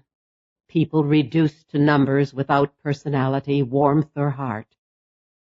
But of course, numbers, unlike people, were impersonal, reliable, predictable, stable, and above all, tidy. She felt a little sick. I just need some fresh air. She went upstairs to tell the others of the most important information that she had gleaned from Aristotle, that quite possibly Raphael knew where he was and would make an attempt to recover him by force once it was dark. 14. She found Franca in the kitchen slicing tomatoes. To dry in the sun, She explained, and then, hearing of Aristotle's supposition, she sighed. Oh, damn. Of course I hoped, but we'll call a meeting at once and begin plans in case he's right. And Peppino must go to the Carabinieri. We have a friend there, an uncle of little Giovanni who rang the bell this morning. I hate guns. The last time a mob tried to get inside the walls, Gino Travia had to have a bullet dug out of his arm. Who is this Raphael? We don't know. Frell was hired by Mr. Vika, Ambrose Vika, to, retrieve an historical document from Mr. Raphael, and it was in doing this that Frell was shot. It had nothing to do with Aristotle. She remembered Franca's subtle reaction earlier to the name of Ambrose Vika. You've met Mr. Vika? Franca shrugged. In the art world, he's well known. Now, if you'll excuse me, I'll ring the emergency bell and call a meeting. As solace, Mrs. Pollifax called after her. The law's been notified, you know, and they may arrive long before Raphael tries anything. They may even be on their way now. From where? The law in Sicily, for instance, is dependable only to a certain point. There are some good police and some not so good. You'd better warn Frell and Kate. They're in the garden. Mrs. Pollifax glanced at her watch. Only 4 or 5 hours to darkness, she realized, and whether Aristotle was right or not about Mr. Raphael, it was obvious that a sleepless night lay ahead of them. She walked out into the sunny garden and saw Frell and Kate seated companionably in the shade, Frell gesturing dramatically and Kate laughing. I'm envious, Mrs. Pollifax. He's just been describing how the two of you met, first in Mexico and then in Zambia. No wonder you're such firm friends. Do pull up a chair and join us. I'd love to, but there's no time for it. Franca's on her way down the hill to ring the emergency bell. She's what? Mrs. Pollifax nodded. When I confronted Aristotle in his den at lunch, and he's made himself a very small den, he was quite sure that Raphael will guess where he is and come for him after dark. Of course, he may be wrong. Not if Raphael knows that he's here. What makes Aristotle think that? She explained in detail what he'd told her. It's because he didn't kill either of us, you see, which I have to say was quite astonishing to me at the time. Inexplicable, actually. I can understand it better now. In that calculating mind of his, he was already struggling to find a way to escape Raphael. They should have kept him hidden. Seeing me, he decided I might be useful if he didn't eliminate me. How coolly you say the word eliminate. Kate shivered. It's an Aristotle word, isn't it? Removing all emotion from the word kill. I must still be down in the cellar listening to him, but in any case it certainly aroused suspicions, my remaining alive. Just think of the fortune they must have invested in getting him out of prison, out of France, and into Sicily. They won't just let him disappear. Then what? Began Frell, only to be interrupted and silenced by the ringing of the great bell. When its noise had subsided, he said, What happens next, Kate? Should we go down and join Franca? No, they'll be coming up here once they're in from the fields. Peppino, Vincenzo, Gino, and Pasquale, and possibly Manfredi. The planning committee. And how many men should we expect Raphael to round up for a visit to the Villa Franca after dark? Kate considered this. If he only leased his villa, then his connections with the natives would be poor, although, of course, money can buy almost anything. There are the 2 Apaches, one of them shot in the hand. Also, that mysterious chap who was stalking the Duchess at Vika's. Geese was his name, wasn't it? Mrs. Pollifax nodded. Henry Geese. There was also a gardener glimpsed at Raphael's. And possibly Ambrose Vika would contribute some men, depending on how close he and Raphael are. He just could supply more men if they're in this together. But in what together? That remains the mystery. What assassinations have been planned and why? Since neither of them knew the answer, she turned to Kate to ask how many people lived in the village below. Kate grinned. I can rattle that off for you. Population 207, 23 families, a lot of children, and 58 adult men and women, 15 of them quite elderly. And a hell of a lot of wall to defend. Frell looked somber. And if it's dark? There should be a bright half-moon tonight, God willing. Kate rose from her chair. I think I'll go down and have a little talk with Norina. The resident witch? Kate, you surely don't believe— We need a moon. She smiled and left them presently to vanish down the hill.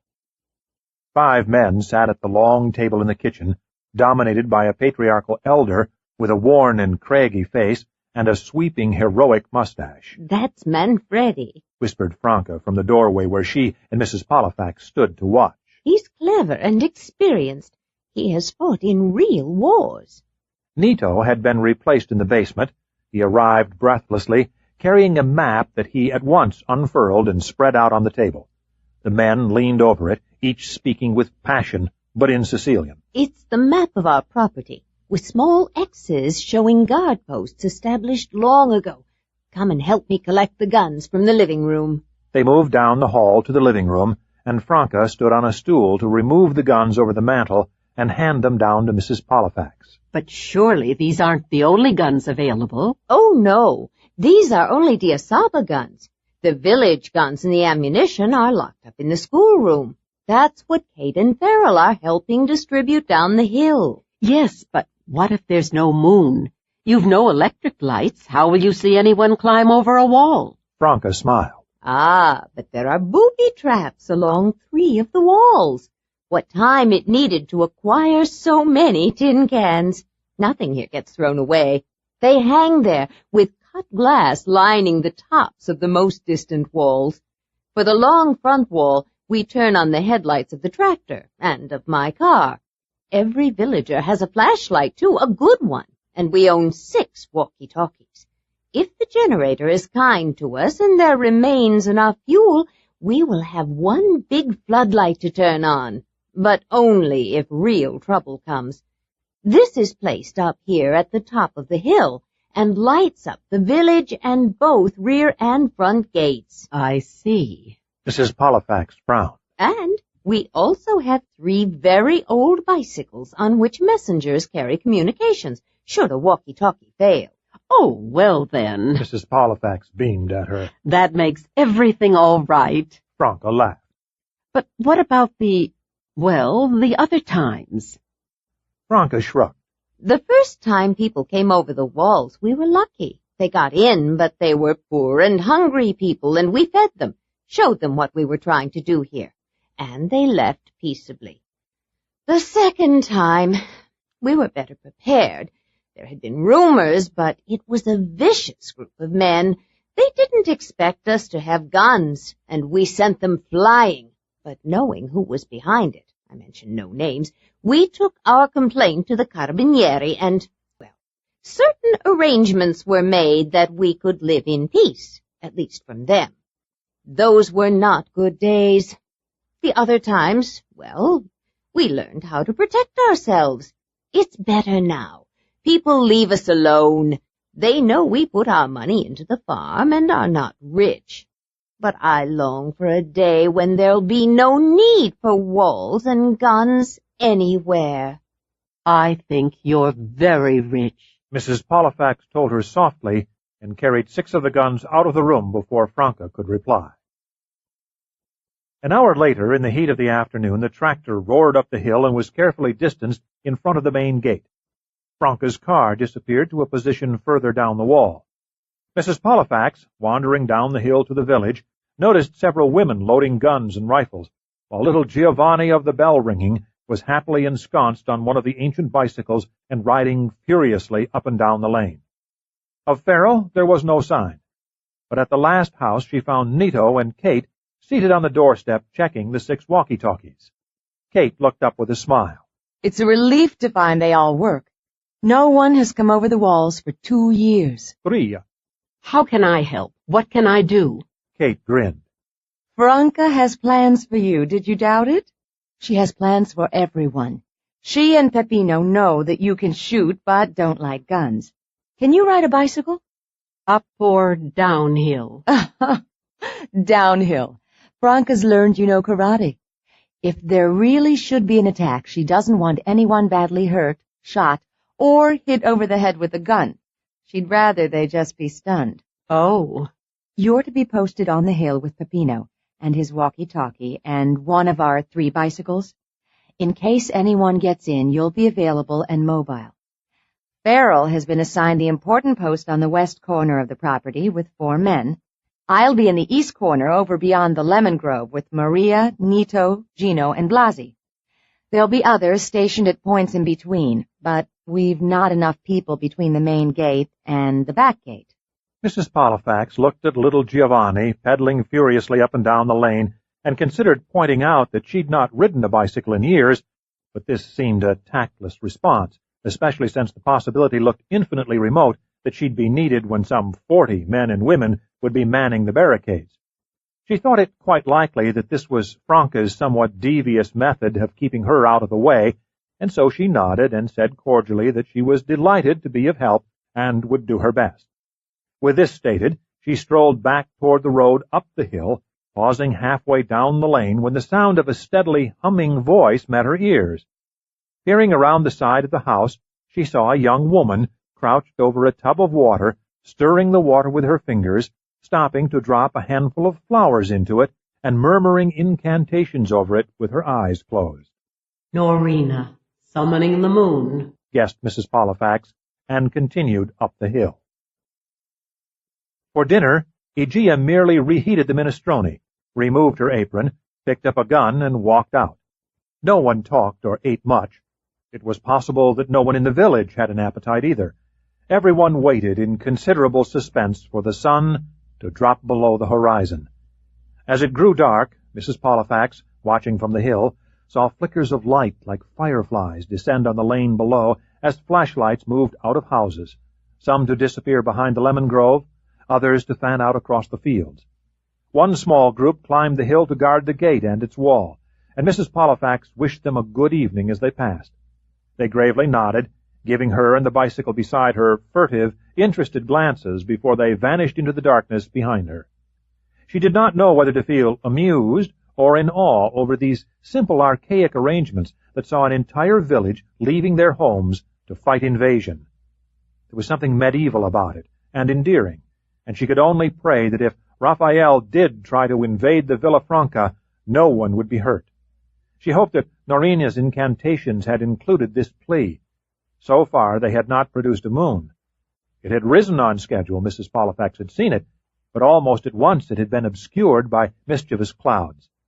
The attack began at 8:30, proving Aristotle's assassin-like cunning to be accurate.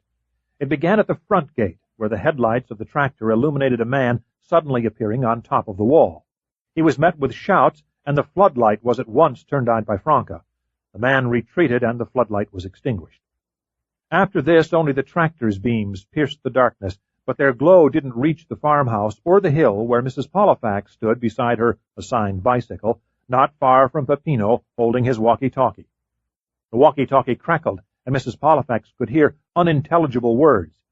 Peppino called to Franca in the doorway. Tony reports 11 other men at the gate when the men climbed up. They have 2 ladders. Uh-oh. A tiresome and suspenseful silence followed, made more endurable by the moon finally appearing from behind the clouds. It shone on the village, silvering the tile roofs. A dog barked, and then a rattle of gunshots broke out, muffled by distance. In the moonlight, Mrs. Pollifax saw young Giovanni pedal fast toward the lemon grove. He was gone in 2 blinks of an eye. This time Mrs. Pollifax recognized Kate's voice on Peppino's walkie-talkie, and he shouted to Franca. 6 men, all at once, along the wall in the west corner. Katharina says they hit one of the men in the arm. All 6 are driven back. But only 6? The other 6? Will be heard from soon enough. Mrs. Pollifax gripped the handlebars of the bicycle out of sheer nervousness. Occasionally someone turned on a flashlight down by the pond to inspect a section of wall, but very seldom because the light of the moon was sufficient now. Suddenly she heard a series of shots from the opposite direction, in the west, followed by silence. More shots, and again silence. This time it was Frell's voice on the walkie-talkie, and Peppino called out to Franca. They've tried to the west side. 2 men got over the wall. Our people shot over their heads. The 2 were pulled back by their comrades. Nobody wounded. There were 6, Frell says. All clear now. Franca left the doorway to join him, looking worried. So far they've only searched for a weak spot. 6 here, 6 there. One can guess what next. Peppino nodded and crossed himself. By the light of the moon, little Giovanni was seen pedaling furiously back again on his bicycle. He passed the rear gate and continued along the path to the reservoir and out of sight. Our courier. Mrs. Pollifax smiled. 10 minutes later, the bicycle could be seen returning, but not with Giovanni. That's Frell. He jumped from the bicycle at the gate just as 2 dark figures hurried toward him from behind the lemon grove. That's Kate and Blase. Something's happening. I don't hear anything. Too far away. But there must be trouble at the gate. It's only built of wood, Franca. He handed her the walkie-talkie. I'm going down. Yes. Mrs. Pollifax watched him hurry down the hill and break into a run once he reached the village. Something was obviously wrong because several men stationed in the fields were also running toward the gate. Franca's hand tightened on the walkie-talkie. Calling Frell, calling Kate, calling Blasi. Kate's voice answered. We're trying to be very quiet, Franca. They were overheard planning the back gate next, all of them, and they're working on it now. We can hear them. We thought of men going over the wall to fight, but... Oh, hang on. They're still deciding. That gate. Franca shook her head. You can hear. She held up the walkie-talkie for Mrs. Pollifax to listen. They're hammering at the center. Mercifully, they've not thought of a battering ram. From the walkie-talkie came Frell's voice, loud and clear. Send Mrs. Pollifax down, Franca. Fast! Franca gave her a quizzical glance. Well? Mrs. Pollifax drew a deep breath. Yes. She mounted the bicycle, braced herself, and let go, propelled down the steep hill with the speed of a comet, and hanging on for dear life as the bicycle met with pebbles, small stones, and grassy mounds. Her ride carried her halfway through the village lane before her feet had to grope for the pedals again, and although the brakes were in need of repair, she managed to hit no one and arrived at the gate only a little out of breath. Well done, Duchess. You've heard? If not, you can hear them now, hammering and sawing away at the bolts. We need you. Hell to pay if they open the gate, come inside, we shoot and they shoot. We've a better plan. Such as what? Mrs. Pollifax leaned her bike against the wall. Such as enough men lined up to keep the gate from opening more than a few feet, so that only one of these hoodlums can enter at a time. One at a time, only one. Blasi's calling in more men. Mrs. Pollifax understood at once. And there'll be enough men and muscle to keep the gate from opening wider. They mustn't come through too fast. I promise. And we'll be the second line of defense, just in case. The important thing is to prevent any shooting. Yes. She was already reviewing pressure points in her mind. Then if you'll tell me exactly where you want me placed. They waited. The sound of saw and hammer was less muted. Wood was splintering and the gate being wedged open. A dozen men of the village were lined up now to hold the gate. Mrs. Pollifax, positioned at the widening crack in the center, summoned energy, planted her feet firmly, and flattened her right hand for a karate chop. She whispered fiercely to herself, "Hi-ya! Hi-ya!" 12 men outside the wall pushed hard against the gate to thrust it open. 12 men inside the wall braced themselves against the pressure, and with toes dug into the earth, they halted the gate's opening beyond Farrell's prescribed 2 feet. Keep leaning. Lean hard. A man in an orange shirt entered sideways through the narrow opening, arriving conveniently at Mrs. Pollifax's elbow. She was ready with a quick side kick to his ankle and a karate chop to the side of his neck. He gasped and began a slow and silent descent earthward. Peppino neatly caught him, lifted him to one side, and waited for the man, who confidently and innocently followed. Really, it was quite exhilarating, thought Mrs. Pollifax, dazzled by the rapidity with which they continued to arrive and by the rapidity with which they fell. It began to have the feel of a scene from an early Chaplin film. So unknowingly did they slip through the opening to be knocked over like 10 pins. She was fully prepared to dispatch the 12th and last intruder when a shout came from Franca up on the hill. Peppino, Kate, everyone, Sergeant Perello is here. Police! The fallen men were beginning to stir and moan. With a laugh, Kate seized Farrell's walkie-talkie. Wonderful! Give him all the smelling salts you have in the house, Franca, and send him down to us. 15. Friday. It was midnight, and quiet had descended upon the Villa Franca and the village below. Mrs. Pollifax, Kate, and Farrell sat at the long kitchen table sipping cups of cocoa.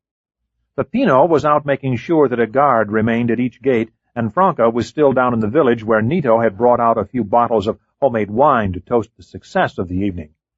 No strangers remained in the village other than Aristotle, in temporary residence in the basement. Mrs. Pollifax had taken food down to him, but had found him sound asleep, which she did not think surprising because in his hand he still clutched the History of Sicily, a perfect prescription, she felt, for any insomniac. The 3 of them were contemplating Farrell's succinct, "Now what?" and none of them had an answer to this, except to wait for Aristotle to be removed from the Villa Franca. Which doesn't solve who brought Aristotle to Sicily, and for what. We're tired. It's been a long day, and we need sleep. Who could possibly sleep? Mrs. Pollifax felt that she could sleep very well indeed, and would be grateful for the opportunity, but she did not want to be unsympathetic or rude. Under the table she massaged the hand that had karate-chopped 11 men. It ached, and tried to conceal a yawn. It went off surprisingly well. But surely this can be continued tomorrow? Farrell glanced at his watch and smiled. Duchess, it already is tomorrow. It's 12:04. I'm sleepy too, but let's wait for Peppino. I hear his voice outside. Peppino appeared in the doorway and nodded politely to the 3 of them. "There is a man here to see Mr. Farrell." "What man?" Peppino stepped aside to allow passage, and Mr. Ambrose Vika entered the kitchen, blinking owlishly at the sudden brightness. Farrell's mouth literally dropped open. "You? But how?" Peppy, how did this man get in? There was to be a guard at both the gates, you know that. Peppino only smiled. "He is here, Katerina." Interesting. Mrs. Pollifax was no longer at all sleepy. "Yes, I have come to see Mr. Farrell, who— there you are, Farrell. Good evening, or should I say good morning?" Farrell rose politely from his chair, and then sank back. "One may ask how you learned where I am. I was going to phone you last evening, but circumstances intervened. I have to ask. It's extremely important. How did you learn that I'm here?" "The man who informed me of your whereabouts is outside in my car at this present moment. He declined to accompany me. Is there a Mrs. Pollifax here?" Mrs. Pollifax raised her hand. Here. "You?" He frowned. "But I've seen you. Yes, of course. You brought to me at breakfast a message about Farrell. A wild tale indeed. Is anyone going to invite me to sit down?" No. Who is this man who told you where we are? "No one is going to invite me to be seated." Tit for tat. Vika's glance met hers and held it. He tells me that you are the person, unbelievable as it may be, who rendered him unconscious on the grounds of my villa. Kate laughed. That man? But how would he know where I am? He has given me his confidence. After all, he has been occupying a bed in my villa since the accident, and it became necessary for him to use my telephone to make a call to the United States. It seems that he has been following you, having been instructed in New York to keep you under constant surveillance. Impossible. I believe him. His instructions, he tells me, came from a man named Bishop. Bishop? The name is perhaps familiar to you? But why on earth would I be placed under surveillance? Carstairs' blood pressure? Certain past experiences recalled? His name is Henry, isn't it? Henry Geese, yes. The poor man is afraid to leave my car outside until I have explained his presence. He's had the most difficult time of it. It seems that you incapacitated his car when he followed you out of Erice. The grey one. And then, having lost you, he was instructed to watch for you at my villa, where of course you knocked him unconscious, and he now struggles to deliver a message to you from this bishop at the Villa Franca. Farrell nodded. So you asked directions from the post office and— On the contrary, I am quite familiar with the Villa Franca. And how is that? Never mind. What's the message? Vika nodded. Geese will be more precise when you meet him, but the message was that a man by the name of Aristotle is no longer in prison, and that you are to contact this bishop at once. Oh, that. Vika turned to Farrell. Yes, that. But I have not yet learned what I particularly wish to know. I want to hear from you personally why, having engaged you to work for me, I have neither seen nor heard from you for— good evening, Franca. You know each other? Franca looked amused. We've met, yes. But why have they kept you standing? Shame on you, Kate. Offer Mr. Vika a chair and some coffee. But, Franca, you don't understand the situation. Then let us learn what the situation is over coffee. Unless the living room is preferred. You have a very depressing living room. Mr. Vika sat down in the chair that Mrs. Pollifax pulled out for him. I am in the process, Franca, of extracting from this apparent guest of yours, Mr. Frell, why he has not returned to my house for many days. I wanted to make a second try for the Caesar document you hired me to find and authenticate, and I did make a second try. Very noble of you, but it in no way answers the question. Did you get anything from the safe in either attempt? Farrell nodded. Yes, but nothing of consequence. You can see for yourself. He pushed back his chair and disappeared down the hall while Franca peered into the saucepan on the stove. Not coffee. This is cocoa.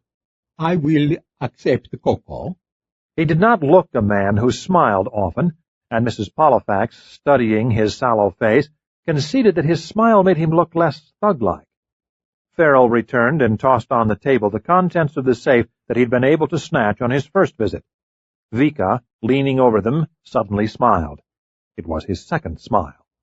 Why didn't you tell me you'd secured these? Because it's the signature of Julius Caesar you hoped I'd find and sent me there to find. With a glance at Vika's changed face, he said suspiciously, Or was it? Vika picked up the small, framed daguerreotype, turned it over, and loosened the nails that held the photo in place. They watched in horror as he ripped out the photo. Holding up the sheet behind it, he said, Here is your signature of Julius Caesar. Authentic papyrus, Roman seal, and signature. You mean, but how did you know it was behind the photo of that child? Because I put it there. What the devil? It's a forgery. Do you want to tell them, Franca, or shall I? I think they already know. Franca looked amused. This is what I wanted. Vika picked out the sheet of names with its mysterious numbers. Osepchuk, Champignon, Schweinfurt. He nodded. This is what I hoped you would find for me, Farrell. I trusted you to find it. I researched you thoroughly before hiring you. Your years of experience with the Central Intelligence Agency, your capabilities, the fact that you're tough, resourceful, intelligent. But I still do not understand why you did not return to my house after opening Raphael's safe and finding these papers. You used me like that? You didn't hire me for my art expertise. You took me on to rifle safes, get shot at, and steal this page of names? You're the second thief. You sat back and let everyone else make damn fools of themselves when all the time... Who the hell are you? It scarcely matters. What matters is this list of names. And not the Caesar signature? Why? Vika smiled. Bait, my dear, bait. I had to protect myself, avoid the slightest suspicion. There had to be something to use as cover. Raphael is a dangerous man. He is also an avid collector of ancient Greek and Roman artifacts. And are you a dangerous man? Apparently, alas, I am only a second thief. I see that you're looking at the document. It's a beautifully rendered forgery, masterfully done, but with a deliberate and minute flaw that only X-rays could detect. Its existence was made known to Raphael through channels. He was quietly told of its discovery by a dealer in Rome with whom I placed it. He took the bait and bought it, whereupon rumors circulated that he had it, as they always do. It needed time, but I could wait. I knew that he would soon learn it was a forgery and would want to sell. And as a collector myself, it was only natural that I approach him. He is not an easy man to approach. When did you create this for me, Franca? 8 or 9 months ago. He nodded. Now I repeat, why didn't you return to me, Frell, after opening Raphael's safe? Because 2 gunmen were waiting for me at Raphael's. Because I dared not trust you. Because of the man and woman I met at your house 9 days ago, a man named Davidson, especially because of him. What? That boring chap? There were luncheon guests. Raphael sent them. Why? What for? Vika's brows lifted. My dear man, why such interest? I had intended to rent my villa for the summer months and go to Paris. They were prospective tenants. It was Raphael who told me that he knew of a couple, English I believe he said, who were looking for just such a place as mine for a few months. He offered to introduce them to me. I invited them and Raphael to lunch. Raphael was unable to come, so the Davidsons came alone. I showed them around. We had the most delicious lunch. My cook is superb. During which the Davidsons scarcely spoke a word. They had no conversation, which I found positively barbaric. I was forced to do all the talking. It turned out they, no she, had a plane to catch later. When I learned of this, and the reason for it, I was able to extend my sympathies, and the woman thawed somewhat, even weeping over this mother whom she'd not seen for years. It was all quite tedious. But of what possible interest can this drab couple be to you? Because your drab Mr. Davidson happens to be a criminal of some note, lately released from prison in France. And since both Farrell and I were involved in sending him to that prison, there have been a number of people chasing us, trying to shoot us, and in general being very tiresome. I see. I didn't realize. And if I may interrupt this interrogation of Farrell, I would very much like to know about this connection of yours with Franca, and how you learned of her paintings. He gave Franca an amused glance. It seems a fair question. It happened that we shared the same art dealer in Palermo, a bit of a rascal. It is wise to never ask where or how he finds the very remarkable treasures that he presents. He announced one day, about 10 years ago, wasn't it, Franca, that he had discovered in someone's attic in Naples a portrait that he was sure was a Bellini, Farrell whistled through his teeth at this. A Bellini? Vika nodded. I bought it. I did examine it and test it, and learned that it was a very clever forgery. Franca had not as yet fully developed her technique. When I decided to keep it anyway, I used considerable, shall we say, pressure to persuade the dealer to tell me who had painted it, after which it amused me to pay a call on the Villa Franca. Since then, I have purchased 2 of her, shall I say, copies, Matisse and Braque, to keep her out of trouble. I don't like to ask how many you've completed that I don't know about. You refuse to consider the dangers, Franca. There was a Correggio, absolutely gorgeous. It was in her office 2 days ago, but has since disappeared. Vika shook his head sadly. Franca, you are obsessed with being independent and supporting the village.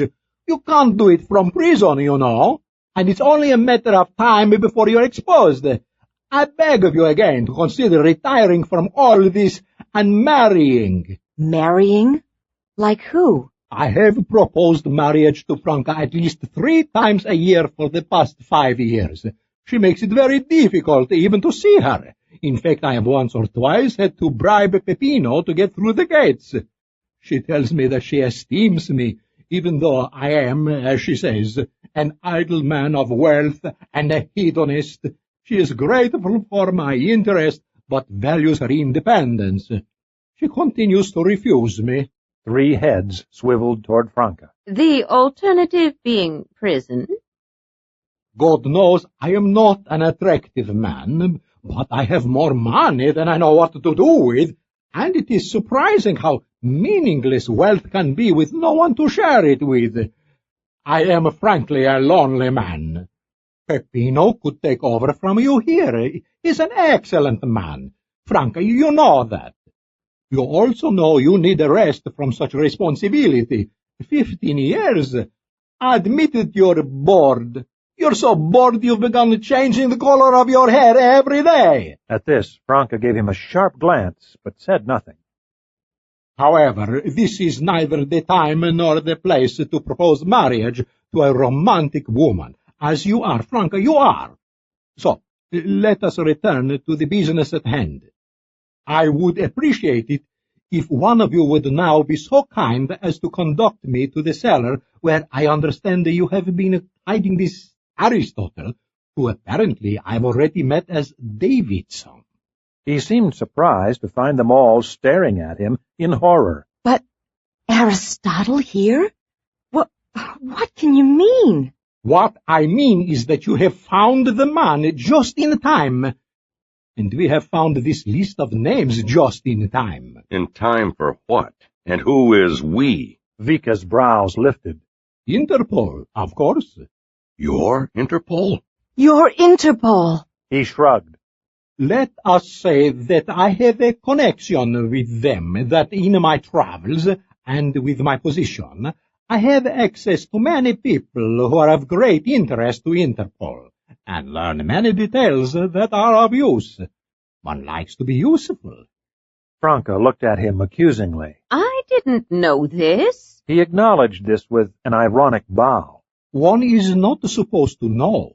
It pains me to mention it even now. Why didn't you tell us this immediately? Of course, it's been delicious learning that Franca has a suitor, but I have to point out that you've been the villain of this piece, at least until last night. He raised his hand authoritatively. Please, the suspicion has not been one-sided. It has been vital that I first learn Farrell's reasons for avoiding me. My dear Farrell, you have been under considerable suspicion for disappearing so abruptly as you did.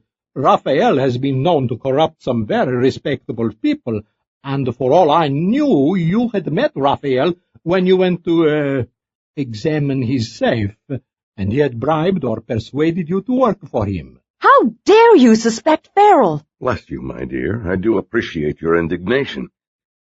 I assume you can prove who you are. Vika looked amused. Only by calling in the police, who wait patiently outside in 4 cars to remove Aristotle from your cellar. I am what you call the advance guard. There is another contingent in Palermo at the airport, prepared to transport him to France. He won't like there being so many. He doesn't like people. Sufficient punishment, then. But he mustn't be found in the cellar. Kate quickly rose out of her chair. Peppino, we must bring him upstairs. Must, at once. You still have your gun with you? Vika, for the first time, looked puzzled. Not found in the cellar? Apparently, there was one secret about the Villa Franca that Ambrose Vika didn't know, and to distract him as Kate and Peppino left the room, I think we have a right to know what's behind this list of names that you've worked for so many months to find. What lies behind these names is death. This Albert Raphael is a man who sells it. He deals in illegal arms transactions, riot guns, ammunition, scuds, nuclear weapons, materials, missiles of any type. Whatever is forbidden export or import to whoever has money to buy. Africa, the Middle East, Balkans, Europe, terrorists anywhere. His lips tightened. More dangerous even than this, however, was Interpol learning some 18 months ago that Raphael had organized his various high-level contacts across the world into a tight group, a cartel of death, you might call it. And it is no less than that. The men in this select group of Raphaels have been unknown to us until now, at this moment, when I hold in my hand the list of their names and addresses. When I look at it, he shook his head. I scarcely need the addresses. These names. You recognize them? Vika nodded. Sadly, yes. All but one or two of them are known and trusted men. I told you of Raphael's persuasive talents. It is a matter of deep disillusionment to see that such men in responsible positions have been so corrupted, involving themselves in providing the means to make wars, revolutions, coups. And Aristotle? He shrugged. Obviously, they demanded the best and were willing to go to any extreme to get it. Recently, Interpol learned from an informant that the group had completed plans to murder, assassinate, a list of people who have gotten in their way, in particular those in government and investigative branches who have become outraged at corruption that can no longer be tolerated.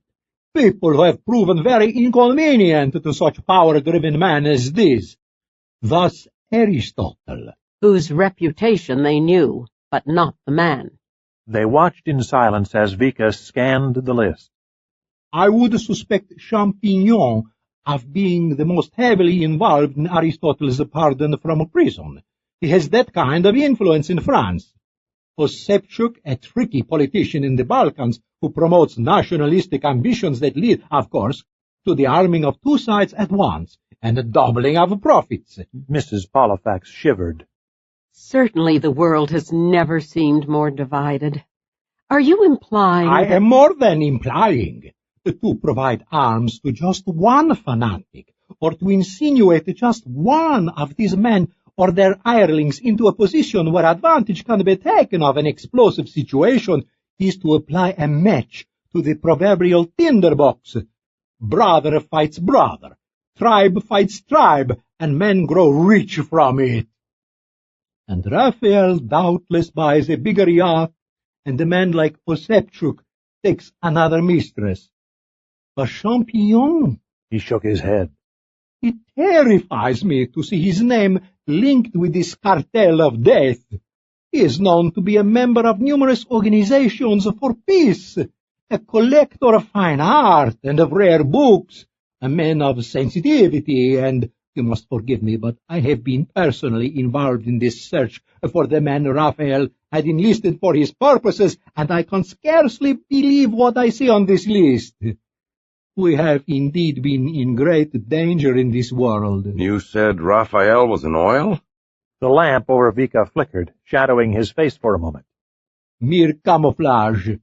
It was the BCCI bank scandal that brought his name to the surface.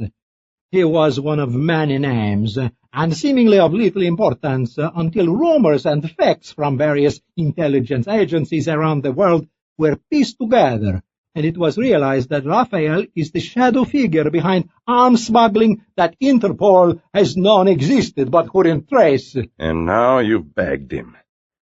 What will happen to Raphael and his merry group of murderers, if one may ask? Vika nodded.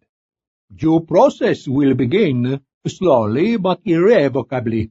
Indictments, arraignments, batteries of lawyers.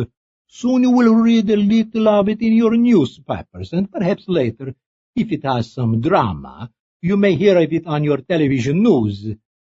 It will not interest many, I fear. They were silent, hearing footsteps and voices in the hallway. Peppino and Kate were returning from the cellar with Aristotle. As they entered the kitchen, Vika rose from his chair. So, this is Aristotle. Or should I say, Mr. Davidson? Aristotle gave no evidence of recognizing him. His face remained expressionless, his eyes stony. Shall we go? Frell took Peppino's place as guard. Vika nodded and moved toward the door, but Mrs. Pollifax had something to say. Mr. Bims. He turned to look at her. For myself, I want to thank you for escaping Raphael and coming to us. If you hadn't... She left the rest unsaid, and expecting no response, she received none.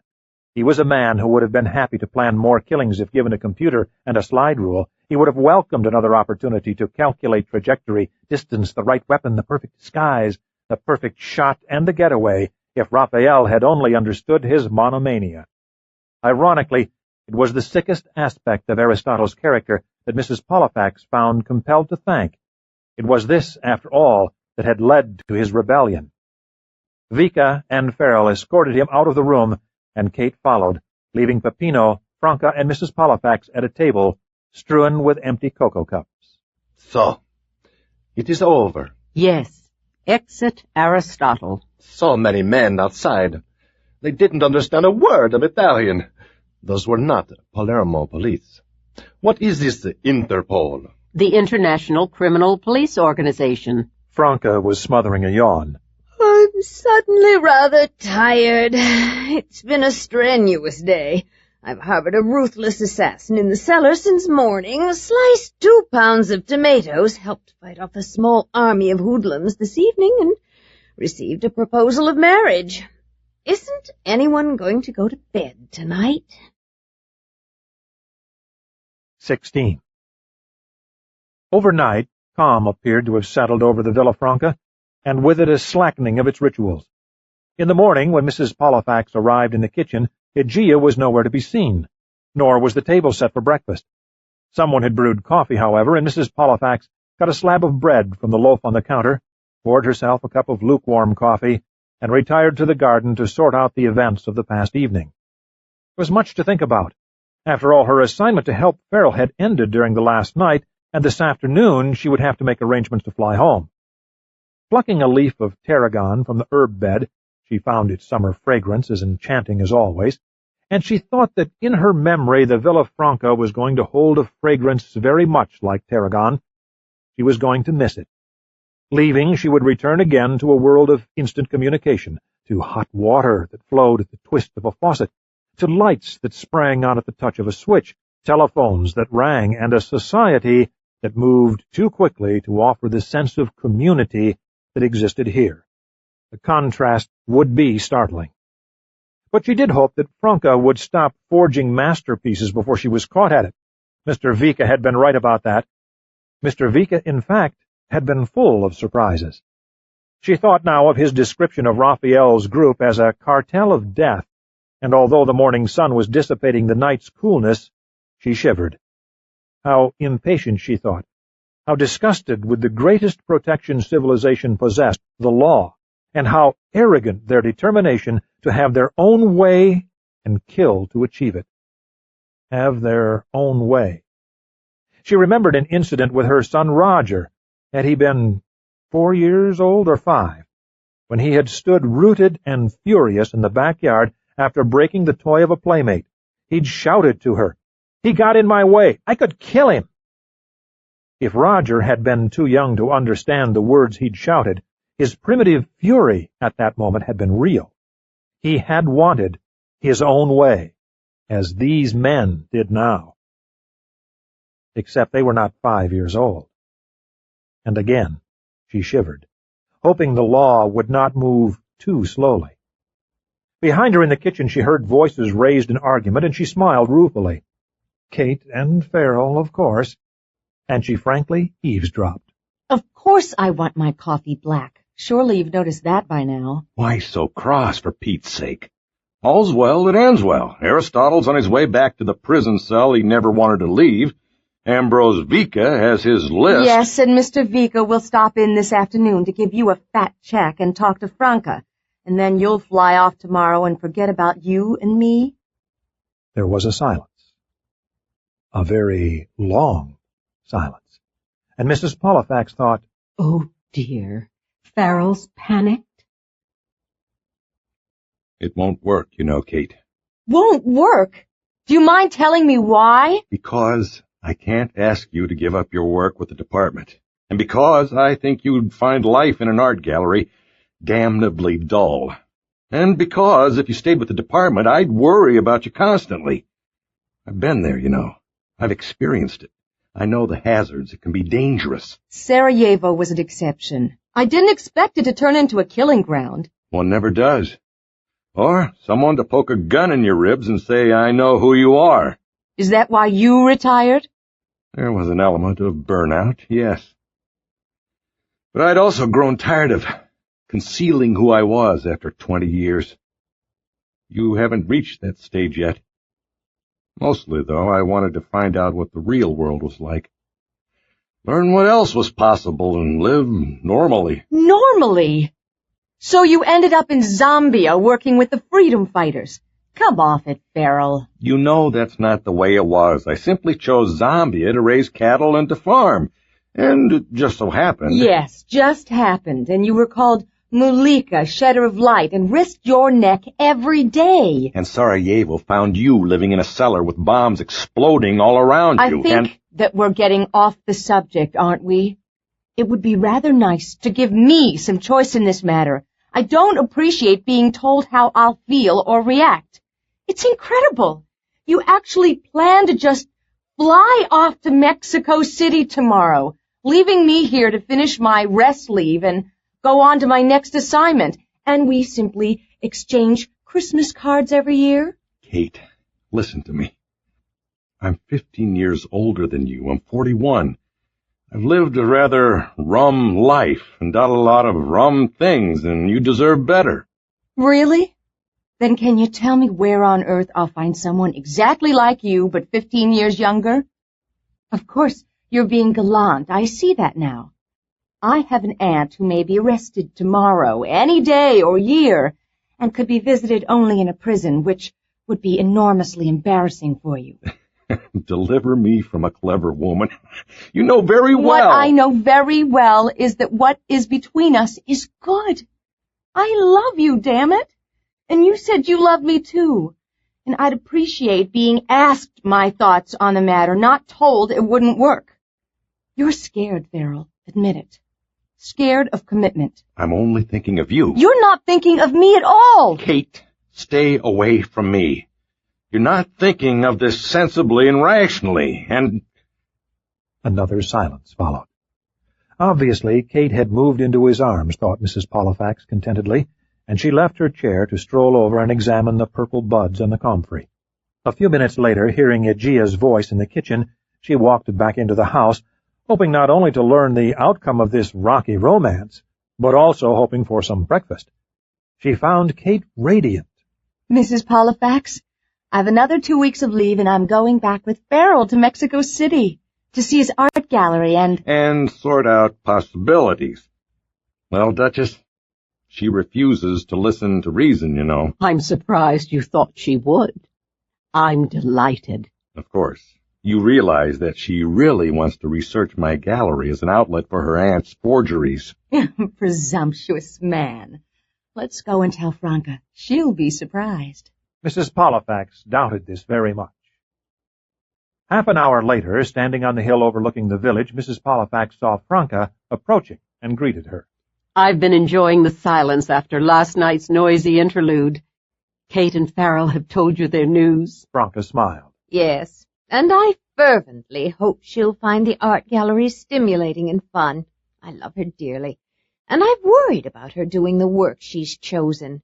I think Farrell's very right for her, too. You weren't surprised, then? He was so very cross when he arrived here, and Kate so very angry at him, quite unlike her, that it made me suspicious at once. How perceptive. But, Franca, she examined her with some surprise. You're wearing your own hair today. No wig. Oh, that. No, so much has been happening. So Mr. Vika was right, then, about the boredom? I hear he's coming back this afternoon. Franca did not answer. She was staring down at the houses in the fields below, and from the expression on her face, Mrs. Pollifax guessed that she was thinking of something very different. There's so much of my history here. So many years. At once, Mrs. Pollifax understood what lay behind this retreat into the past. Tell me. Franca hesitated, and when she spoke again, her voice held a somber, dreamy quality. It's just that I've been remembering so much. How it all began, each family drawing lots for their 4-acre parcels, and how that didn't work because, as you can imagine, the distance to some of the gardens was too far from the gates in the village, and the gardens farthest from the wells didn't prosper, which led to bad feeling. Well, how was that solved? By blackmail, really. The greatest draw was promising a tractor and the hope of a reservoir for water, and so the vote was finally to share all of the land. Food on the table is a great persuader. She smiled. Also, the fact that if the cooperative should ever fail, they would still own their original 4 acres, since the deeds are properly registered. I don't know how you found time to paint your canvases. Well, that is exactly why each canvas I painted had to eventually be so extremely remunerative. There was Nito, for instance. So bright a boy, I feared we might lose him to the people one would not wish to lose him to in Sicily. With my second painting, he was sent off to college. With the next one, nameless, we bought the larger generator and the tractor, and when Nito came home, married to a school teacher, we began the school. And by then the crops were doing so well, the earth rich at last, the men had time to dig at night under the house, and from selling a few of the artifacts that we excavated, stealthily of course, we installed cisterns and the water systems. But it is no longer quite so exciting now, I admit. You mean you've been working yourself out of a job? Franca's smile was rueful. I have been a parent to the village, you understand? And there comes a time when a good parent lets go. Yet it's been such a wonderful 15 years for me. She turned to look at Mrs. Pollifax searchingly. Do you think I can change at my age? Live a different life? And now we arrive at the nub of the matter. We are speaking here of Ambrose Vika, I think, who returns this afternoon, I hear? Franca nodded. So he told Frell last night when he left with your assassin. It is true that he startled me. Was it only last night? I had thought him only an idle man of no purpose. I always have found him kind, but until last night I didn't realize how kind. I didn't know that it was he who bought the Matisse and the Brock to protect me. I have liked him. He has been honest and frank with me in his dealings, and I have seen his loneliness. But to be so rich— You're afraid of ease? I admit this, yes. But haven't you earned it? Franca shrugged. One acquires habits. The habit of being useful. That I can understand. But think of how creatively you could encourage him to use his great fortune. Franca looked amused. I'd not thought of that. He has power, that man. It would be interesting, yes. But why do you think he wants to marry me? Because you're both, well, I would say that both of you are outlaws in your different and unusual ways. You're his equal, Franca. Not in fortune. True. But I can tell you that for myself, Franca, I also esteem and admire you. I can't judge you. I'm married to a man I love very much who upholds the law. He's a retired judge. And I've come to realize today that I dare not tell him about your Correggio and your other forgeries, and this will be the first secret that I've ever kept from him. He would arrest me, do you think? Mrs. Pollifax shook her head. Oh, no.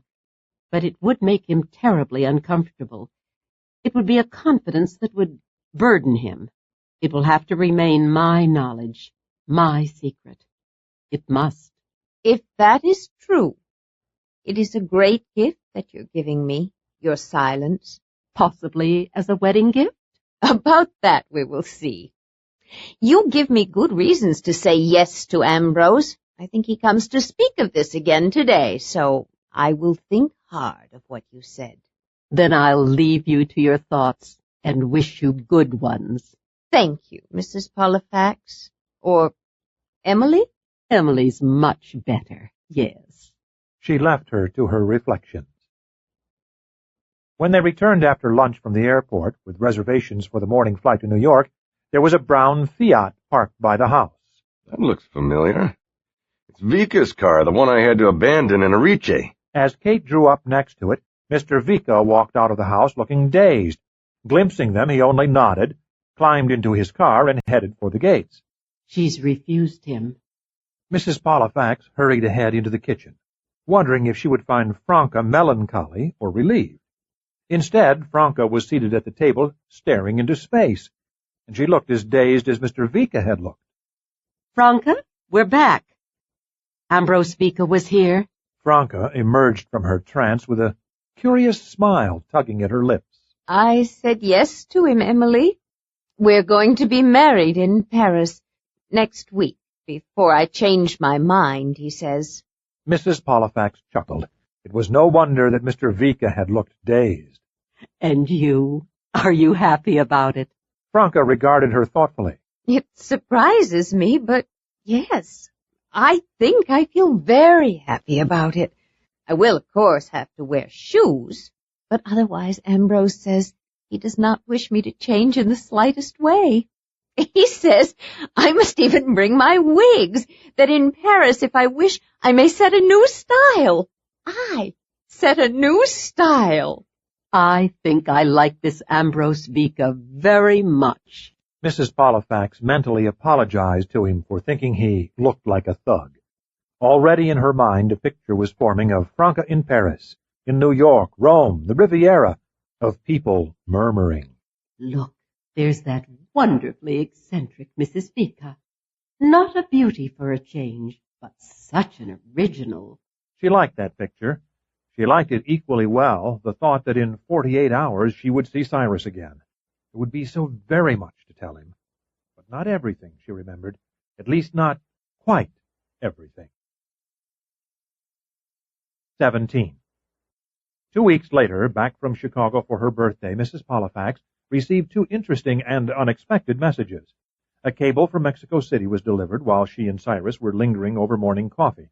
The cable read, "Sorry to report my charm failed me, Duchess." Stop. "Kate returned to work yesterday but left a suitcase full of clothes." Stop. "Query, is this hopeful?" Stop. "Come visit soon and console me, you two." Stop. Love and kisses, Farrell. "Doesn't sound too wounded," said Cyrus when she read it to him. "May even be relieved." One can never really tell, she said thoughtfully, reading over the words again. Neither of them was ready for this, I think, which is why they were both so angered, even hostile, about the attraction. Timing bad? It probably couldn't be worse. You have Kate, very ambitious, younger, and finally doing the work she's always wanted. And then you have Farrell, who is tired of that same work and has left it to settle down and enjoy his gallery. She smiled. But the suitcase left behind is intriguing. Agreed. I like Farrell. A return cable with our sympathy, perhaps. Definitely.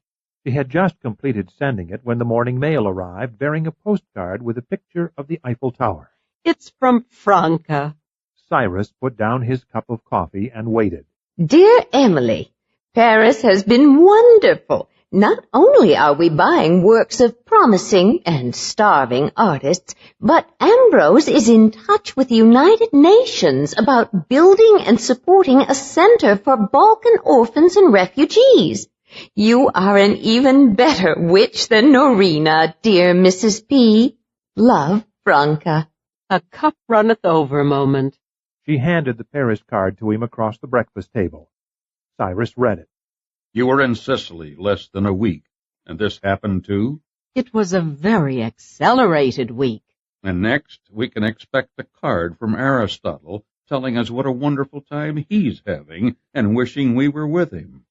Mrs. Pollifax laughed, and Cyrus returned to his newspaper. But as he turned a page, he added, Only wish I could have seen some of Franca's work. Rather odd nobody seems to have heard of her. Must have been outstanding to have supported an entire village as it did. It was outstanding, yes, but I'm not sure that it would have been quite to your taste. She told him truthfully, and felt that she had navigated her last show.